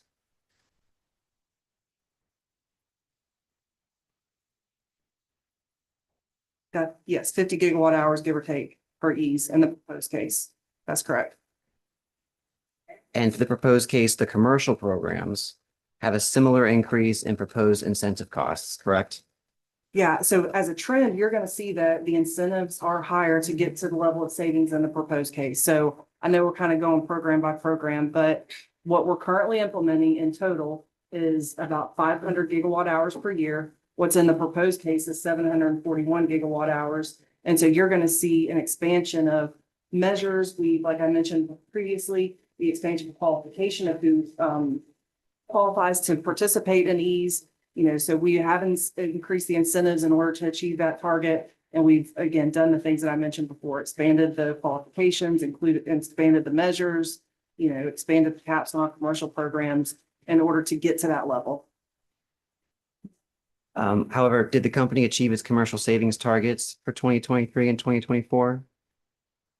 No, and let me go through a little history there. So Georgia Power has a long history of meeting or exceeding our energy savings goals at or below budget. That's been a consistent trend since 2011. We have had some anomalies the last couple of years on the commercial side. So the COVID years, that was not unique to Georgia Power. That impacted the industry. So we did not meet goal, especially on the commercial side during the COVID years. Low building occupancy and other things were contributing to not being able to get there.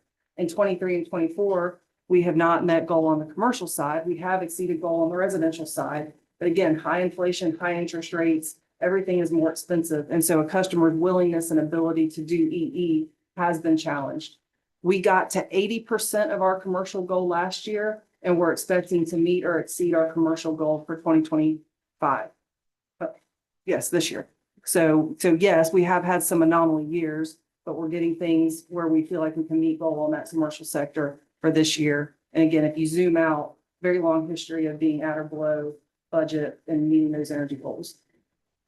And in this current DSM cycle, the company requested and staff agreed to increase the commercial incentive levels for 2024, which has carried over into 2025, correct? That's correct. Yeah, we have a very great relationship with staff, work productively with the DSM working group, and so that has been contributing to the increase in that commercial goal.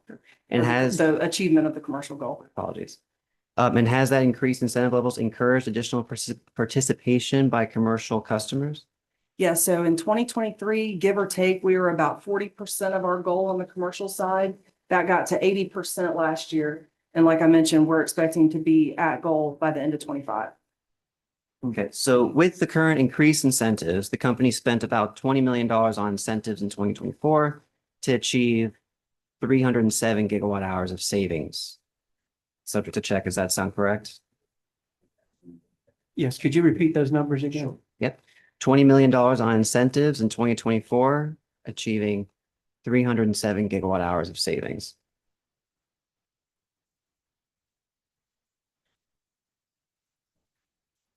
That's not in the handouts, but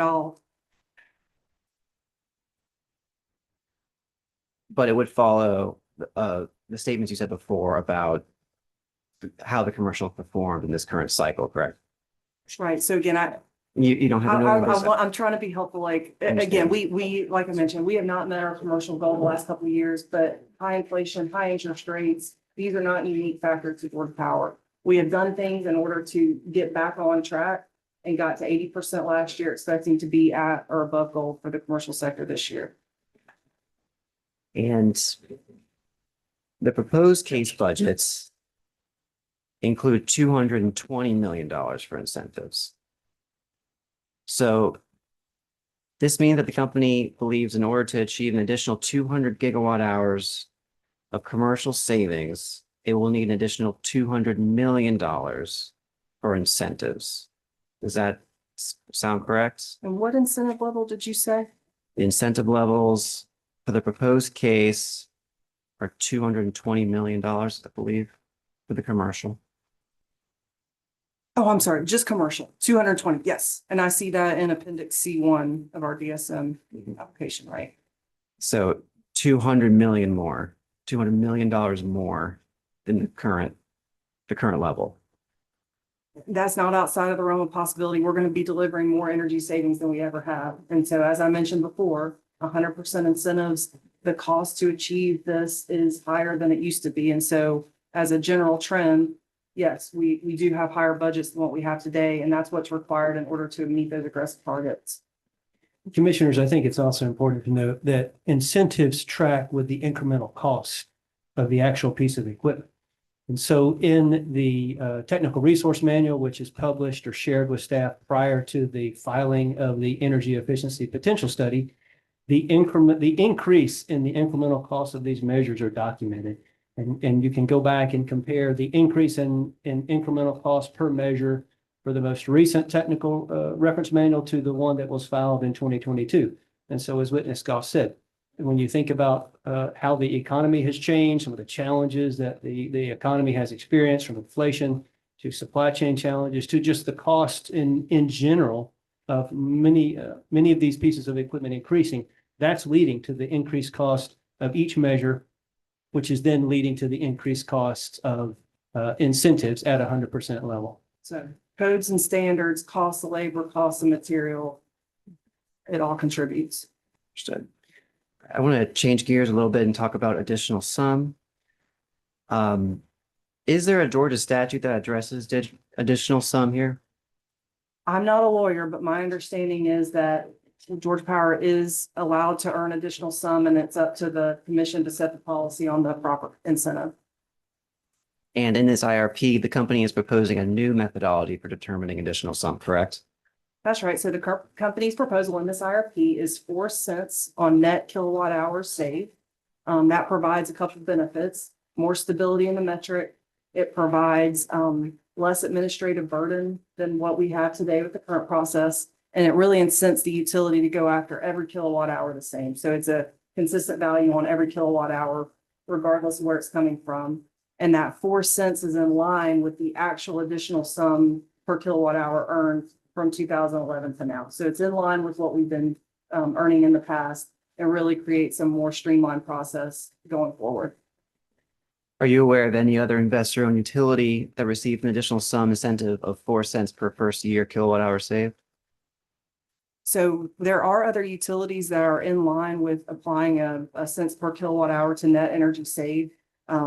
Connecticut, Kentucky, New Hampshire, South Dakota. There's other regulatory bodies that do have something similar to what we proposed here. And really our proposal in this case is similar but different than what we proposed last case. We did incorporate feedback that we received last case. Last case, we had proposed 4 cents on gross kilowatt hours saved. This time we've incorporated concerns that people have brought up about free ridership and that kind of thing. So it's 4 cents on net kilowatt hours saved is what we propose in this case. Currently, the company does not receive an additional sum for a particular DSM program until there are net benefits as determined by the program administrator cost test, correct? That's correct. And once that threshold has been met, the company receives an additional sum equal to 9.5% of savings until the additional sum amount equals the program cost, correct? I know that it is essentially a shared savings mechanism. I don't know at what point it maxes out. I'm not familiar with that part of it, but it's a shared savings where it's based upon the program administrator cost test for each program. It is not an easy calculation. It takes time to calculate that. A lot of information has to go into capturing, identifying the variables, capturing it, calculating it, and then agreeing on what the final number is from a shared savings standpoint. And so one of the advantages of the additional sum methodology that the company is putting forward now is the simplification of it. Are you aware of how the mechanism changes once the additional sum amount equals program costs? You said you weren't exactly sure, but it's staff's understanding that once the additional sum exceeds program cost, the company will then earn 4% on additional savings. Does that sound correct to you, Mr. Phillips? I'm not familiar with that part of the additional sum calculation. Under the current additional sum methodology, the company only receives an additional sum on the net savings of the program and not the gross savings, correct? Yes, yes. And that, as we said, that is consistent with the calculations using the program administrator cost test. Okay. And under the company's proposed methodology, there's a reduction in the additional sum if the company does not reach its savings targets. Is that correct? Under the company's proposal, it's 4 cents on net kilowatt hours saved. So that would be on what we actually achieve. And under the proposed methodology, the company estimates that it would earn approximately $29.64 million per year, 2026 to 2028, correct? Yes, that's included in our filing, and that sounds about right. In the recent true-up filing, what additional sum amount did the company request for 2024? I think it was in the ballpark of about $17 million for 500 gigawatt hours. Now, would that be residential and commercial together? Yes. Has the company calculated how much additional sum would have been earned if the proposed methodology was used for 2024? Not that I'm aware of. No. Okay. Subject to check, based on 499 gigawatt hours of savings achieved in 2024, would you agree that the company would have earned 17.03 million? An increase of about, well, what number did, I'm sorry, Ms. Goff, what number did you say for 2024 the company received for additional sum I last year? think we just said the same number, 17 million. 17 million?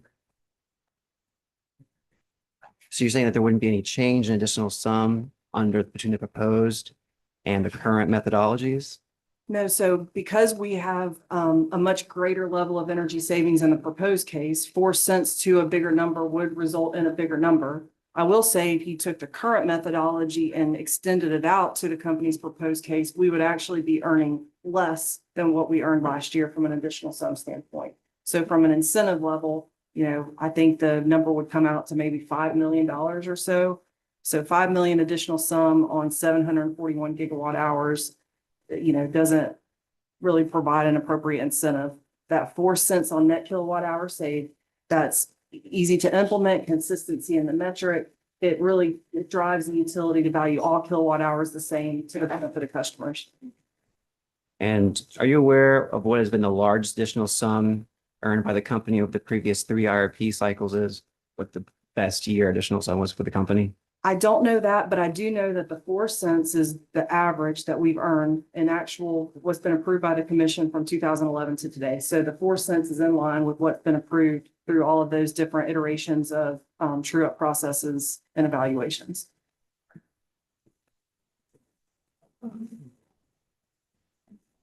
On page 10, lines 13 through 14 of your pre-filed testimony, you stated that DSM is treated as a priority resource. That has been the company's policy, and it is the policy of the commission, right? Could you repeat those line numbers for me? Yes, page 10, lines 13 through 14. 13 through 15.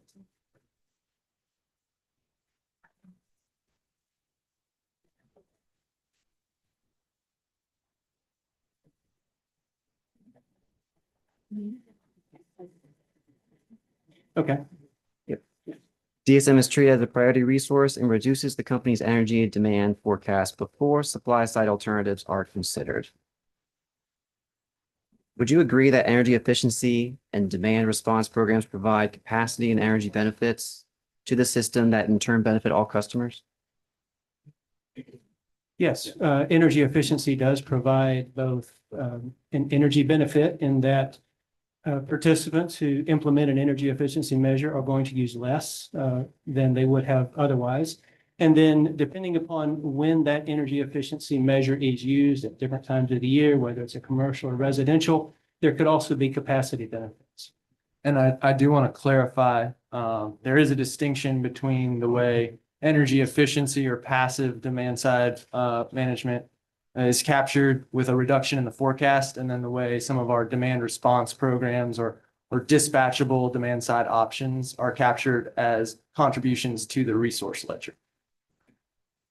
Throughout this IRP, Georgia Power has touted the capacity and energy benefits of costly investments in new generation, upgrade generation, and transmission facilities to all customers, correct?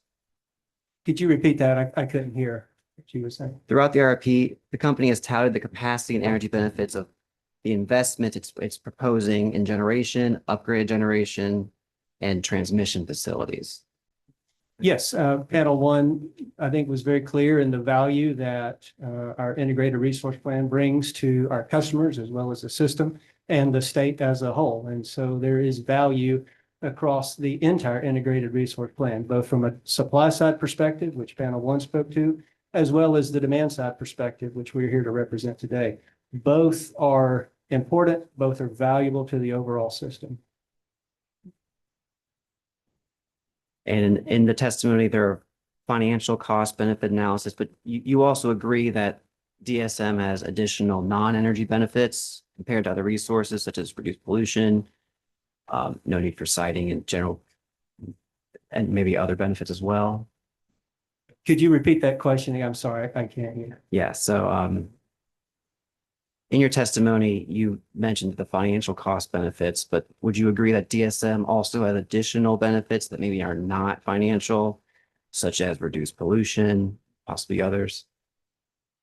So the company, it's included in its filing, what's required out of the commission's process. There is a value to DSM. Like we mentioned in our testimony, it's a priority resource. We plan for less based on these programs. So based on the energy and demand reductions, we adjust the forecast so that overall we are planning for less resources than we otherwise would.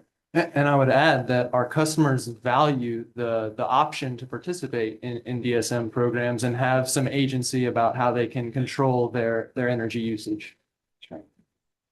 And just to add to that, when we calculate the benefits, we are focused on the financial benefits, the avoided costs. So in analyzing energy efficiency, we analyze the avoided cost compared to implementing the energy efficiency measure versus not implementing the energy efficiency measure. And those avoided costs are calculated based upon avoided generation, avoided transmission and distribution cost, avoided fuel costs. And so I am aware that there are some jurisdictions that recognize the non-electric benefits, but when we calculate the benefit, we do from an avoided cost perspective, we're focused on the financial benefits to the utility, as well as the financial benefits to the customer, depending upon, or the participant, depending upon which economic test you're considering.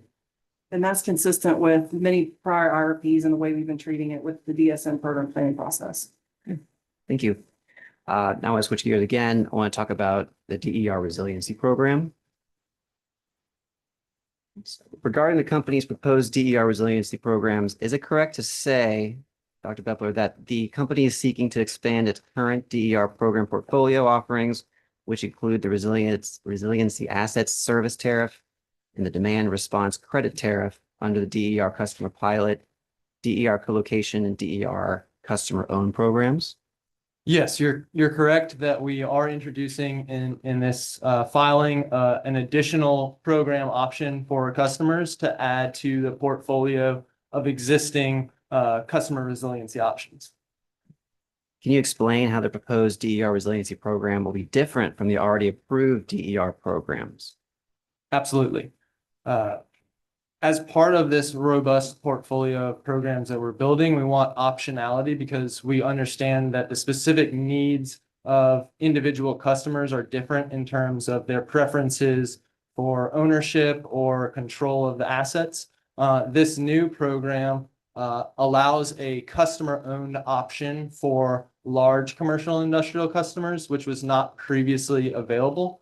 It also will change the process via which these resources will be interconnected. So one of the barriers that we've addressed in the existing program, which came out of some new guidance from FERC around interconnection of assets to the transmission system and the associated cluster study process, was that it increased the timelines associated with that. And there was some uncertainty and costs that presented challenges for some customers. This new option will not require the assets to push back to the grid. So it'll be more of a demand side program similar to that customer pilot where the assets behind the meter are just reducing a customer's load. They're not intended to push back onto the grid. Is there a cost involved in the new program?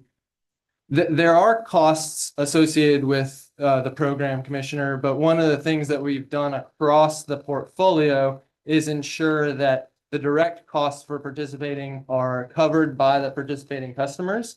And on top of that, we've implemented a shared savings approach. So the incentives paid in this case to customers who are allowing Georgia Power to use these assets for the benefit of other customers in particular number of hours contracted per year is that those resources are procured at 75% of the generic capacity value that we could procure other supply side resources for. So the design there is intended to ensure that all customers benefit from the provision of these programs. You're saying that the benefits outweigh the cost?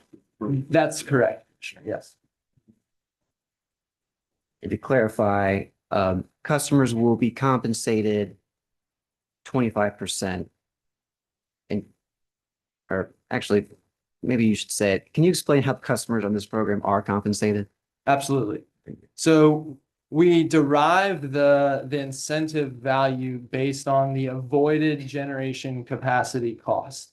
And in determining the amount of the incentive that is paid to the participating customer, we derate that by 25% such that the incentive paid to a participating customer is only 75% of the total avoided cost, ensuring that 25% of that benefit accrues to all non-participating customers. So the participating customer gets a credit to offset their costs, and all other customers get the benefit of capacity at lower than what we would otherwise procure it for. Would you agree that this valuation is similar to the system value calculations used for the DER customer-owned and co-location programs? Yes, it is consistent across the portfolio of DER customer programs, as well as some of our other customer programs. This shared savings mechanism is intended to help incentivize adoption of these technologies and provide incentives for participating customers while ensuring that there are benefits that accrue to non-participating customers. Would the company be required to come back to the commission for approval of any resources signed under the DER co-location and customer-owned programs? Yes, the assets in those programs are specifically supply side assets. So the company would be required to come back to the commission for approval of the individual assets that are enrolled in those programs. How many customers does the company currently have signed up for the currently approved DER program offerings? The company does not currently have any customers enrolled. However, we are having a number of discussions with interested customers. We've reached later stages where we're doing site-specific evaluations. We're talking about contract language. So we have seen robust interest and continued momentum. There was a discussion yesterday and some today about the value that customers are placing on resiliency in the wake of some of these extreme events. We think that there will continue to be interest in this type of program offering. And so we want to have options available to customers who may be interested in resiliency or otherwise bringing backup assets and be able to leverage those assets for the benefit of all customers. Is it correct that the company is not proposing a size limit or program cap for the DER resiliency program? Are you referring to the new large customer-owned resiliency program? Yes, the proposed one. That is correct. We have not proposed a size threshold for assets participating in that program. And is it correct that the company is proposing that the commission approval would not be required for customers that sign up for that program? No, I would rephrase that slightly. We're not requesting or asking that we have to certify each individual asset. So there's a little bit of a distinction there. As I mentioned originally, this new program would operate much more like a demand side program where the resources are just reducing load at the customer site. They're not designed to push back onto the grid. And so what we're looking for, commissioners, is approval of the program structure as a whole, and not to certify each individual asset since they wouldn't be acting as supply side assets. Regarding the resource ledger, how much capacity is reflected in the resource ledger for the DER customer pilot, DER customer owned programs, and the DER co-location program? Currently, we don't have any capacity reflected in the resource ledger for those programs. Once a customer enrolls in those programs, we would reflect that capacity in the resource ledger. And that methodology ensures that we have resources available to reliably serve our load. Once the customers sign up, we'll certainly reflect that to defer future capacity needs. But this methodology is a change from what was just filed in the 2023 IRP update, correct? We did have in the 2023 IRP update resource ledger some megawatts associated with the pilot program. Since we hadn't had any customers sign up to that point, we elected to remove those megawatts from the resource ledger to signal that we don't yet have those resources available and would need resources in order to meet those obligations. But that's one benefit of the flexible framework we have. As we get new information, then we make those adjustments, and then each iteration of the forecast and the system plan reflects the latest and greatest. Right. Mr. Mallard. I feel like you're hiding from me behind that wall. All right, I do want to talk about renewables a little bit. Yes. Okay. The company is proposing a 2026 utility scale RFP with a target of 1,000 megawatts on behalf of all customers, with the ability to procure energy for up to an additional 3,000 megawatts to meet customer subscription demand. How did the company decide on 1,000 megawatts as an appropriate target? That only one utility scale RFP would be needed between now and the next IRP. And I believe Mr. Or Jeff did talk, I think, about the total amounts, but if you could elaborate a little bit on the utility scale RFP and how that number was come up regarding that specifically. I'm happy to. And to back up just a little bit and tie to the establishment of the 4,000 megawatt target, that does come out of the modeling that show if procured at economic prices, up to 4,000 megawatts of additional solar would be beneficial to customers by 2035. So that's our starting point. We then take into account our experience and where we are with our current RFPs. Really what we're looking for is just a continuation of an almost regular, predictable, and ongoing series of RFPs where the company pings the market and procures energy resources that prove to have value to customers. And so where we stand right now, we're almost done with the first utility scale RFP approved in 22. We've got another 2025 utility scale RFP that's on its heels that will come out later this year. And so based on that and based on the experience that we've had in the marketplace, what we propose is a single utility scale RFP seeking 1,000 megawatts in 2026, but with the ability to procure additional resources if customer demand requires it. Furthermore, we'll be back in front of the commission by 2028. We can come back earlier than then if market conditions change. So really the 1,000 megawatt target is just the next logical, reasonable step in our series of utility scale procurements. Mr. Mallard, while I have you under oath. At every IRP since 2013, the commission in the stipulation has it's gotten more solar than you all have originally asked us for.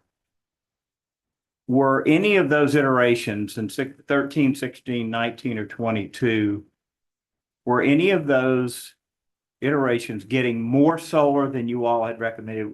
Would you say any of it was a mistake where you now look back and say, yeah, 19 or, what we did in 16, hurt customers? Was there anything that we've done since 2013 when Commissioner McDonald's motion was heard around the world that would you say would be a mistake? I would absolutely not say that, Commissioner Eccles. In fact, I'd say the opposite. I'd say it's been a glowing success in the way that the company procures solar energy as led by this commission in a measured and disciplined approach. And so before 22, before the Aurora model could select solar, picking the target was a bit of an unscientific process. And so I think we actually worked very well together between the company, the commission, and the stakeholders to propose those amounts and then adjust those amounts going forward.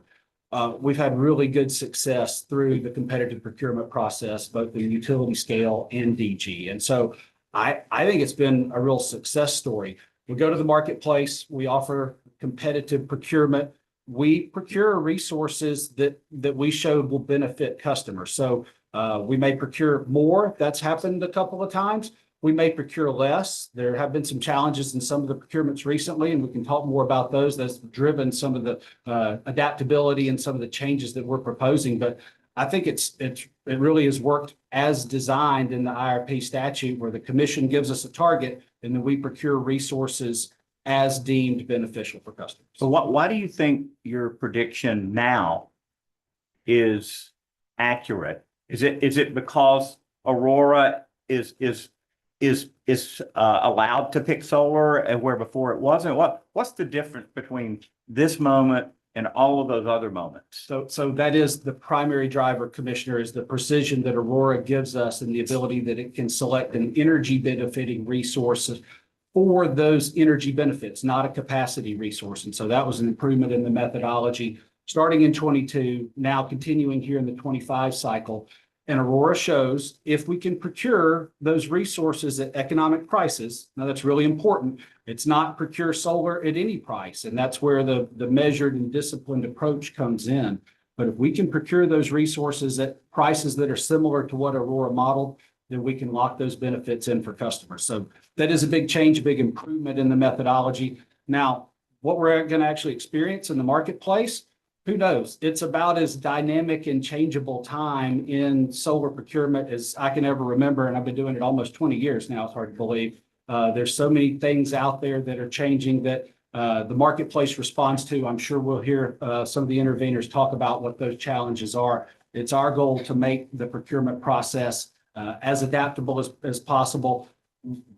I want nothing better than to procure as much solar as we can that makes sense for Georgia Power customers. And that's what our proposal hopefully will allow for us to do. So we heard from the panel yesterday about the locational pricing, that I've been asking for, for 10 years, 9 years. We've got- And so that's here. Does the Aurora model, as you factor in a higher price moving north in Georgia, does the Aurora model kick out the higher locational pricing? Is it factoring in other savings in the whole system? It doesn't in that way, Commissioner, and that's very intuitive, but it makes it become a multi-step process. Aurora is looking at the generation value. We then also compare locational differences as it impacts the grid, the transmission system, the distribution system. And so we do that through the RFP process. In utility scale, we've been doing locational valuation for years. Really, each resource gets evaluated based on its specific location, where it interconnects to the grid, and how it impacts the load flows on the transmission system. The improvement that you just mentioned is new to DG. I know we talked about it a little bit earlier, but it's a change in the renewable cost benefit framework, which is the commission approved methodology for evaluating solar. And now it is going to differentiate based on geographical location, zone, if you will, be 4 separate zones across Georgia as we're currently envisioned. And that way we'll be able to give that information to the marketplace. They can respond and maybe change their siting decisions. And then ultimately we'll procure a portfolio of resources that offer more value to customers because of where they're located. So the ability to give the market information about substation capacity, is that something we've done before? What's enabling us to do that, or why are we doing that now and not before? A couple of things. Yes, I think technology enables a lot of it. And so let's think about 2 different interconnection types, the transmission interconnection type and the distribution interconnection type. We've been offering since 22 a pretty robust portfolio of tools for these DG developers to help them site in the best places. There's a locational guidance process where they can come to us and we can sort of tell them if that's a good spot or not and do different levels of evaluation. There's the ability for them to look at a hosting capacity tool and know, hey, this feeder has got space or this one doesn't. And now we're going to enhance that this time with this zonal map that says, hey, this is where you can have some additional benefit or cost to the transmission system. It is projected to be a cost to those projects as we evaluate them if they're in South Georgia for a lot of the reasons we talked about. And Witness Robinson in the earlier panel also mentioned the site tool, which is now available as well to provide some of that locational guidance to the larger customers. And that was the Southern website, the heat map or the color map. That just came out this month. It's in compliance with FERC Order 2023, and it's providing similar information for transmission interconnect. Yeah, I just posted that on Twitter earlier during lunch, so I love that. So You're on Twitter? only when I'm awake. Thank you, Wilson. Okay, Mr. Mallard, you mentioned some of the challenges that we've seen over the last several years with our procurement process and just the renewables in general from time to time. And I know that several times during my tenure, we've Jamie and her staff have worked with the company to try to overcome these challenges. We've done some creative things in this last RFP, I think, to try to get more participation. How effective have those changes that we've been working and our staff's been working on, are we hitting these marks that we're trying to hit now with regards to the participation? And I know we've got some current challenges as well, and I know that that's something everybody's kind of waiting and watching. But how effective have some of these changes? What does it look like right now? How much success are we having with these? We have a massive amount of solar out right now, more than ever. We do. By my judgment, Commissioner, those changes have been very successful. Now, it's a moving target, and every month, every year that goes by, the challenges continue to change. And so it's incumbent upon us as a company and this commission, along with input from the stakeholders, to continue to modify our processes. I feel really good that we've been responsive to some of these changes in the marketplace to try to ensure that bidders can still put forth viable bids and we can still select projects that do generate that value for customers. I think each cycle has continued to make improvements. And so the best cost improvement that this commission approved in the last regulatory cycle allows us more flexibility as we evaluate these projects across a range of the fuel and carbon scenarios. So that's been really helpful. You're referencing some of the changes that we've made. Well, we've done it in the DG and the utility scale arena to add some more flexibility, the ability to change required commercial operation dates, the ability for some additional flexibility in the procurement that allows these projects to remain viable. Now, we'll say it's a balance because bidders are counting on an RFP that they know that they can bid to. And that's one of the things that we get a lot of kudos from the marketplace is that we have these very predictable, very well-run, very fairly evaluated RFPs. And so we want to make sure that as we add flexibility, we don't undermine or undercut sort of the integrity of the RFP. And so that's something that we try to balance all the time. I'll make one more comment, and that is the current RFP that's ongoing right now, I'll withhold providing very much detail at all other than what's already been made public. We really are in the home stretch right now. We are inking PPAs hopefully within the next few weeks. And so communication about that RFP is restricted, but I will tell you, it's seen some challenges as well. And we've worked very closely with the bidders, with the staff and with the commission to make changes to this RFP sort of while it's underway. And yeah, I'm optimistic that we'll get a good response and collect a good portfolio of PPAs. Well, it was a long question and a long answer. There are a lot of because of. Because of, number one, is the fact that there's the partnerships that you've certainly described throughout with Chairman's question, et cetera. Because of that we are located a state where we are a great recipient of the electrons from the sun.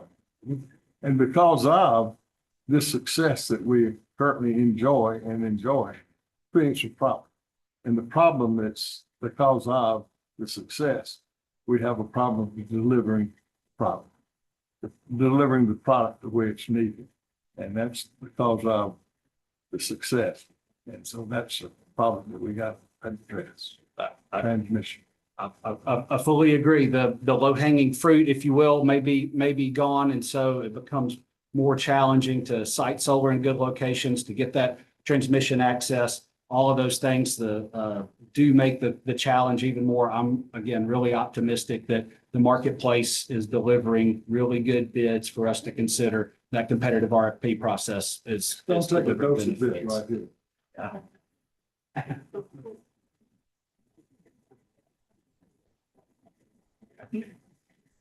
Mr. Mallard. An exhibit number for that. It's mine and you can't have it. He looked at me earlier and said, please don't hit me with that. No problem. Go ahead, Chris.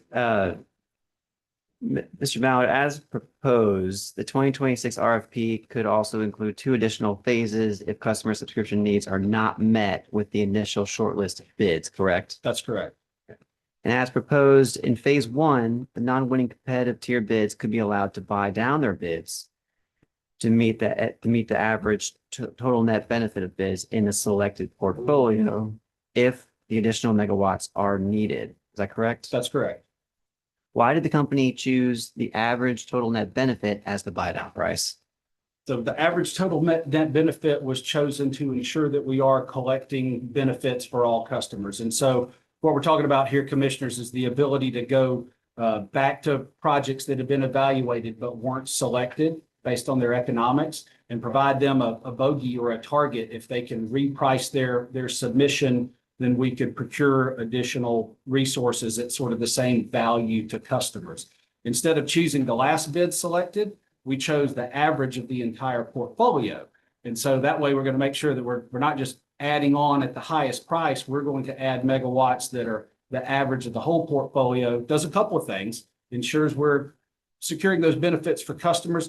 Also is a little bit of an anti-gaming element. If we think about how our RFPs work and the notion of a sort of a sealed bid procurement process, we want to make sure that we still encourage bidders to put their best bids forward every time, not create any sort of unintended incentive for a bidder not to put their best bid forward. By requiring them to meet that average benefit of the whole portfolio, I think we will encourage bidders to put their best bid forward the first time. And going into that anti-gaming issue that the company is addressing, if the only opportunity for customer identified resources to be bid in is in the second phase, when would a notice of intent that is tied to the resource need to be submitted? The exact timeline hadn't been developed yet, and we'll do that feedback from stakeholders from the marketplace. This second phase would allow the RFP to stay open for a little while longer, commissioners, and then new projects could come in as long as they could, again, meet that same bogey, if you will, that same benefit target that we established through the competitive process. We've gotten a lot of feedback from customers and from solar developers on the desire to bring specific projects forward. So as we thought about being responsive to that need and trying to be as adaptive as possible, we're proposing this enhancement to the RFP process.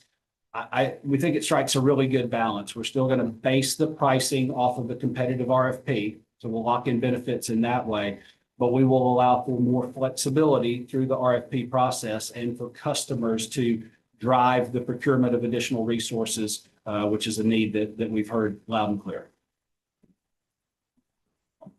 Additionally, the company is proposing to allow for flexible commercial operation dates as part of the modifications to the utility scale RFP process. Can you describe how this will improve the RFP process? Yeah, the challenges that we've been talking about, and it can be access to the transmission system. It can be supply chain challenges. It can be uncertainty about policy, whether those are tax credits or tariffs or anything else. That can impact a developer's ability to meet the timeline that we require in the RFP. By offering a window for CODs and then also allowing flexibility, it'll allow us to still procure energy from projects that's deemed beneficial, even if it falls outside of that window.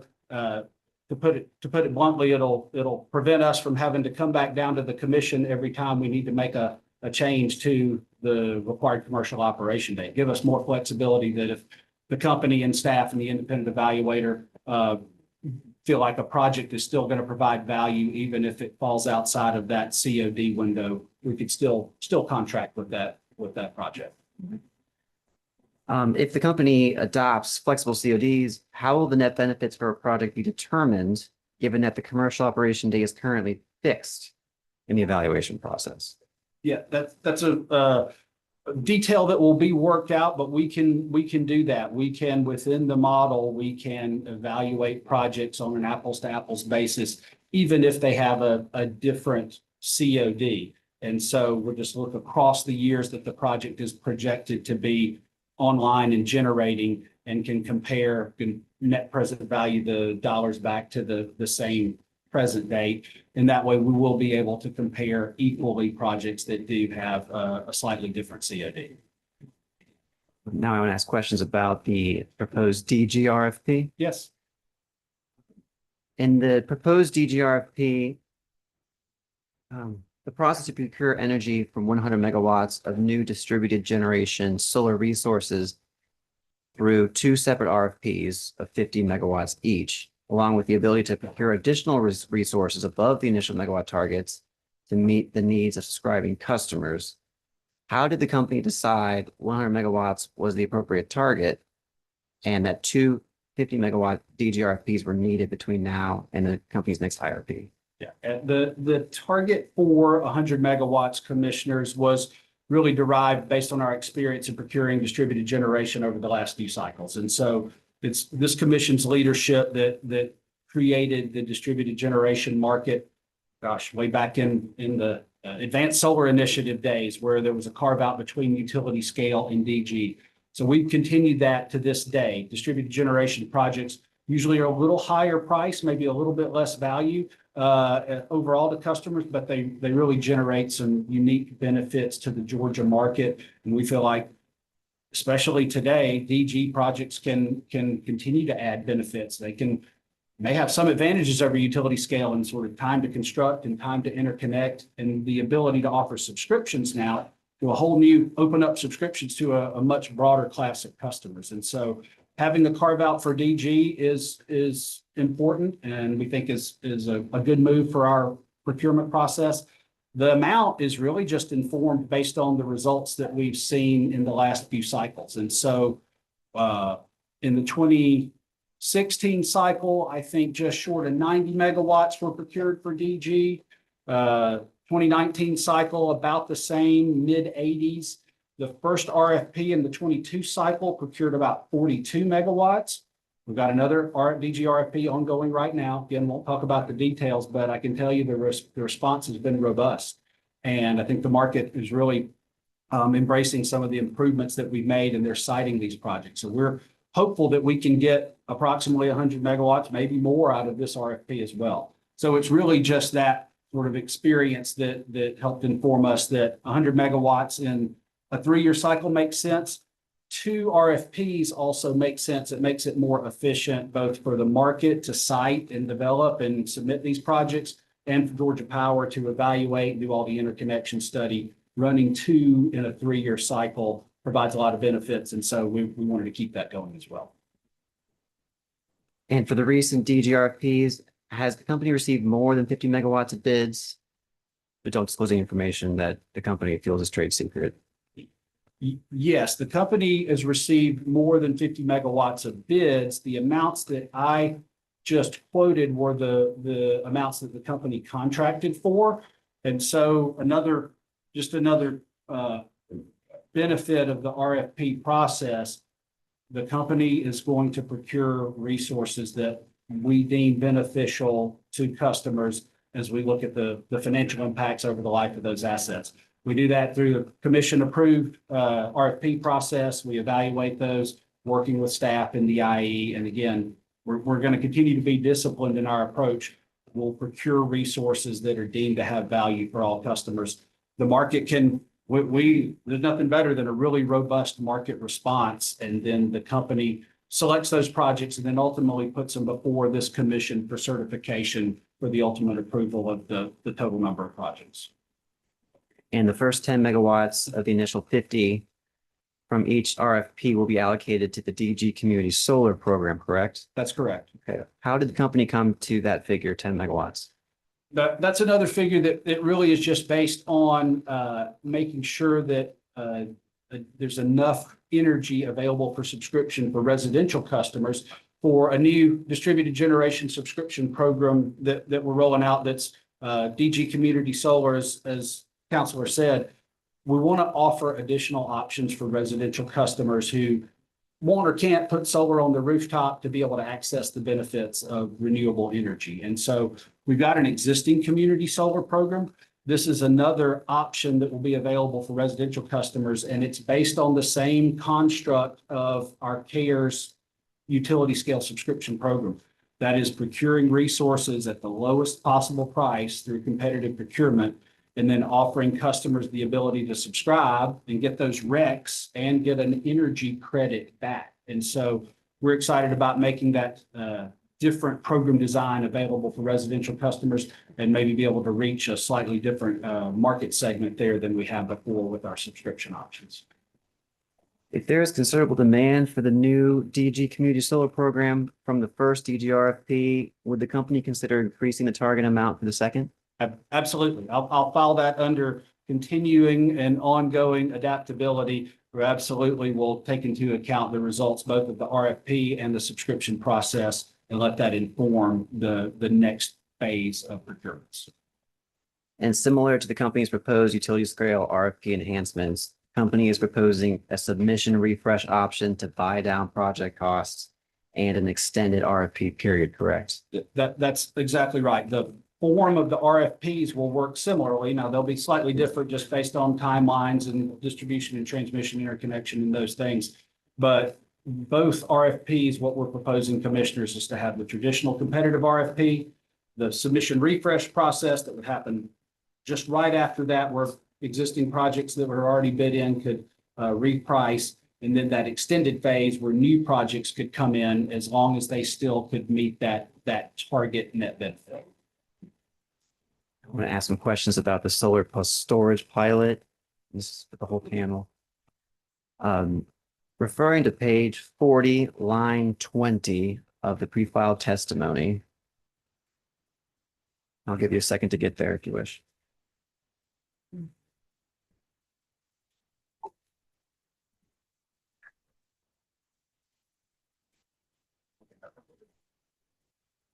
Yes, ready. It's the last paragraph. The testimony states that the solar plus storage pilot does not have a proposed cap, but rather, quote, presented a target enrollment it believes is feasible to implement over the IRP cycle, end quote. Can you explain how you arrived at the target of 50 megawatts divided equally into the two pilots? Yes, commissioners, as part of the design process for this solar plus storage pilot, we collaborated with parties at this commission in the collaboration sessions. We had 2 of those, which were stipulated as part of the 2023 IRP update.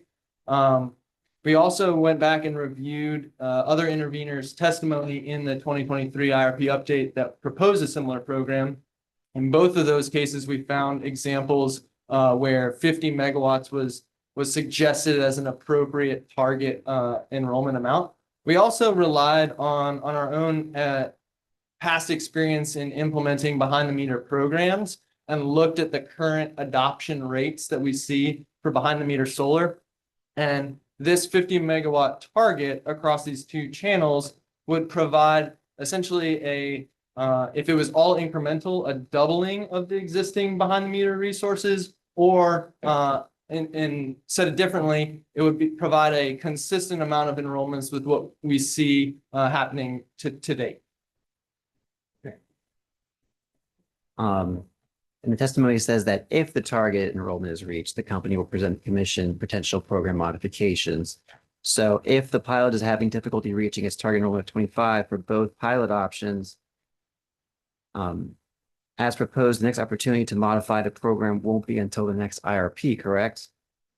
Can you say that one more time? Sure. So if the pilot is having difficulty reaching the target enrollment 25 for both pilot options, the customer directed and the company directed, the next opportunity for the company to modify the program won't be until the next IRP, correct? First of all, I think from the feedback that we've received so far, I don't anticipate that we're going to have difficulty reaching these targets. When we've listened to feedback from customers, OEMs, installer network, other interested stakeholders, we think we've put forward a program which will meet both the needs of our customers who are interested in participating and the market who's interested in supplying these resources. We have labeled it as a pilot in part because we understand that there are some learnings that we need to continue to get about how to best utilize these assets for the benefits of both participating and non-participating customers. So as Witness Mallard said, with our subscription programs and our other procurements of renewables, we will continue to incorporate feedback from the market and from our customers in these program designs as far as what this program and the use of solar plus storage assets behind the meter looks going forward. I'll give you a short answer to that. Yes, in the past, we have adjusted the IRP. Understood, Commissioner. But my concern is, would the company consider maybe not waiting? And if we don't want to turn away potential people that want to be involved in the pilot, could they come to the commission to expand it so we could have new subscribers? Absolutely. That's the intent in not labeling it as a cap, but as a target enrollment amount.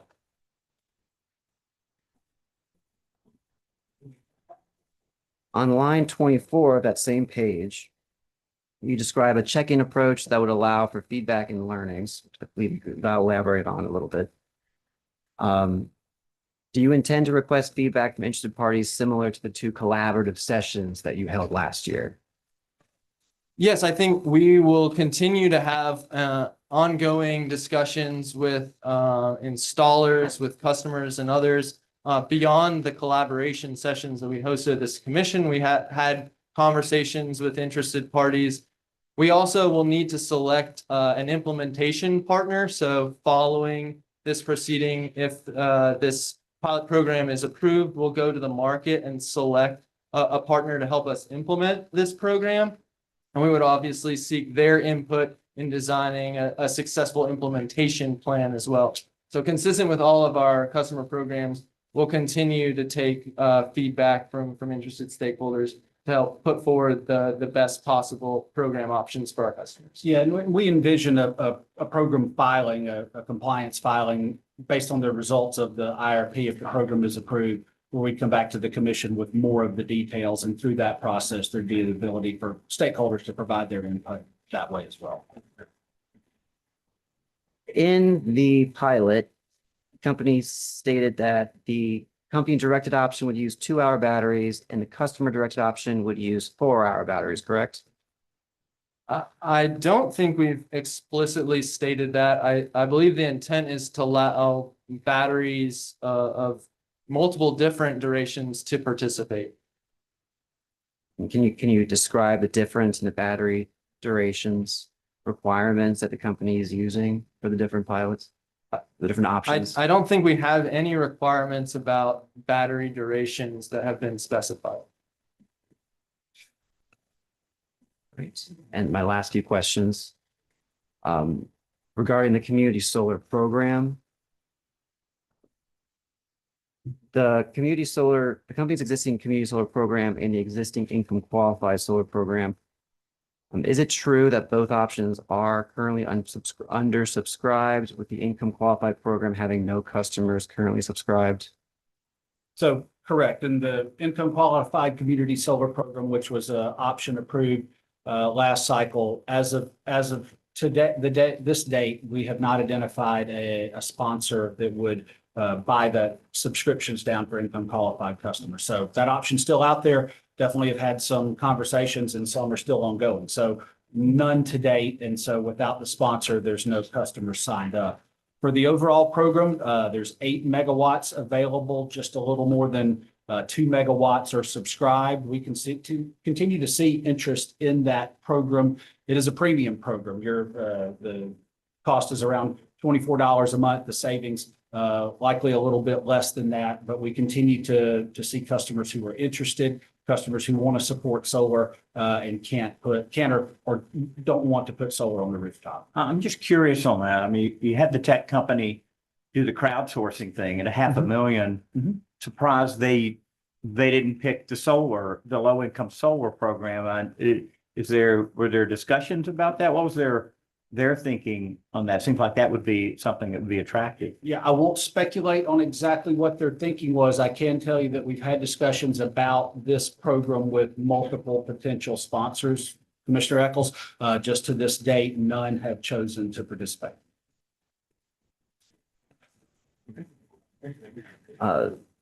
Commission staff has no further questions other than to request that the exhibits be entered into the record.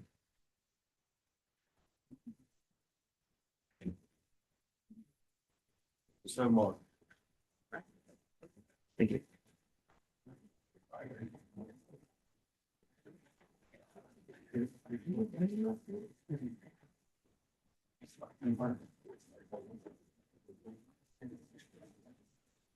All right. We're gonna take a quick break until 4 o'clock. We'll move on to the next.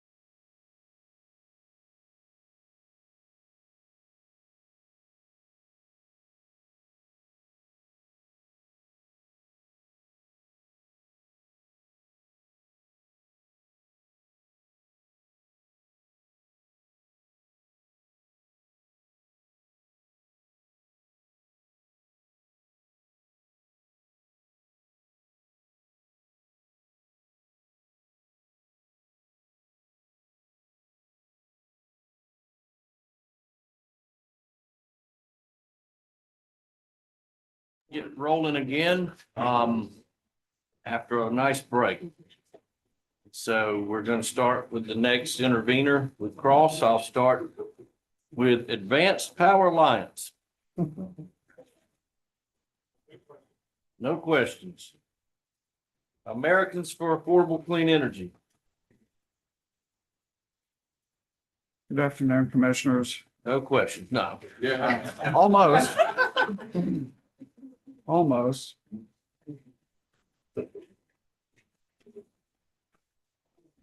Good afternoon, panel. I'm Newton Galloway, and along with David Finland from my office, we work and represent the Americans for Affordable Clean Energy. And my questions are going to be short and limited to one issue, and that relates to EV charging. Mr. Galloway, Yes, sir. the microphone is exceptionally light today. Okay, is that better? That is. Okay, well, let me start over. Get that thing just right. Okay. My questions are going to be limited to one issue, and that is those related to EV charging and the programs that are identified in your testimony related to EV charging. And I don't know to whom the question should be addressed, but I will trust you all to answer appropriately.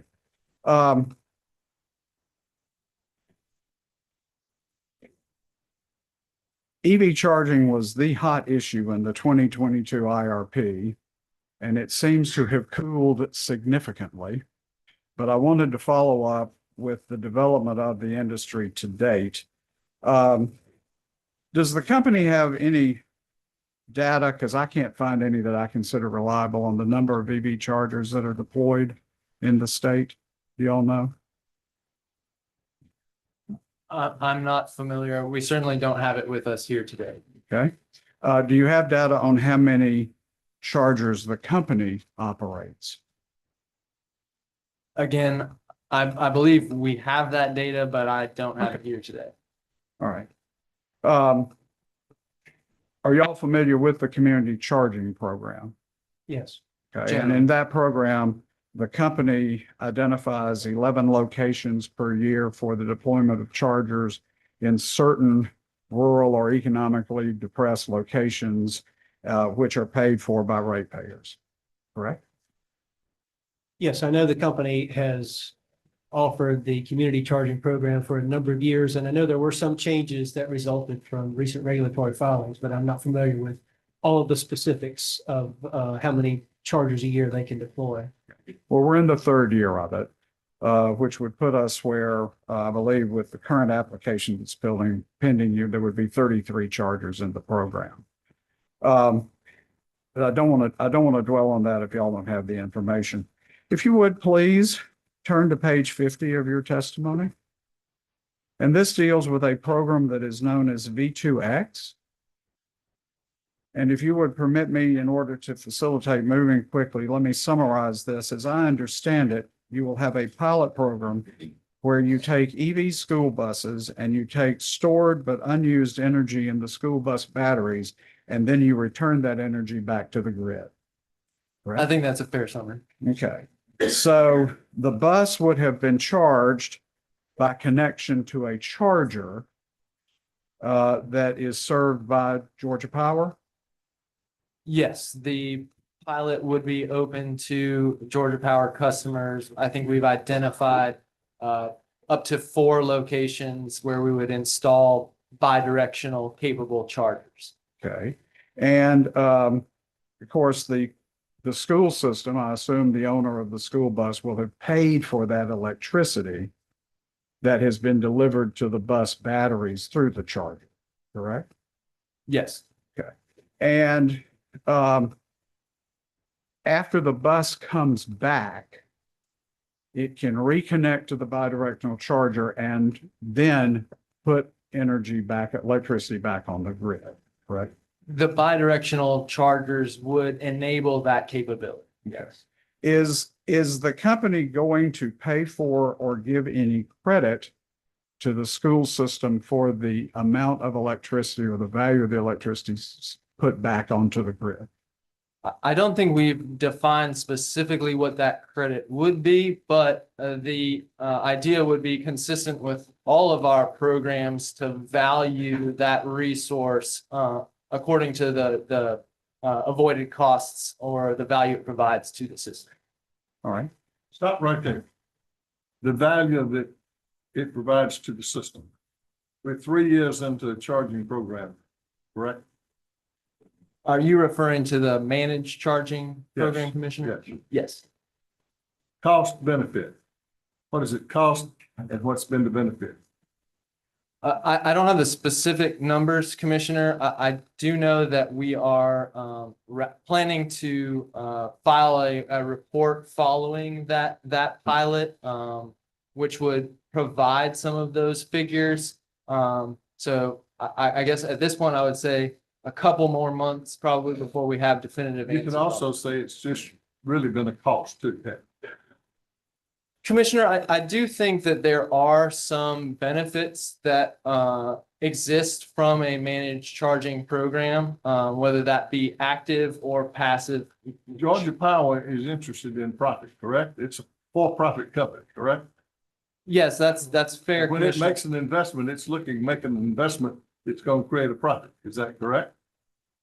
I would say I don't think that investments are sufficient or are necessary to take advantage of managed charging. For example, our TOU overnight advantage rate is an example of a signal that could be sent to incentivize managed charging, which would help encourage customers with electric vehicles to utilize those in a manner that does not incur additional costs on the system. Commissioner, your questions are not directly related to the V2X pilot, are they? I think you're asking about the community charging program as a whole.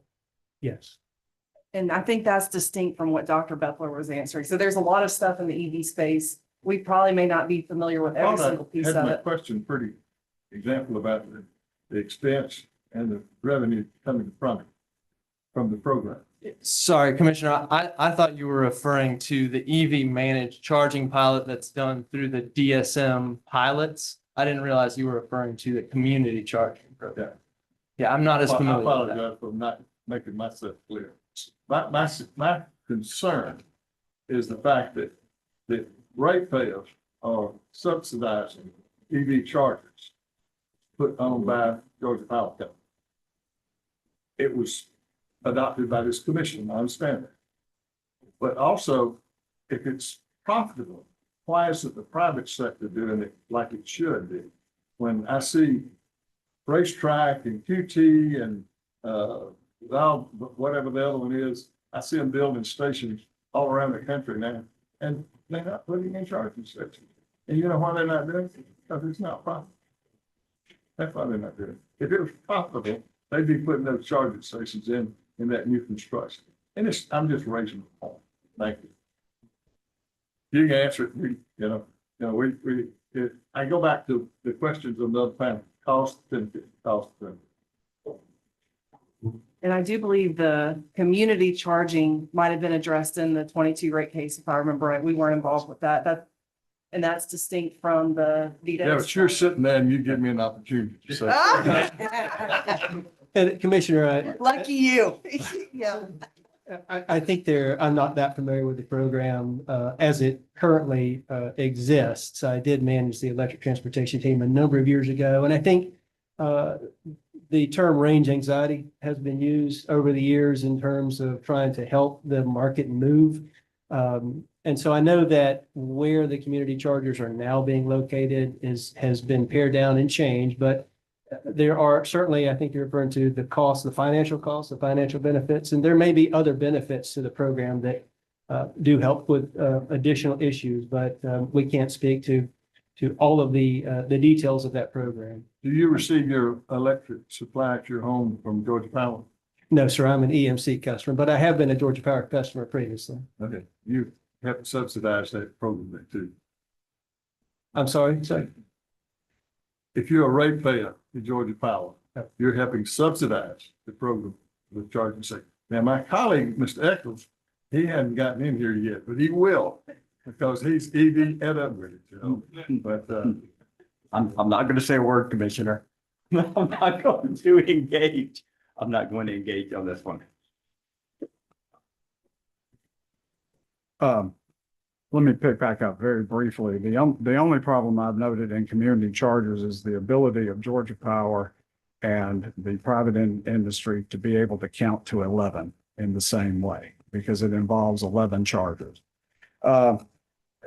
Dr. Bethel, you said there would be 10 bidirectional chargers Up to 10 Yeah. bidirectional. at each particular location, Not at each location across. but the it could be park. Yeah. okay. So a total of 10 in the entire Yes, program. at up to 4 locations. Is a bidirectional charger different from a regular charger?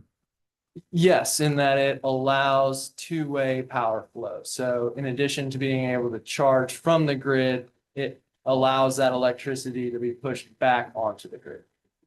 Thank you. Let me move on. I'd like to talk to about another very program that's identified in your testimony. I'm sorry, it is not identified in your testimony, but it's found in IRP document, the main document, section 10.3.6 at page 108. And that is a program called Managed Charging. Just want to get some questions on how that will work.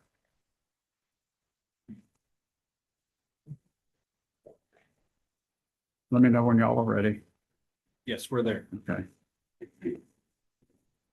All right, under managed charging, basically managed charging is a mechanism where the company can direct charging at either a residence or a business in order to incentivize the property owner or the fleet owner to charge when it's the cheapest, correct? I would clarify that the company is not necessarily directing the behavior. That would be associated more with an active managed charging portfolio, but there are passive managed charging as well, where the company would provide a signal about when the optimal times to charge would be, and then the customer has optionality or flexibility to charge as they see fit. In 2022, there was testimony that it was expected that 80% of EV charging would likely occur at home. Is that still data? Is that still current data?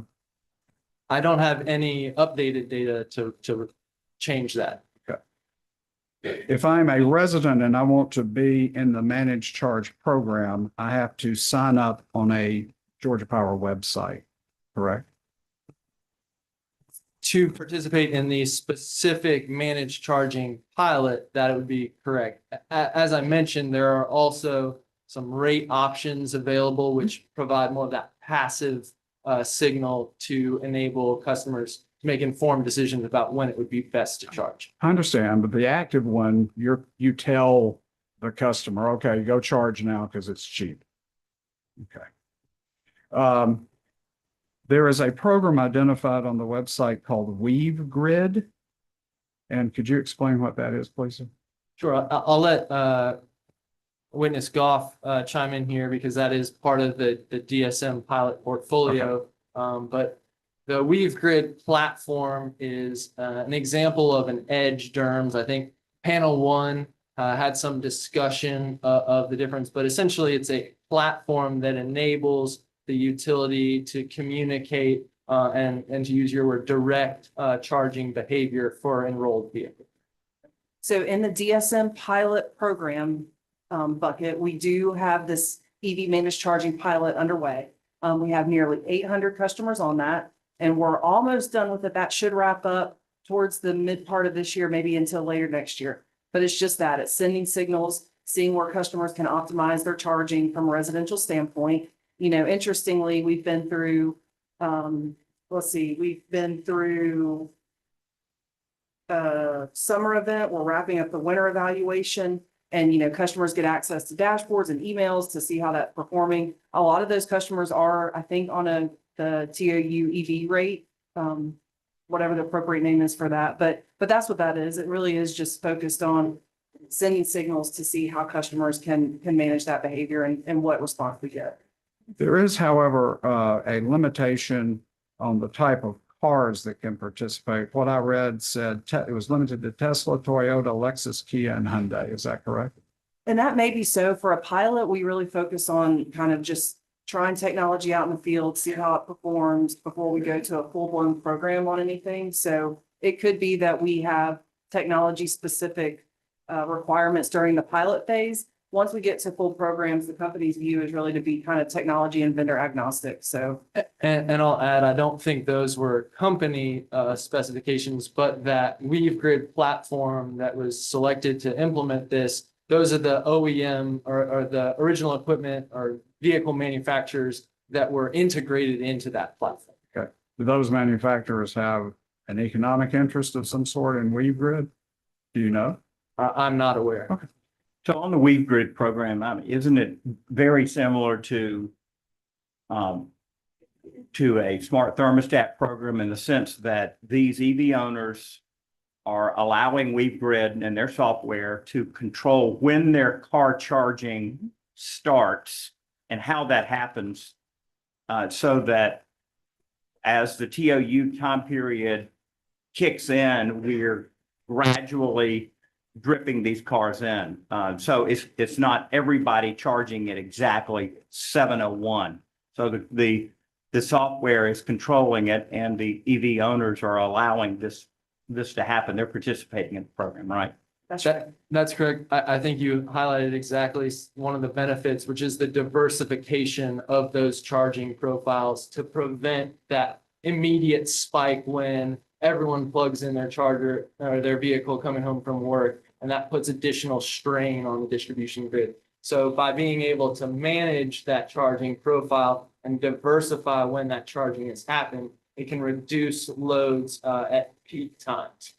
While we only have 100,000 cars, California has 2 million, and that 2 million, that is very peaky when that happens, and and their car automatically starts charging at 8:01 or whatever their TOU period is, and so that this really enables just more efficient use of the grid for everyone, right? yeah, that's a great point. It does require a home charger, and that charger has to be from charge point or wall box. Is that correct? Again, I believe those are the specific pieces of equipment that are integrated into this particular platform. Okay.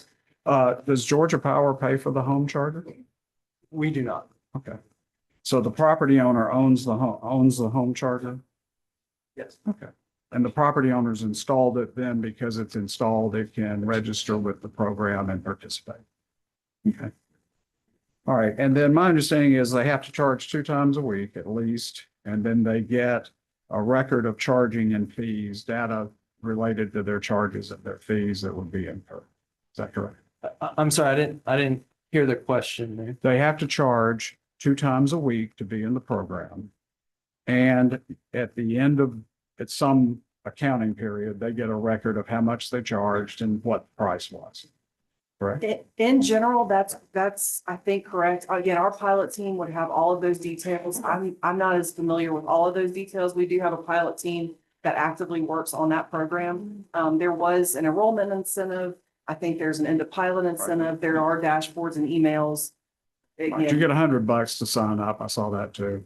So Either 100 or 50. Again, our pilot team would have all those details. I don't have them. But again, the goal of the program is how do we increase the efficiency for the grid, given these different kind of devices that could end up in customers' homes over time. I understand. All right, I want to move to the commercial side of the program, which y'all have a program that will be providing charging services to EV fleets. Correct? Or Yes, I believe again, it's a pilot program. You're referring to the EV managed charging fleet pilot. Yeah. That's correct. And the purposes there are the same, to maximize efficiency and the fleet efficiency in terms of the cost of charging, and also for your own grid efficiency, correct? Yes, I think the understanding is that there's some different behaviors associated with residential charging and with fleet managed charging. So we can get learnings from both of those areas. Understand. If I read it correctly, you have a 6-month pilot program with 200 Ford 150 trucks. Yes, that's correct. And they would come to the fleet location and they would connect at a charging depot, correct? That's fair. And the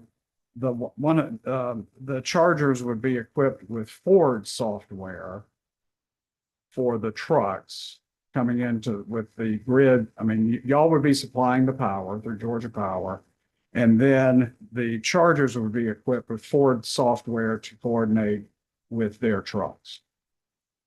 You are correct. These are Ford chargers. So the equipment installed at the charging depots is associated with the fleet of Southern Company vehicles, which are Ford vehicles. So, and the charging depot is paid for by whom?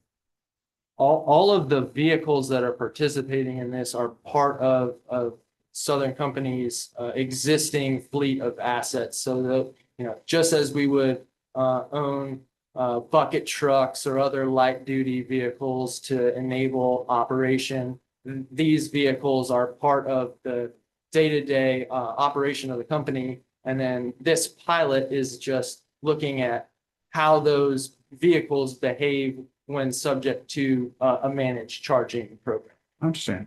Dr. Bevel, does the company anticipate, if this pilot's successful, taking it to other fleets that are, let's say, Amazon trucks or UPS trucks? Yes, I think the intent of the pilot is to gain learnings to help provide future options for our customers and to understand the impacts of fleet charging on the electric system. So the I think this pilot I'm is, sorry. we're still in the early stages, so I before understand. we commit to anything, you know, we want to make sure we get through that and kind of see how everything performs. I understand. All right, are the costs for this pilot, the cost for the pilot, if approved, would be paid and covered by ratepayers, correct? Which pilot are you referring? I'm talking about the fleet managed charging pilot. No, that is not going to be paid for by ratepayer funds. That was funded through Southern Company's research or new ventures arm. Okay. And so it's ratepayers are not contributing to that. So it's below the line, not above the line in terms of, okay, no problem. I think, well, let me, one final question. In 2022's rate case, 2 tariffs were approved for charging: CIEV1, which was a supplement to your PLM tariffs, and TOU EVC1 tariff. I know that y'all have a record and provide a report to the commission on the number of customers that are under CIEV1, and that number is very small. I think it's about 10 or 15. Are y'all, does that sound correct? Counselor, as you identified, that was in the rate case and we were not party to that. I can't speak on that specific. So you don't have any information on the reports that the company has filed? I do not. Okay. All right. And the same would be true on the other tariff that we work jointly with the company on, which is TOU EVC1. You don't have information on that as well. Okay. Mr. Chairman, I have no further questions. Thank you. Thank you. Clean Energy Buyers Association.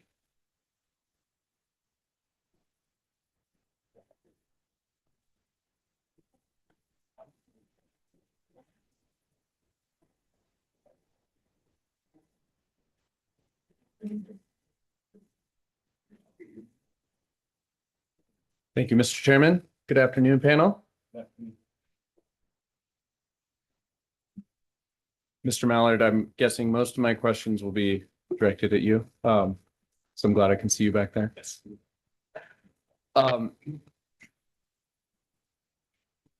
Starting at a high level, would you agree that customer interest and demand for clean energy is high, in fact, very high?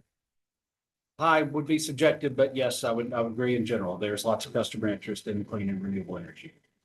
And we don't need to look at the IRP main document. I'm guessing you might remember this number, but the IRP main document at page 95 reports that between the CRISP, CRSP, and the CARES notice of intent periods between 2020 and 2024, Georgia Power received over 9,000 megawatts of interest to participate in these clean energy subscription programs. Does that sound correct? Yes. Do you know how much of this customer demand has been filled to date? I don't have that off the top of my head. I can tell you that we've got customers subscribing to CRISP. We've got customers that we offered another alternative for CRISP customers to subscribe to existing resources. I don't have that number off the top of my head. We have satisfied some of that customer need. We've also got an ongoing RFP right now, the CARES utility scale RFP, that will supply some additional energy to meet those customer needs. So don't have it off the top of my head. We supplied some. We definitely have not supplied all. And it's been mentioned several times, Georgia Power is proposing to procure a target of 4,000 megawatts of renewable energy in this docket, correct? Yeah, but really the 4,000 is a long-term target. That's what the model shows beneficial by 2035.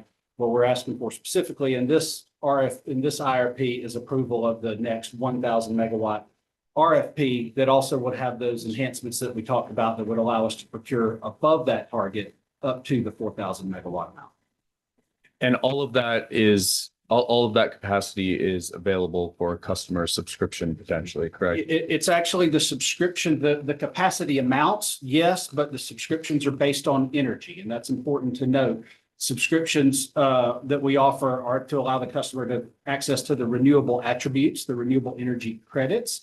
And so all of our subscription programs and all the subscription programs that I'm aware of are all based on energy transactions. So you don't really subscribe to the capacity. Customers are subscribing to the REC and the energy attribute. Would you please turn to your direct testimony at page 29? 29. 29. Yes, I'm there. And this is a bit of a technical question, but footnote 1 states, and I'll read this quote, "The total net benefit of a proposal is calculated by comparing the costs customers will pay if the proposal advances to the projected costs customers would otherwise incur if the proposal were not advanced." End quote. And that's that total net benefits concept is important to how projects are selected.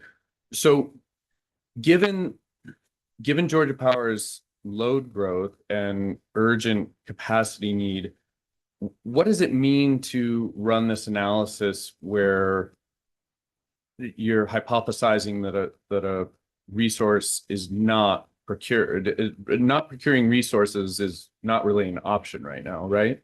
So I'd like to differentiate because they're very different types of procurements. The procurements where we procure capacity, where we're seeking dispatchable resources to meet the load growth, to meet resource adequacy needs, those are handled separately. What we're talking about here are the energy procurements that this commission really came up with all the way back in 2013, the notion that procuring energy benefiting resources can provide benefits to all customers. And so that's what we're talking about here. These are resources that will produce energy benefits. They do add some capacity benefits to the system, but the capacity needs are addressed separately through the all source, through the battery RFPs that panel 1 discussed earlier. I didn't prepare this question, but do you know if Georgia Power is the only utility that has that sharp dividing line between how you treat energy resources versus capacity resources? I don't. I'm familiar with other utilities procurements generally, but I don't know if other utilities would describe it the way that we did right there. I think that the way that Georgia does it is one of the best ways to procure energy through competitive RFPs with separate procurements that target very different needs. All source and other capacity RFPs that are seeking the best cost for those dispatchable resources. And then to not force renewable resources to compete in an all source RFP, but to have a renewable specific RFP. And through those procurements, we're able to identify and focus just on those energy benefits. So doing it separately like that, I think provides a lot of precision to the company and the commission and the types of resources that we see. Thanks for that. And I think I heard you agree that approach of of the distinct treatments of capacity resources versus energy resources is rather unique. If I don't know that I would say that. I'm definitely familiar with other utilities that have renewable specific procurements. I'm probably less familiar with whether there's overlap or whether there's a real distinct dividing line in their other types of procurements. okay, thanks. If you would turn to page 30 of your testimony, line 3. So this describes the new phase 2 RFP process for customer identified resources. We've discussed this already a bit today. So on line 3, I'm not going to read the whole sentence, but this phase 2 process will will allow, quote, new projects to be submitted at or below a price target that results in a total net benefit that is greater than or equal to the average total net benefit of the winning portfolio of resources from the phase 1 procurement, end quote. This is the target price or bogey price you referred to earlier, correct? That's right. And the simplest way to think about it is it is an avoided cost calculation. We're going to look at projected avoided energy costs. We're going to look at the profile that these resources submit to us in the RFP. We're going to compare the benefits, the avoided cost benefits, not just to a single avoided cost target, but to a range of different scenarios. And through our best cost procurement, that's how we settle on that total net benefit line. And that's what creates the bogey, if you will. That's helpful. And I'll come back to that in just a second. Georgia Power and the Clean Energy Buyers Association, CEBA, signed a letter agreement as part of the stipulation in the 2023 IRP update, correct? Yeah, yes. And in that letter agreement, Georgia Power committed to propose in this IRP a new customer program for carbon-free resources, correct? That's correct. And that's what this extended phase, this customer identified resource portion of the RFP with the corresponding subscription option is intended to meet the requirements, to meet the commitment through that side letter. Thank you. Thank you for confirming. That was my next question. Did the letter agreement between Georgia and CEBA say anything about procuring carbon-free resources specifically through the CARES RFP process? It didn't. The letter, and I happen to have a copy.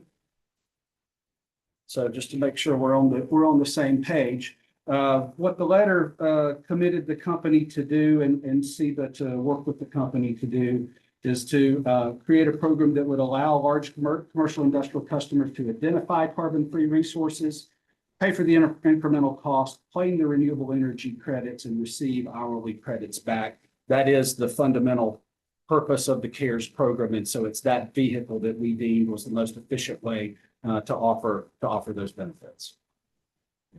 And just to confirm from a moment ago, we were talking about capacity. So the CARES RFP, does it recognize the capacity value that a resource brings? It does. In the evaluation, it recognizes the capacity benefit. And so commissioners, different projects can have different distinct benefits depending on if it's fixed or tracking, if it has batteries or not, the part of the state where it's located, the way that it might clip energy. There's lots of differences in the production profile of projects. And so, yeah, we take that into account, and then we evaluate these resources. We're considering the energy benefit and also any contribution to capacity benefit as well. Okay. And that's a helpful distinction to make clear. So the evaluation process considers the capacity value of clean energy resources that are bid in or submitted. But customers don't see those benefits as you proposed it, right? No, I disagree. Customers absolutely see those benefits because the resource is going to produce energy across the system's price curve that differs hour to hour. And so a resource with a battery, for example, that could dispatch additional energy across high cost hours. And that way customers do realize the value of that higher priced energy, which is a proxy for the capacity value. The company would be dispatching resources up the curve and more expensive resources. If the solar resource can provide energy and displace more of those more expensive resources, that credit would be recognized back in the energy credit, and in that way, subscribing customers do receive that value. The subscribing customers do receive that value. Okay, that's very helpful. How will this target price or bogey price, how will Georgia Power communicate what that price is to bidders and customers who want to bring customer identified resources into this phase 2 process? Yeah, the details are not developed yet, but the concept would be after we ran the competitive RFP, established the winners of the RFP, go through the second phase and see if there's any projects that reprice in order to meet that same target. At that point, the company would communicate to interested parties what the energy target price is. I think it's going to have to be a range because there's a couple of variables in play. First, exactly the resource specific characteristics of each particular solar installation. And then second, the interconnection costs could vary differently. And so we're working real hard with our counterparts in our transmission planning departments to come up with a methodology that would estimate a transmission cost. And so there's going to be some variability there. It'd be our expectation that we could communicate a range, a target price range based on a specific resource type. And then a full evaluation will have to be undergone to identify the exact transmission costs.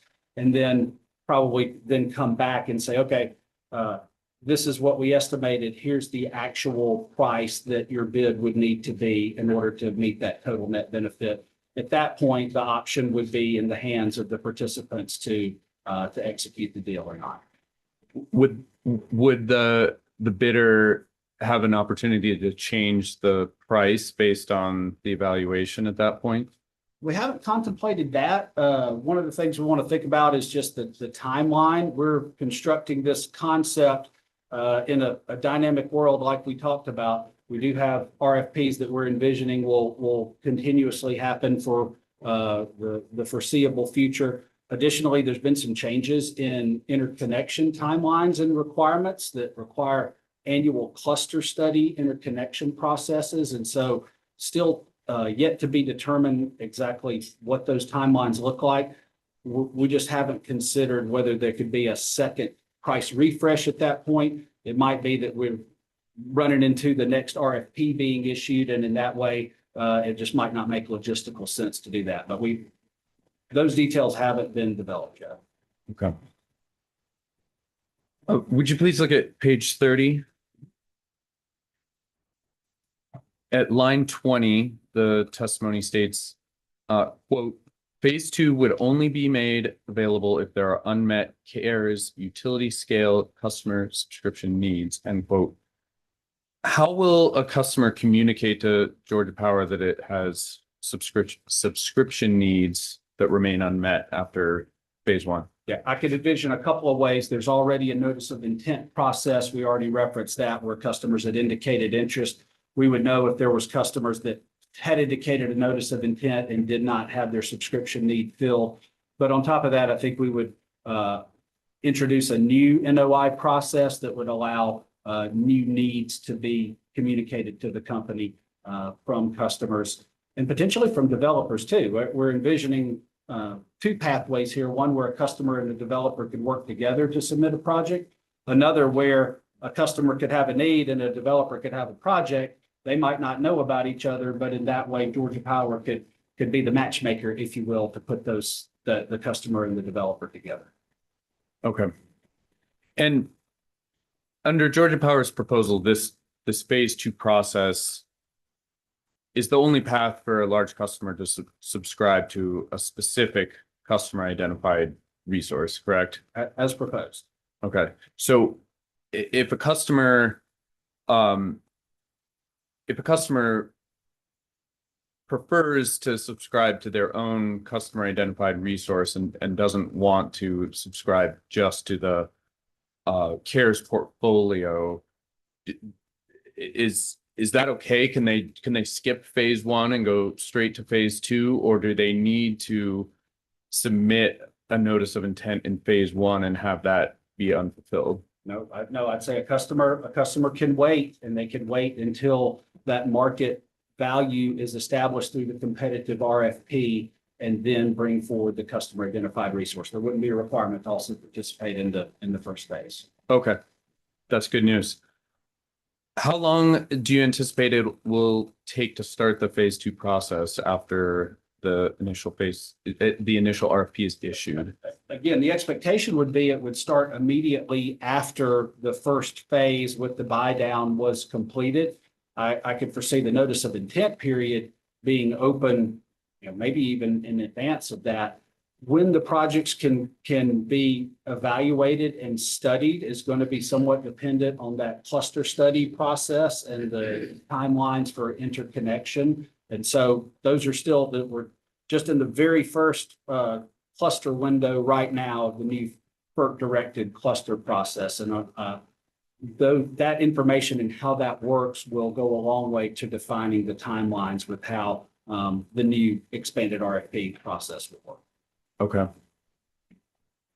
Okay, so you don't know how long this window will be open for phase two for No, I customers to don't, but bring? the expectation would be that the window could stay open until a subsequent RFP was issued or about to be issued. And in that way, extending the opportunity for customers and developers to submit projects over a longer period of time. There would be a natural end to the process that would be the beginning of the next RFP.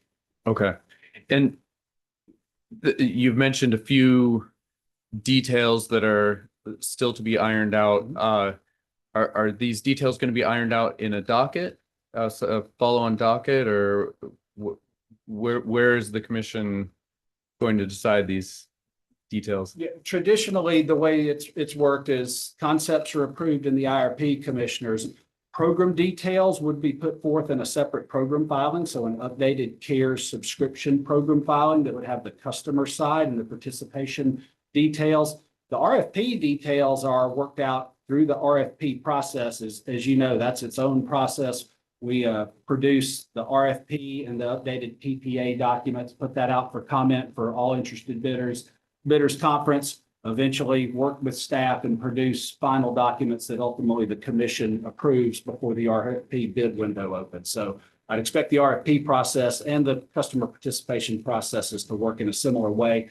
They might have to be on a similar timeline because the two are intertwined. And so changes to one might impact changes to the other. So we'll be flexible as we put that forth for approval. Okay. Do you have an estimate of when the program filing would be made?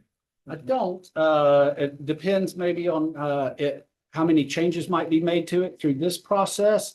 And then as we think about the timeline for the 2026 utility scale RFP, that'll really be the driver. We'll want the utility scale RFP timeline probably to be set first. That'll be informed by the interconnection process, the new cluster study process. And then we'll want to make sure that the customer participation process matches up with that timeline. So that's how I would envision us coming up with those projected timelines. Okay. Would you please look at page 37, the testimony?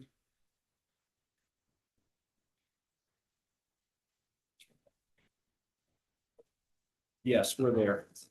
So this page further describes the phase two process for customer identified resources. And at line 20, it states, quote, "Through this process, customers would have the option to propose specific renewable resources for procurement through a CIR option, negotiating directly with developers, as well as the ability to subscribe to incremental resources at higher subscription prices that offset PPA costs," end quote. So there's kind of two paths described in that passage, I think. Taking the first one first, by negotiating directly with developers, does that mean a customer would enter into a side agreement with a developer to where the customer's paying the developer basically to ensure that the developer can submit a bid below the target price? I think that would be possible. It's really important to note here, commissioners, this is a really important point. The company procures resources that benefit all customers. We're going to make decisions in the RFPs to procure resources that will provide benefits to every Georgia Power customer. What we're trying to do here with this program design is offer the ability for these interested customers to subscribe and then maybe even drive additional procurements.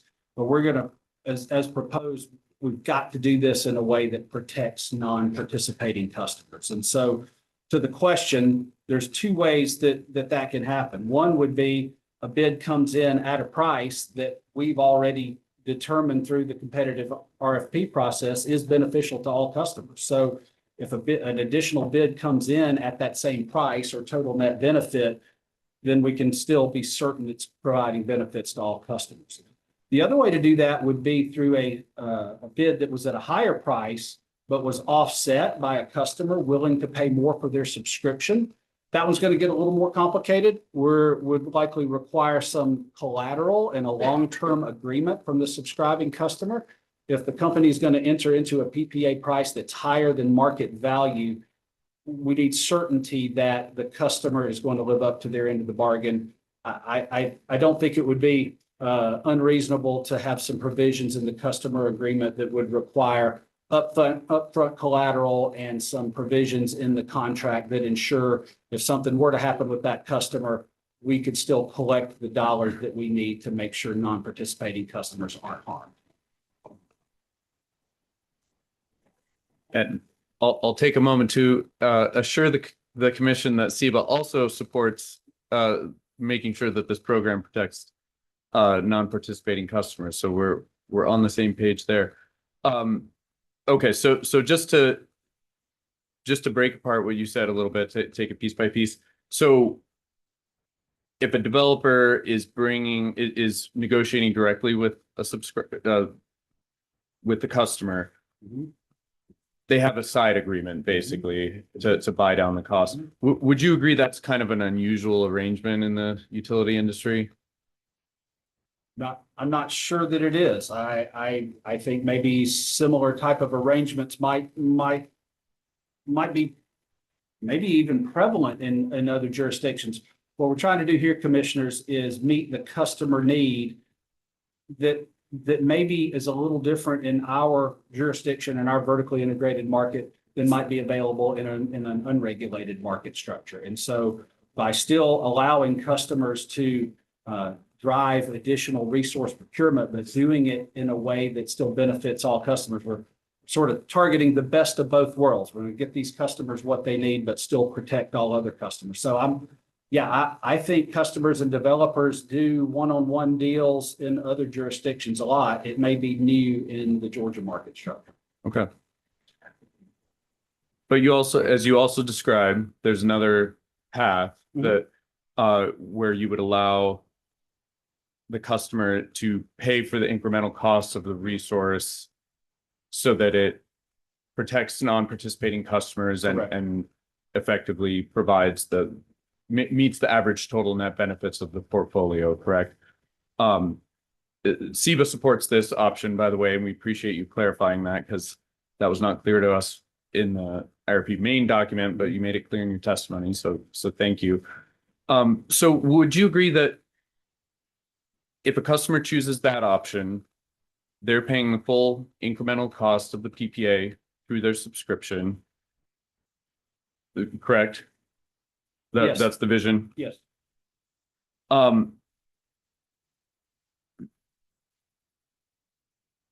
So if the customer is paying the full incremental cost of that resource through their subscription, why do you need to determine whether it meets a target price? So you're talking about option one, where the project would be bought down to the total net benefit of the average total net benefit. Yeah, sorry, I'm talking about the option that wouldn't require a side agreement, but where a customer is paying the full incremental cost of the resource through their subscription agreement with Georgia Power. So if they're paying the full incremental cost of the resource, by definition, doesn't that project provide total net benefits? No, and another differentiation I'd like to make, these resources are still serving all Georgia Power customers. This is not a sleeved PPA. This is not a direct agreement between a customer and a developer. Georgia Power remains the vertically integrated utility. We're responsible for the reliability of the system. Just because a customer might be willing to buy down a price doesn't necessarily mean the company would select it through this process. The price might be so high that we deem it that even with a buy down, it's not a legitimate project. There could be other reasons based on location, based on bidder behavior. Ultimately, it's the commission's authority to certify these resources or not. These resources still serve all Georgia Power customers. And so Georgia Power, with the staff and the IE and ultimately the commission approval, have to be able to decide and choose which of these resources are deemed beneficial to all customers.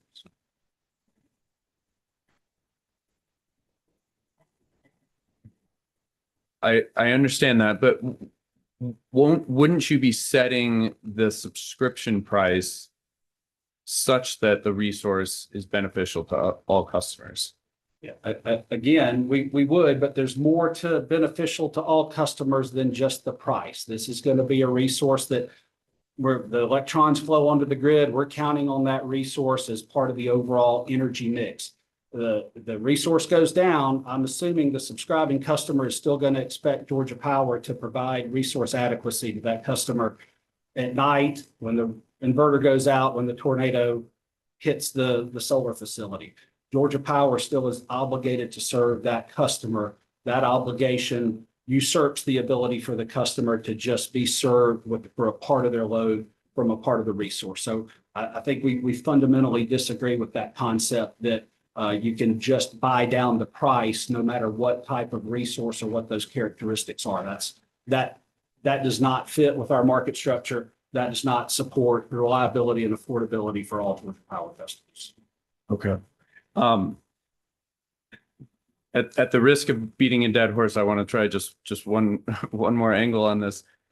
If the only concern you had with the project were its price, at full price, it's too expensive to bring benefits to Georgia Power customers. The location's good, the reliability's good, reputable developer, everything else is a good deal. It's just expensive, but you have a customer who's willing to pay the incremental cost of that resource through their subscription agreement. Isn't Georgia Power basically getting a great resource at avoided cost in that situation? I don't know that I could characterize it that way. And again, I don't know that we could prove that resource is delivering benefits to all customers. As we think about the IRP statute and the commission rules for certification of resources, to be able to make the case that a resource like that is providing benefits to all Georgia Power customers is a pretty high bar. And so it ultimately is the company's responsibility for reliability. It's ultimately the company's discretion as to which resources that we enter into long-term agreements with, which resources we would bring to this commission for certification. Okay. Thank you. I'll move on to a related topic. Timing. So Georgia Power's proposal is that customer identified resources would be procured as part of a second phase of its planned 2026 RFP, correct? That's right. Okay. And I don't want to read another long quote, but your goal is to procure up to an additional 3,000 megawatts by 2035. You mentioned that earlier, correct? That's right. And can you say what that 2035 means? Does that mean operating by 2035 or under contract by 2035? That would subject to check. That's operating by 2035. When Aurora selects it, it's selecting it as providing energy to the grid in that year.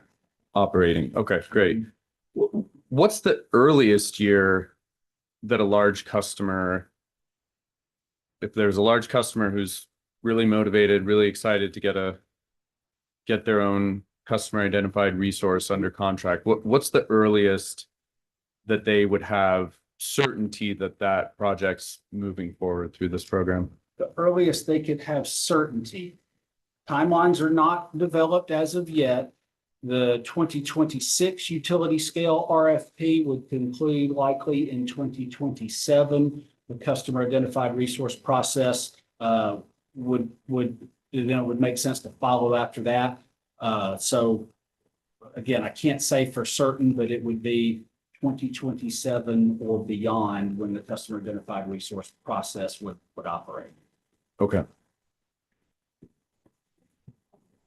Is Georgia Power proposing that the customer identified resource option be available in all future renewable RFPs or just the 2026 RFP? I reckon that depends how it goes. We'll put that one on the list of adaptability and learning as we go. If it's well received and it works well, I would assume that the company would continue to offer it, but maybe with some necessary modifications based on learnings that we get both on the procurement and the customer subscription side.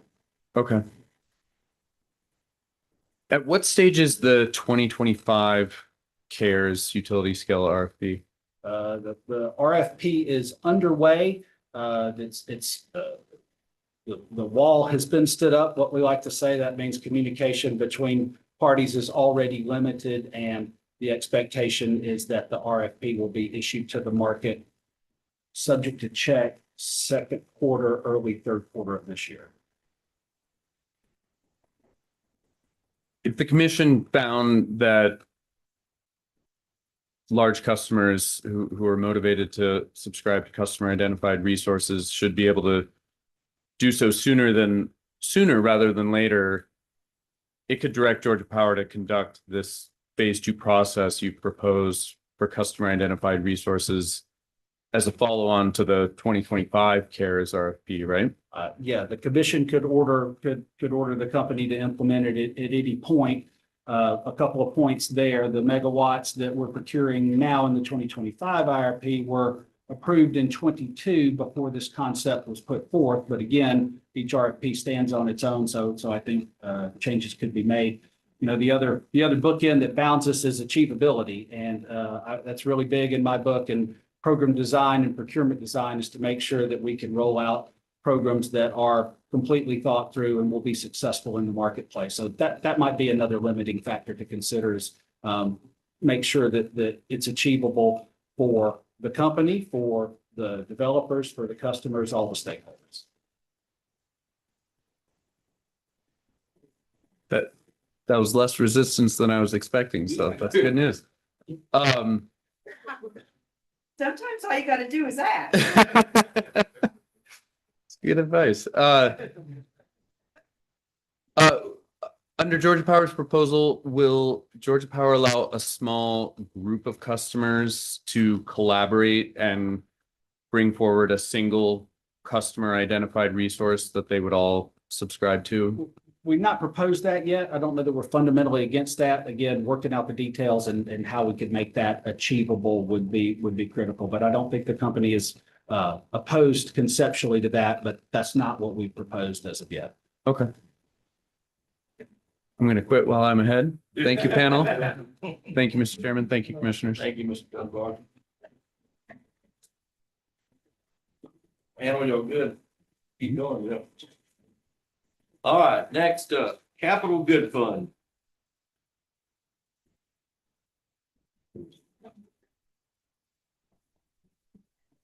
It's officially good evening, everyone. My name is Alicia Brown. I'm with Capital Good Fund. Dr. Bepler, I'd like to start with a comment that you made in response to a question from the staff attorney. You were being asked about the basis of the 50 megawatt target, not cap, for the solar plus storage program. Do you remember that statement? I do.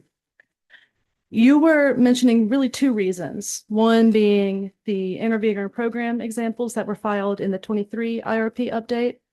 And then you also mentioned that a 50 megawatt cap would be consistent with current solar deployments, like the rate of those. Is that correct? Yes, I think I actually cited 3 reasons. One was previous testimony, 2 was feedback we heard during the collaboration sessions, and then the third one was, as you identified, the sort of current rate of adoption and what we're prepared to implement going forward. And on that point of the rate of current adoption, is it reasonable to think that if you introduce new monetary incentives, that there's not going to be some acceleration in program deployment schedules? Yes, I think that would be the case. And as we said, as I said, this is a target which we think is implementable, given that we anticipate some additional adoptions as a result of these incentives being offered. And by implementable, you mean like enrolling the program fully? Yes, as well as processing the applications, interconnecting potentially thousands of individual behind the meter resources, and doing that in a way where we, have high customer satisfaction. Got it. All right, if I can direct you to your testimony, page 39, line 18.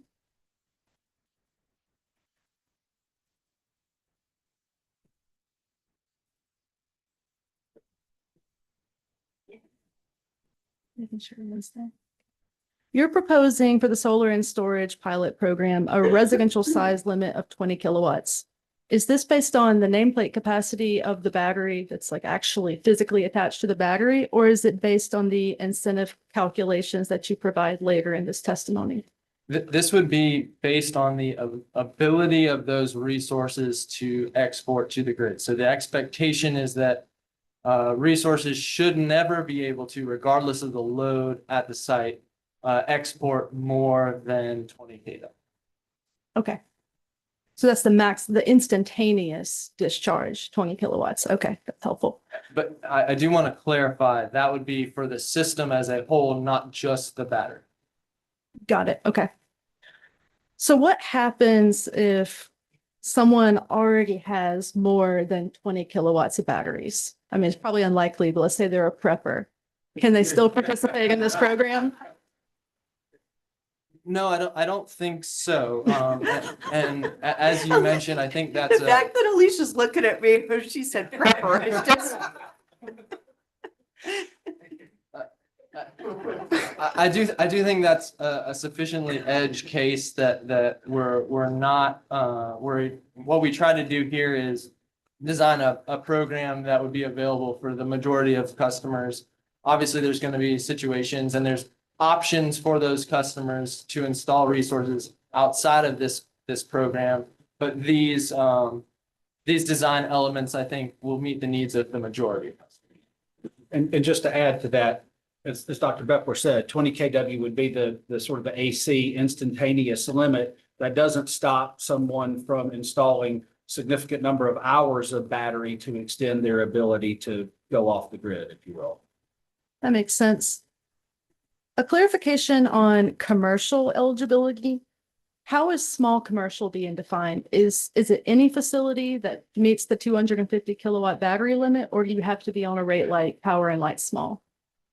So there isn't a specific rate requirement. We have said that you won't be able to participate if you're on an energy only rate. So in the commercial space, that would be like GS, but the 250 kW threshold was defined as the system size eligible for participation. Okay, so a facility on like Power and Light Large, for example, as long as the battery is under 250 kilowatts instantaneous, they're good? No, so the 250 kW threshold applies both to the system size and to the peak load of the participating customer. Okay. And I think that is specifically outlined in the main document. So just a general question for both cohorts under the solar and storage program.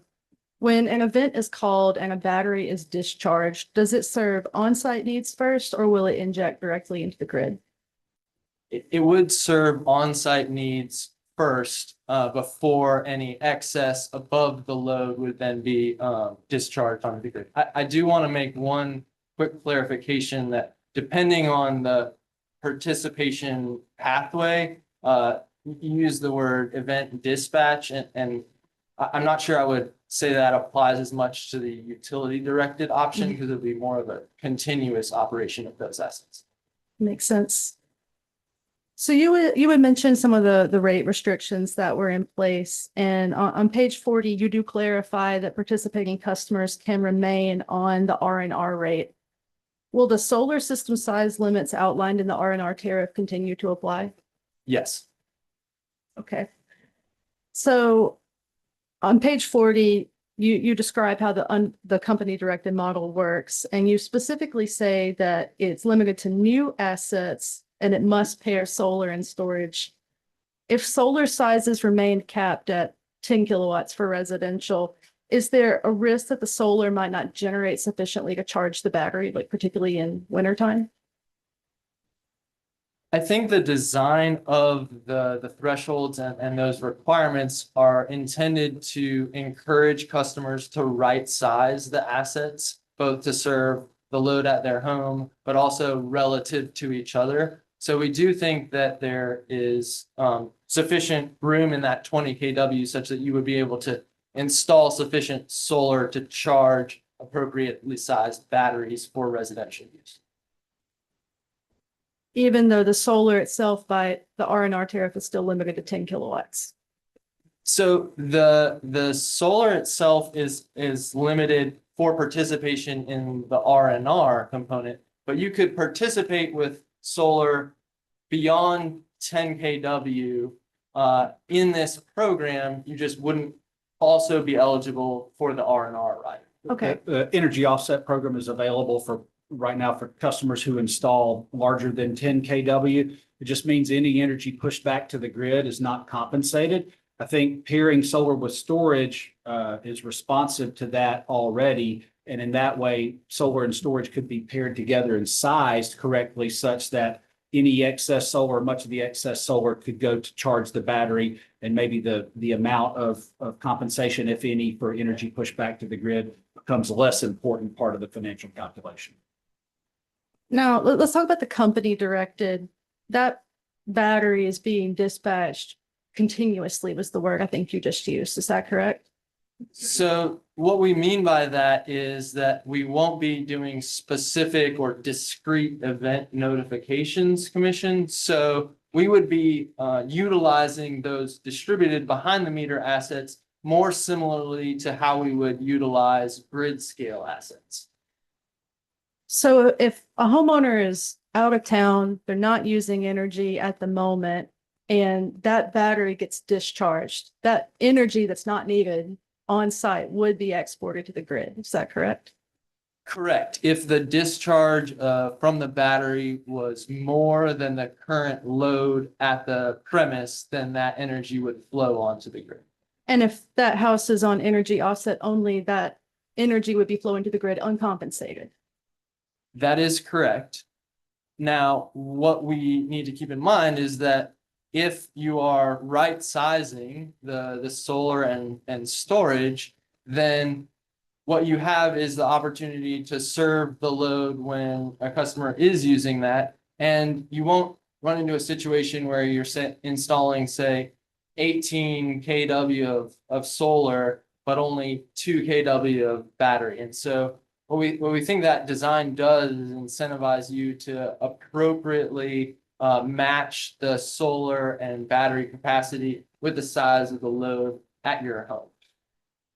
But just to clarify, it is possible if you are not using a lot of energy at the time that the battery is discharged, that you would be asking customers to discharge solar to the grid uncompensated.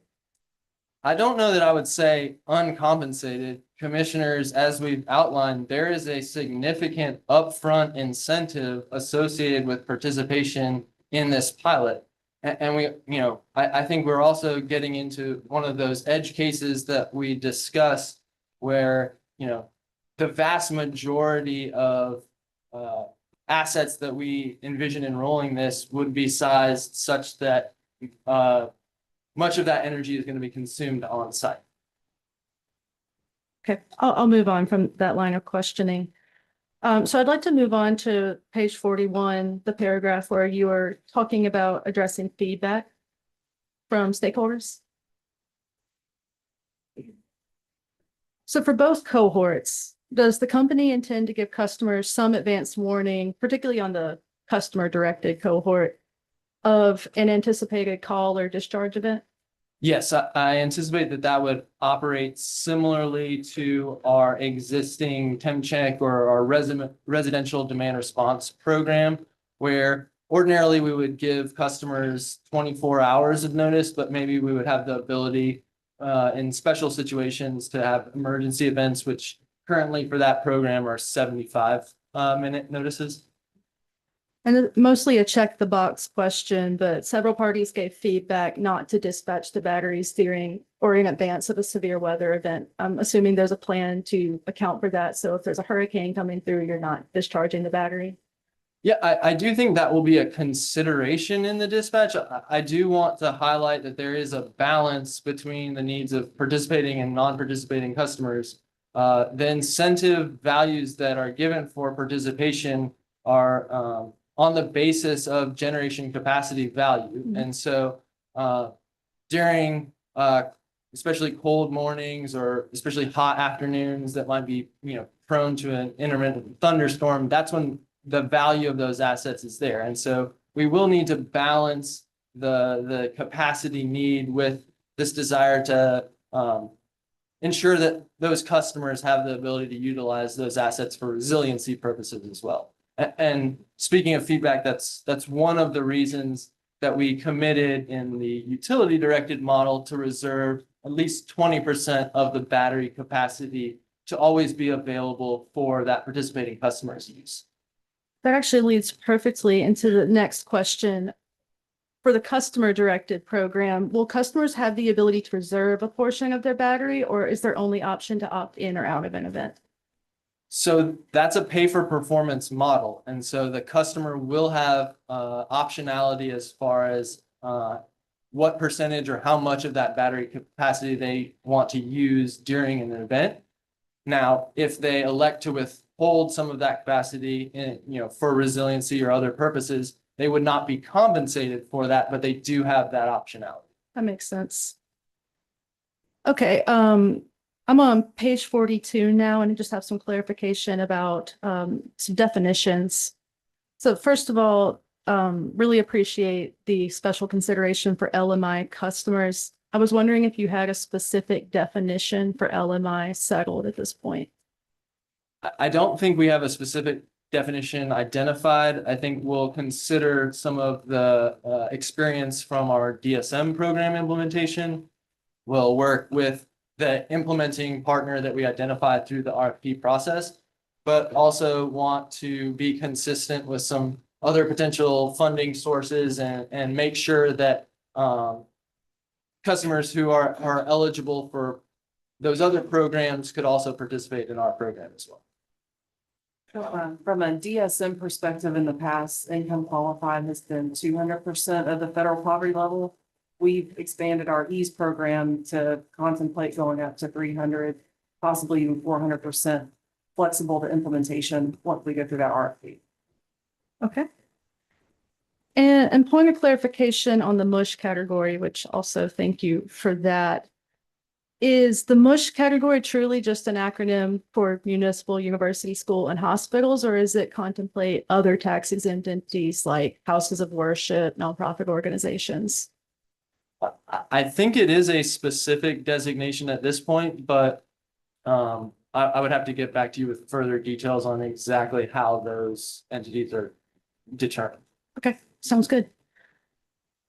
So the next question I have piggybacks on a line of inquiry that started with the staff about the event durations. In some of the data requests that were put out for this program, or even just in the main document, if you're looking at the incentive calculation for the company directed program, the incentive is 80% of the energy divided by 2. Does that mean that the duration for the company controlled is 2 hours max, 2 hours on average? No, so I think, and I'll reference back to the question that was asked earlier, which was about what duration of batteries could participate. So we have not restricted participation, What we have looked at is how we define those incentive values. And so those 2 and 4 hour designations that you mentioned are related to the ELCC, the effective load carrying capacity, that was used in deriving the incentive value. So for the company directed model, the goal is to operate those assets similarly to how we would operate grid scale assets. And 2 hour batteries currently can receive 100% ELCC because they have the ability to contribute to some of those reserves and other use cases. So that maximized the incentive that we were able to give in that program. In the customer directed option, that will operate much more similarly to a demand response program.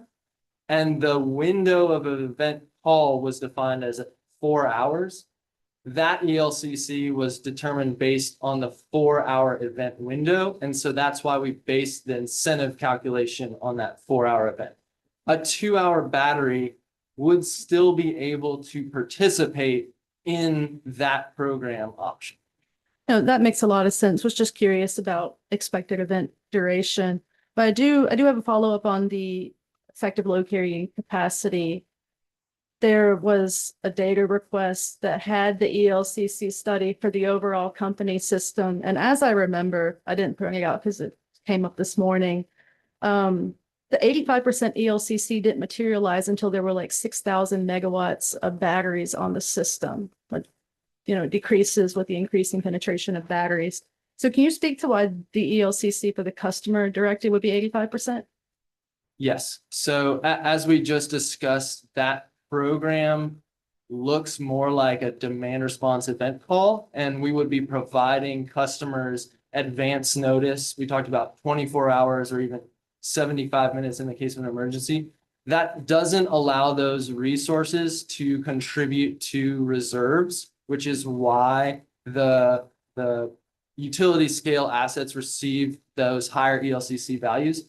So that 85% ELCC is really associated with more of a demand response style program ELCC. Okay, that makes sense. We already touched on this just ever so slightly. For the company directed program, you mentioned that those were going to be operated like assets the company owns. Should we interpret that to mean that it could be a near daily basis? Yes, I think we have seen examples from peer utilities and even some of the ones that we were encouraged to look at through that collaborative process where utilities are doing a daily dispatch. And then in talking with the battery companies, the OEMs themselves, in many cases, that's actually good for the health of those batteries to have a daily discharge cycle. Commissioners, that can also be good for the customers. Those dispatches are likely to align with the time of use periods that the customers would likely be taking service under. So when the batteries are dispatched, it can provide savings to the customers by avoiding those higher price TOU periods. You must be reading my mind or my notes. So I was going to ask, I mean, when you're installing a battery now, you usually configure the settings to follow the TOU signals. Is that going to be automated for customers under this program, or is it still in their interest to pay attention to those kind of things and control their battery when it's not being controlled by the company? So in the utility directed model, there wouldn't be a period in time where the utility isn't monitoring and having visibility and potential to control those assets. So the customer wouldn't need to take specific action. I think what Witness Mallard was referring to is that the periods of time where the company would be likely to discharge those assets would be those high price times, which are very correlated with the elevated TOU periods. And so there's likely benefits that accrue to participating customers through that. Okay. All right, let's move on to community solar. I'm on page 44 of your testimony, lines 3 through 6. Yes. My question is, what is the company's rationale for making a new community solar program rather than reforming the old one? Well, options are always good for customers. been in the rate and program design business for the majority of my career at Georgia Power. And it's definitely not a perfect process. Part of the process is to design programs, to roll them out, to see how customers accept them, how they provide benefits, and then take that information back and potentially modify the program or offer program alternatives. In this case, that's what we've done. Instead of modifying the existing community solar program, what we're offering is residential subscriptions to distributed generation resources. We talked about that a little bit earlier. We think that option provides the access for residential customers in potentially a more efficient and effective way. Customers can subscribe to lower priced resources. They can get the RECs, they can get an energy credit. So it provides a lot of the same value propositions as the current community solar program, but does it in a different way. Not sure if the new program is going to be approved or will have similar customer acceptance. And so leaving the existing community solar program in place to provide that option in the meantime seemed to make sense. I would put forth that in the 2028 cycle or beyond, the company could look at both programs and decide if they should both continue to exist or if maybe one could be sunset. So let's talk about the new program. On page 38, you described the pricing methodology as, quote, a simplified care subscription methodology. That's lines 16 through 20 if you need it. Can you summarize how the pricing structure you were proposing differs from the utility scale CARES model? Yeah, here's what we're thinking. Instead of an hourly credit that settles hourly based on the solar production and the system hourly marginal cost, we could do similar to how the R&R price is calculated and look at an annual average or maybe potentially seasonal averages. And in that way, the credit doesn't change hourly, but maybe only once a year. It still provides a very similar approximation to the overall value of that solar resource, but it's easier for the customer to understand. It's easier to implement and to bill. And it's a simplification, a modification that we think is necessary to make a program that could, for residential customers, that could potentially have significant number of subscribers as contrasted to a utility scale program that might just have a handful of subscribers. And you're proposing for the DG RFP to now contemplate solar only or solar plus storage. For this residential community solar program, is there an option for customers to subscribe to a solar plus battery project? And if so, do they get credited for the value that battery provides, shifting energy to when it's more valuable? They would, and similar to the line of questioning from the Clean Energy Buyers Association, these are still energy subscriptions. The battery is used to make the energy more valuable. The more valuable the energy would be, the higher the credit the customer would get back. And so in that way, the customer recognizes that additional value that a solar plus storage resource would provide. Okay. And you are proposing on page 37 to modify the CARES pricing methodology to add reimbursement thresholds. Will those be in place for this community solar program? That's yet to be determined. The question refers to the notion of capping or limiting the total amount of credit that a CARES subscriber could get. Commissioners, when we think about these programs, solar, you lock in the solar price for 30 years, and then the avoided cost credit is projected to go up over time. What we've seen is a lot of volatility in avoided cost, and what we want to make sure is that non-participating customers are protected. And so the concept of this threshold is going to limit the potential that avoided costs, if they were much higher than we predicted, might create a negative impact for non-participating customers. Haven't gotten that far on the residential program design to consider whether that same threshold would be needed or not. My sense is the residential subscriptions are going to be much shorter terms. And so that same risk not going to exist for a residential customer that might for a longer term agreement for CARES utility scale or DG. But in any case, I'm assuming this program is also designed to be bill neutral or a premium program like the legacy community solar program. Not exactly. This program, depending on the length of term, could produce benefits depending on what the actual avoided costs are. Again, we're going to lock into a PPA at a fixed price. Customers can subscribe and they get a credit back based on actual avoided cost. If that avoided cost gets higher than the actual subscription price, there's a potential that the customer can benefit. That's where the notion of the reimbursement thresholds comes in, and we want to make sure that we're appropriately sharing those benefits between participating customers and non-participating customers. So does the company have a position about whether this new program or the legacy program will be more successful, or is this truly just about more options, let customers decide? I do think more options are better, and I'm a proponent of competitive procurement and buying solar at the lowest possible price we can get it on behalf of customers. Community solar, company's current community solar program relies on a retail price credit for participating customers. Because we credit those customers at the retail price, that the monthly subscription fee is designed to make sure that we're offsetting any potential cost shifting. There's some other third-party community solar programs that have been proposed over at the legislature and other places. They're based on a retail procurement of solar energy. I can't tell you how opposed we are to that sort of solar procurement. That's buying solar at the highest price you possibly could. The new program that we're proposing here is based on competitive procurement, wholesale pricing. I'm optimistic it will be well received by all customers, including residential customers. What happened, the future of the existing community solar program that is a premium program, we'll have to cross that bridge when we come to it in the next IRP cycle.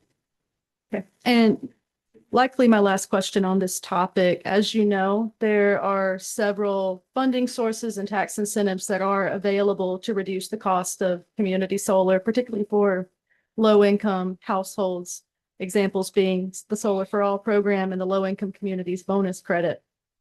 As you may also know, these come with requirements of 20% savings net of any payments. Does this program design as it currently stands make that possible? I think it's possible. I think it will depend on the ultimate program design and how the incentives or additional incentives could be applied. But we absolutely are trying to provide as many options for low to moderate income customers as possible, and the ability to access funds, whether it be from Solar for All or from potentially a corporate sponsor. We want to make sure the programs are as flexible as possible so that we have the opportunity to access those funds. Yeah, and I'll just add, I think that's consistent across our portfolio of customer programs, where we want to design programs that enable incentive stacking where available, but whose success is not dependent or contingent on those other sources of funding. So let me ask really specifically. So in the DG RFP, if a bidder was proposing to use the low income tax credit, Solar for All funds, some combination thereof, to bid in a very low priced PPA, could they do so with the stipulation that in order for it to be this cost effective, it has to provide these savings and it has to be to at least 50% low income households? Yeah, I think that's interesting. I think there's a couple of pathways. I think third-party funds could be used to buy down the cost of the project specifically so that the capital cost is lower and the levelized cost of energy is lower. In that way, a corresponding requirement would be those subscriptions are only made available to low to moderate income customers. The other way you could do it is on the subscription end, and a project that's bid in without any additional funds, could the subscription price be subsidized in a way that it creates the 20% benefits, and so the benefits flow directly to the customer. So I think there's a few interesting ways that we could evaluate program designs and how to deliver those benefits. One last topic, energy efficiency. So there's been a lot of discussion today about how incentives are increasing in price relative to the last IRP. But one starting question, none of these incentives that are being provided, even if they're being described as 100% of the incremental cost, they're not covering the full cost of a measure. Is that correct? They are covering the full cost to go from what the customer would be installing to the efficient measure that we're trying to consent. So it's 100% of that difference. So they will need to bring other funds. Like if my air conditioner goes out and I want to replace it with an energy efficient version, I would need to provide the non-incremental portion of those funds. Is that right? That's correct. Has the company considered something like on-bill financing or an interest rate buy down to help with that non-incremental part? That's not something that the company has in its proposed case. The company has expanded a lot of things in its proposed case. Again, like I mentioned, expanding incentives, expanding the measures that are including, expanding qualifications of who's eligible for these programs. The on-bill financing is not part of our proposal. But would revolving dollars or leveraging other dollars, that would likely be cheaper than just funding incentives. Is that correct? I don't know that I would agree with that. I haven't performed that analysis, but again, the company has a proposed case, 6 residential programs, 3 commercial programs. We have engaged with a lot of feedback to make sure that we can deliver on those targets with the budgets that we have set forward. And so what we have is what we think is a good proposal based on, you know, all the information the company has right now. Okay, thank you.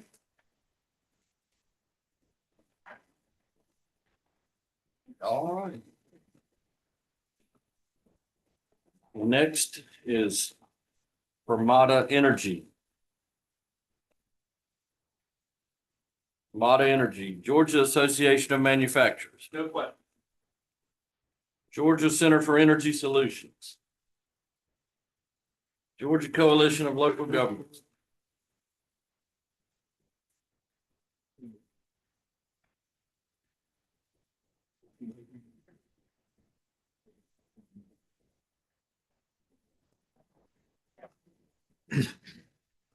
Good evening, panel. My name is Gordon Smart. I represent the Georgia Coalition of Local Governments. Can you hear me okay? Is that better? Better. Yeah, that struggle with the microphone. I'm going to be addressing my questions generally to the panel. Whichever one of you is best suited to answer can go ahead and answer. Expect my initial questions will be directed to Mr. Mallard. However, I have a few questions about the current and future DG performance procurements. You testified earlier, Mr. Mallard, that there is an ongoing DG procurement. Will the company agree to request that any approved capacity not procured in that procurement be rolled over into the planned DG procurements sought in this proceeding? Yeah, that's been prior commission practice. It's not something the company's gonna request or commit to requesting right now. It has been prior practice that unprocured megawatts are rolled over or put into future targets for procurements.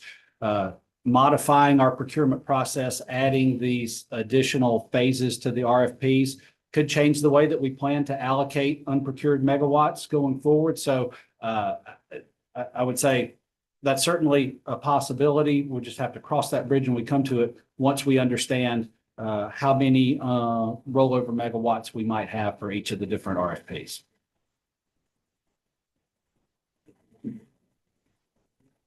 Thank you. And in the distributed generation RFP, the company proposes to incorporate locational value to DG resources. Yes. Evaluated.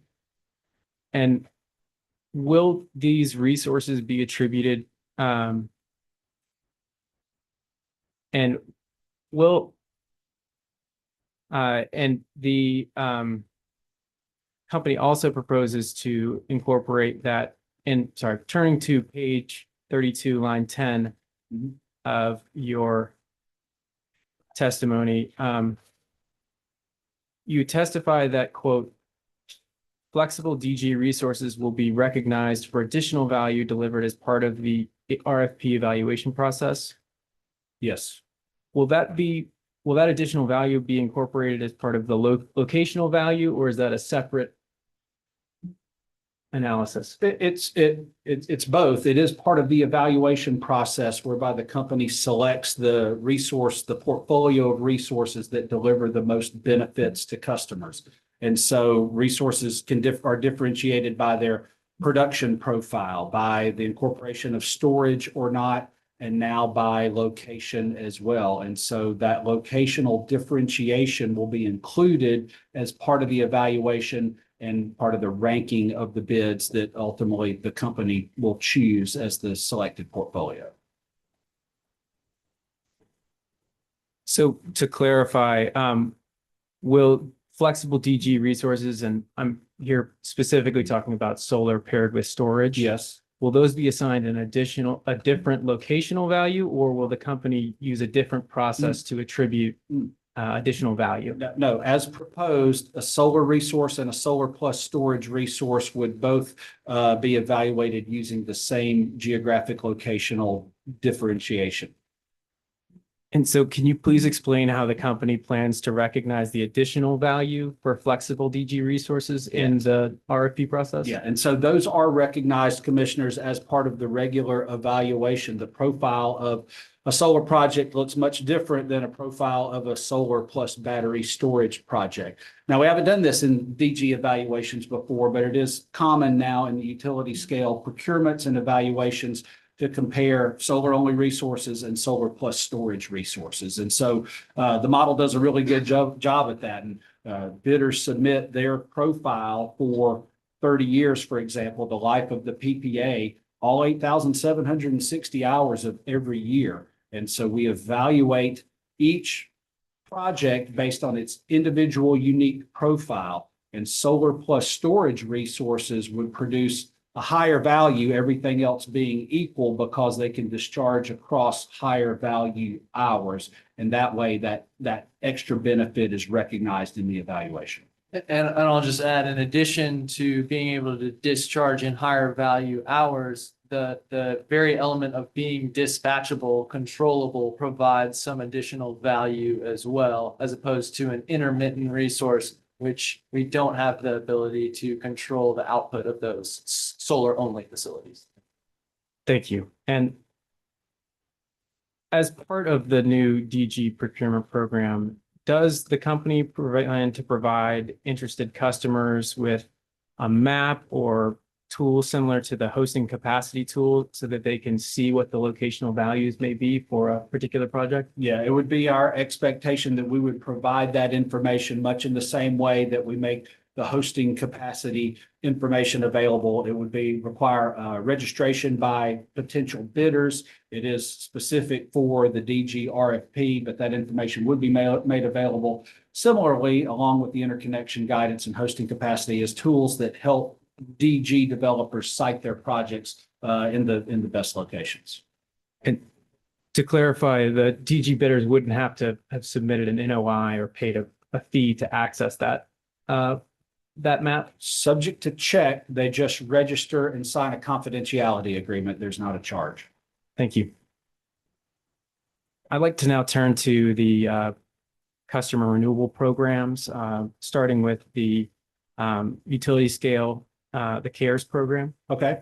And Mr. Mallard, you testified earlier that the company plans to incorporate a maximum reimbursement threshold for hourly credits. That's right. Under both the utility and DG subscription plans. Yes, that's the proposal. And with the exception of the maximum reimbursement threshold for hourly energy credits, is the company proposing any other changes to the calculation of this hourly credit? As contemplated right now, the company is not. I would put forth to the commission specific details around discrete elements in program design, including the exact calculation, could certainly be modified or proposed to be modified in a program filing. We haven't done any analysis that shows the need to make any changes at this point. We're not proposing any, but it's certainly possible that changes to the way that calculation works or the way the credit is calculated could be contemplated and put forth in a program compliance filing for the commission's approval subsequent to this IRP. Thank you, Mr. Mallard. And has the company prepared a proposed methodology for this maximum reimbursement threshold? No, we haven't. It's conceptual at this point. There's a few ideas of how to put a cap or a collar or further discount the amount that could be credited to the customer, again, with the goal to protect non-participating customers. Don't have those details worked out yet, and that's the type of detail that would be presented to the commission for approval, and feedback from interested stakeholders through the program approval process. Thank you. And for purposes of the utility scale subscription program, does the company plan to include the size eligibility carve outs for MUSH customers consistent with the current program? It's a little too early to tell. We're silent on that because we don't have the results of either the 2023 or the 2025 RFPs or the corresponding CARES subscription opportunities. So we've got customers who are interested in subscribing. We've got bids that we're evaluating. Once we have those results and can be informed by customer need and exception for the different programs that were included in CARES, that'll then inform how we might allocate or choose not to allocate specifically megawatts to different types of customers. As a reminder, commissioners, there were 4 types of CARES. There was new load, existing load, the MUSH market, and a carbon-free energy carve-out that were offered last time. So once we understand how the market responded to that, what the acceptance was, that'll then inform any potential future allocations of CARES megawatts. And will that be true under both the utility scale and DG subscription program? Yeah, so there's never been a DG subscription program before. We've not proposed any specific carve-outs at this point. DG is going to be made available to a whole new customer group that hasn't been eligible before. CARES currently is for customers 3 megawatts or bigger. As we're proposing CARES for subscriptions to DG, it's for customers that are smaller, 1 to 3 megawatts. And so we're opening up a new market already. I don't know that we don't have any plans as of yet to further bifurcate that capacity other than customers who are eligible based on the size guideline, 1 to 3 megawatts.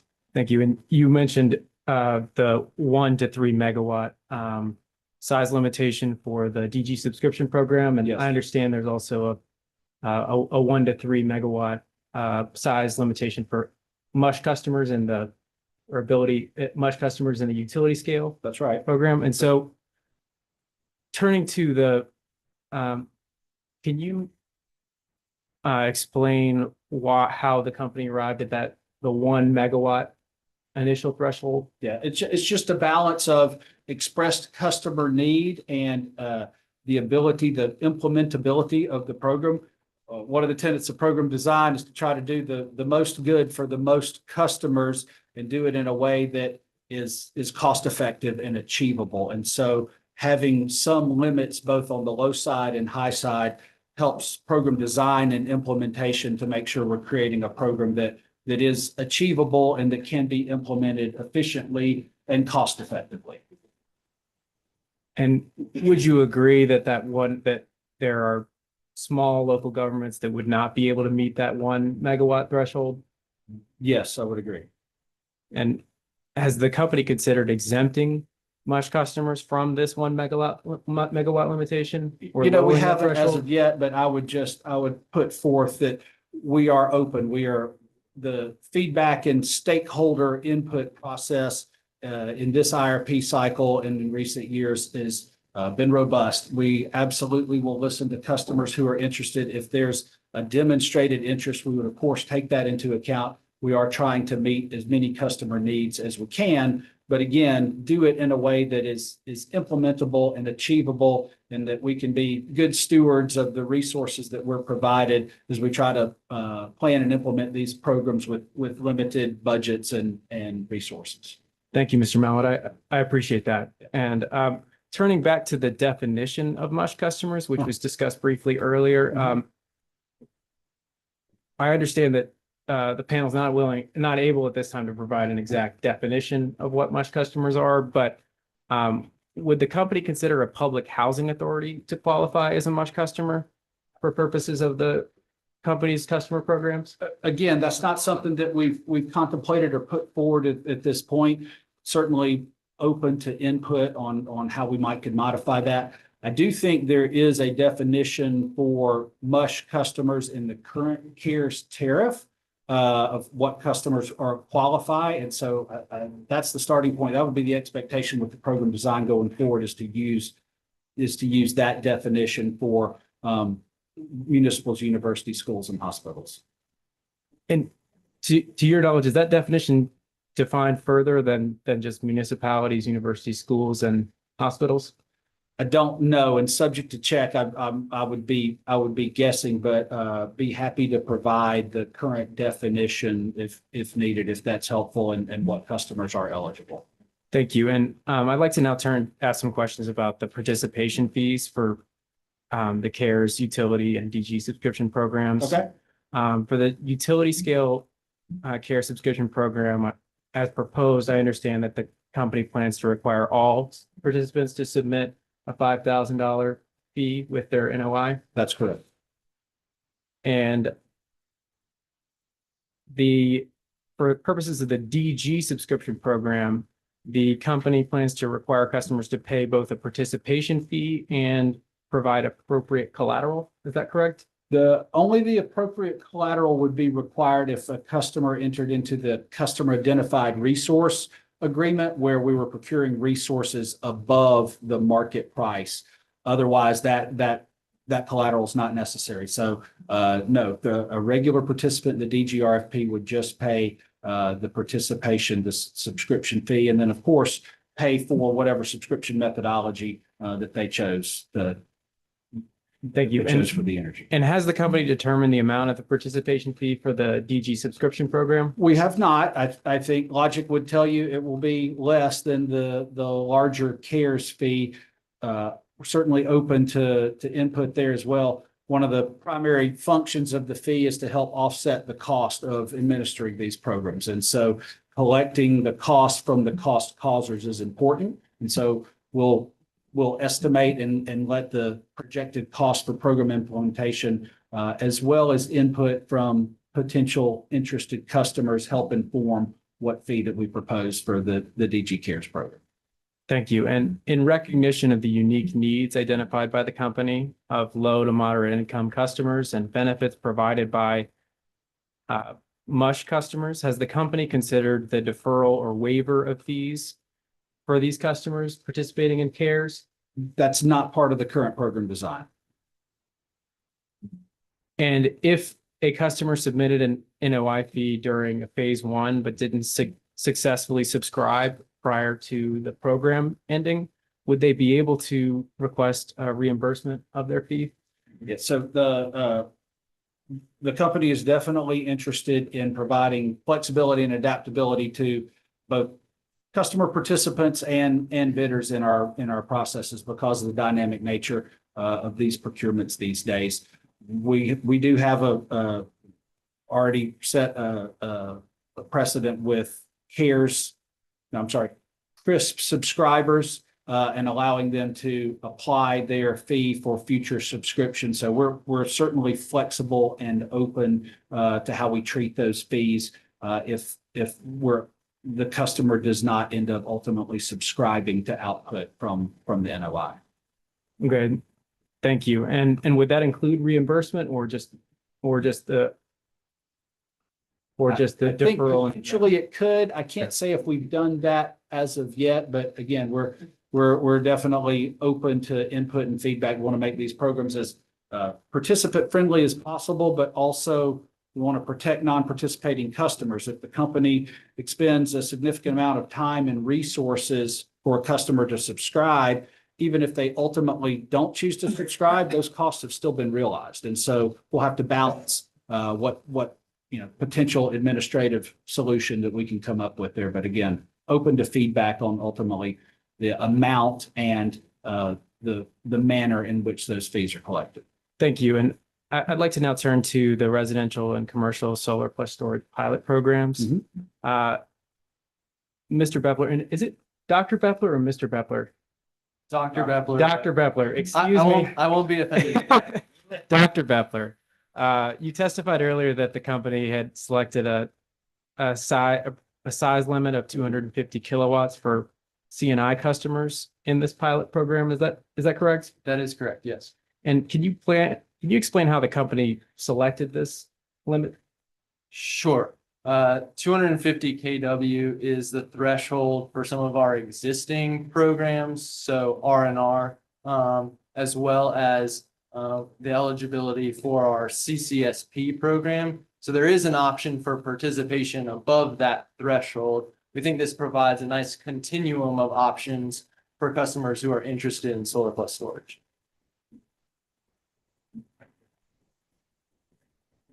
And has the company considered in recognition of the unique benefits provided by MUSH customers, has the company considered specific eligibility carve-outs for MUSH customers from these size limitations?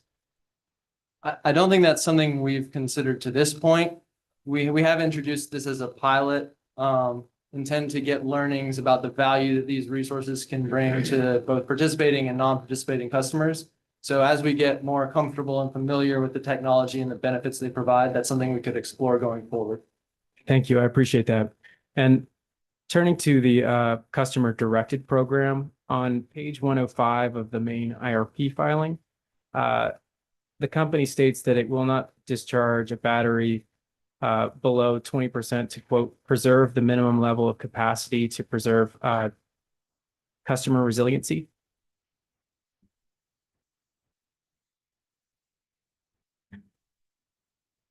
You say that, cite the reference again, please. On, I believe it's page 105, the company discusses its intention not to discharge a battery below 20% to preserve customer resiliency. Yes. And can you explain how that level was determined by the company? Yes, that was based on feedback we heard from participants in the collaboration sessions, as well as examples that we reference from peer utilities who have similar programs. And would a customer in the company directed model have the ability to opt out of a discharge? In the company directed model, no. And keep in mind, in that company directed model, they're getting that larger upfront incentive and it's a longer contract. And so there's, if they did want that kind of different opt-out preference, that would be more maybe suited for the customer directed.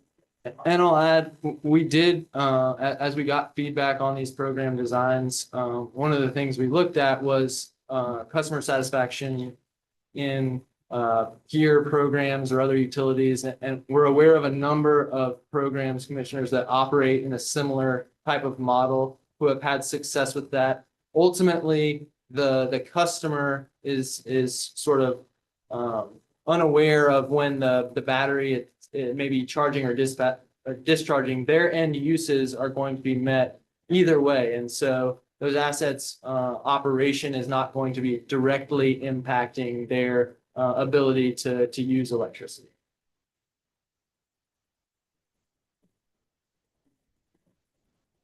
And turning now to the calculation of the incentive payment for these for the pilot programs, specifically in the customer directed program, I understand the company plans to provide an upfront incentive payment of $15 per kilowatt for customers, and an annual performance-based incentive of $1.50 per kilowatt. Is that correct?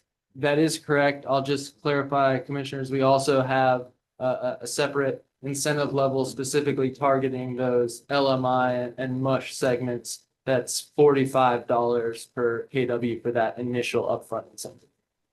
Thank you. You anticipated my next question, and we're very appreciative of that recognition of the benefits that provided by commercial businesses owned by municipalities.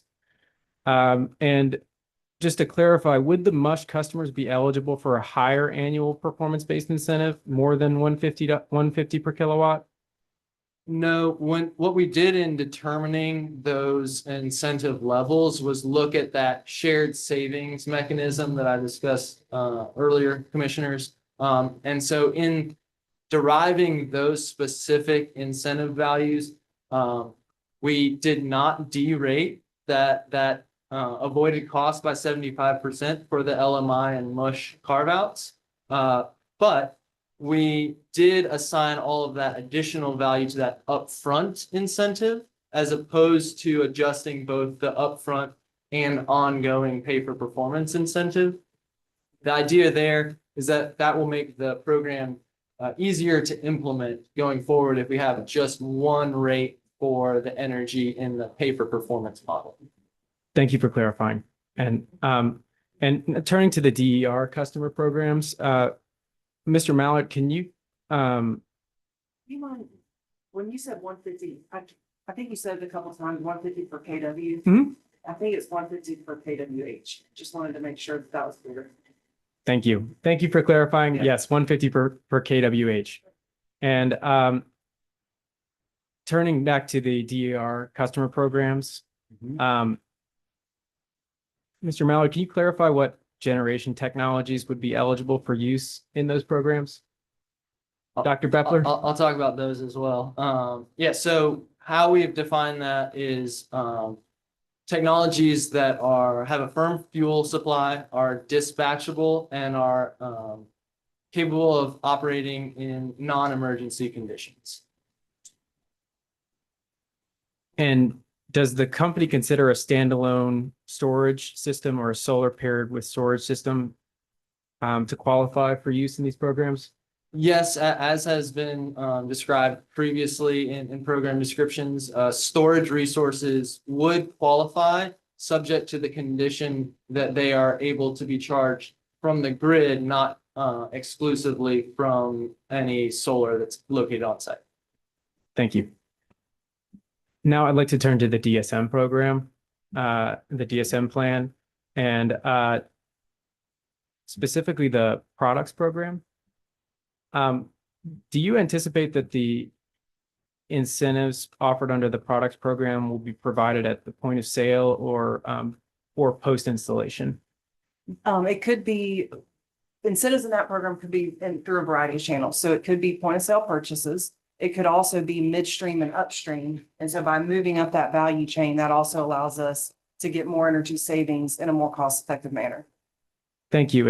And so could the proposed incentives for the products programs be combined or stacked with other appliance rebate programs offered by for example, the Georgia Environmental Finance Authority home energy rebate program?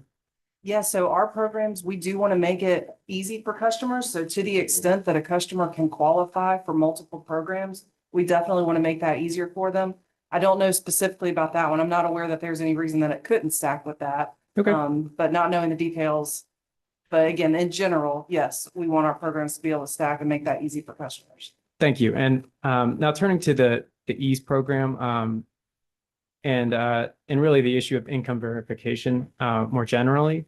For purposes of the EASE program, has the company considered adopting a streamlined method of income verification based on participation in other income verified programs? We do accept qualifications.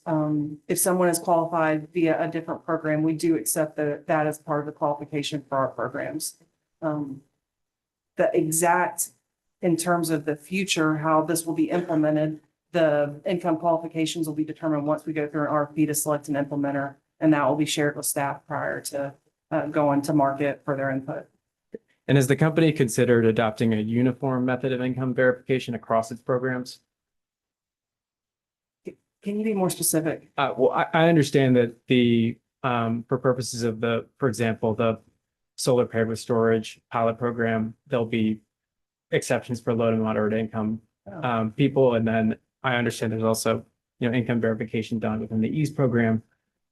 Is the company considering, adopting uniform income verification standards across its programs? Okay, thank you. I understand your question now. We haven't gotten to that level of detail yet, but to the extent that there's a way to make that easy for customers, absolutely, that would be something that we would be willing to talk through and want to think through and make that easy for participants to participate. Thank you. And I'd like to now turn to the automated benchmark tool. And I understand that the company has proposed discontinuing the automated benchmark tool, or ABT, in its DSM plan. Is that correct? So not discontinuing, we just haven't included it in our proposed case that's been laid out. So to confirm, it's proposing the proposed case would no longer offer this tool? That's correct. And the reason for that is what we see is there's really just 2 or 3 kind of mega users of that tool that generate most of the reports that are coming out of it. And to date, we haven't seen any energy savings coming out of that usage. And so for those reasons, we don't feel that it's appropriate to include our proposed case. Excuse me. I'll give you a moment. Sorry. No apologies needed. As witness golf, let me just reiterate the last point that witness golf was making. We have not seen significant enough savings to warrant continuing funding of that program. And when you say the company has not seen significant energy savings, has the company performed an analysis of those savings generated under the program?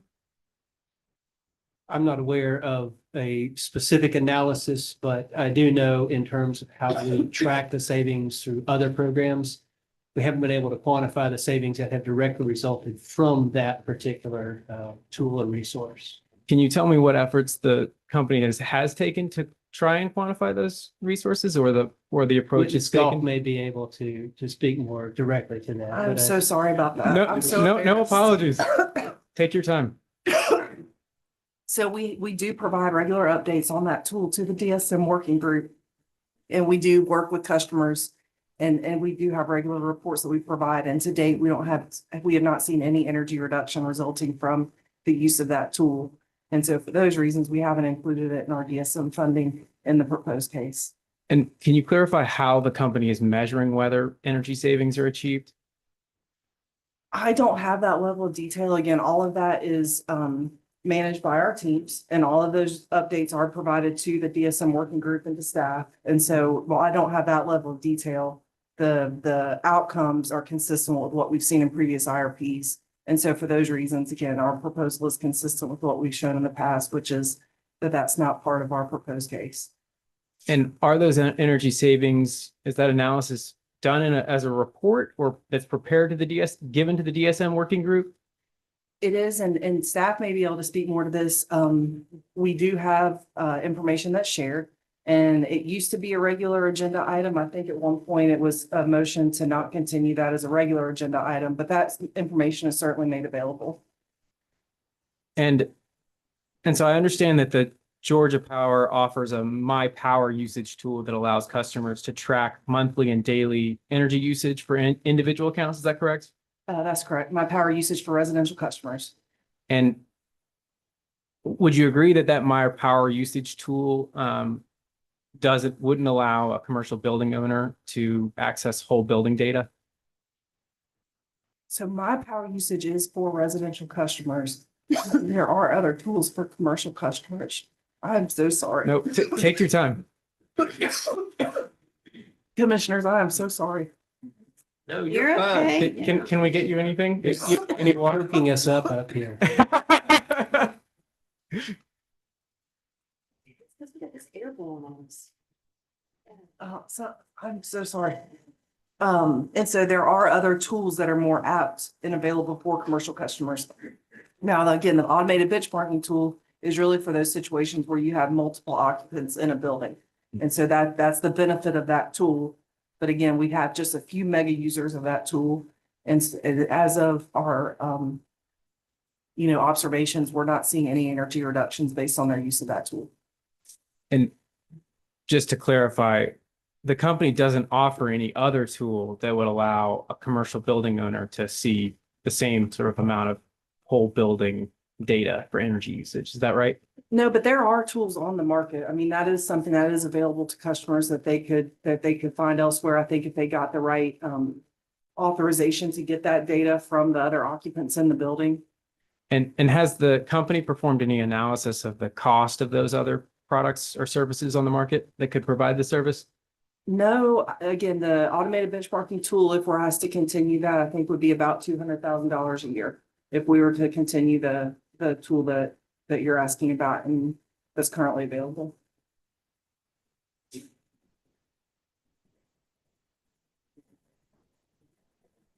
Thank you. That's all the questions I have. Well, y'all, I think we're at a pretty good stopping point for the night. We went late last night and we're likely to go late tomorrow night, so just be prepared. But, we're gonna go ahead and call it a day. Panel, thank y'all. Thank you. No problem. Serious, no problem.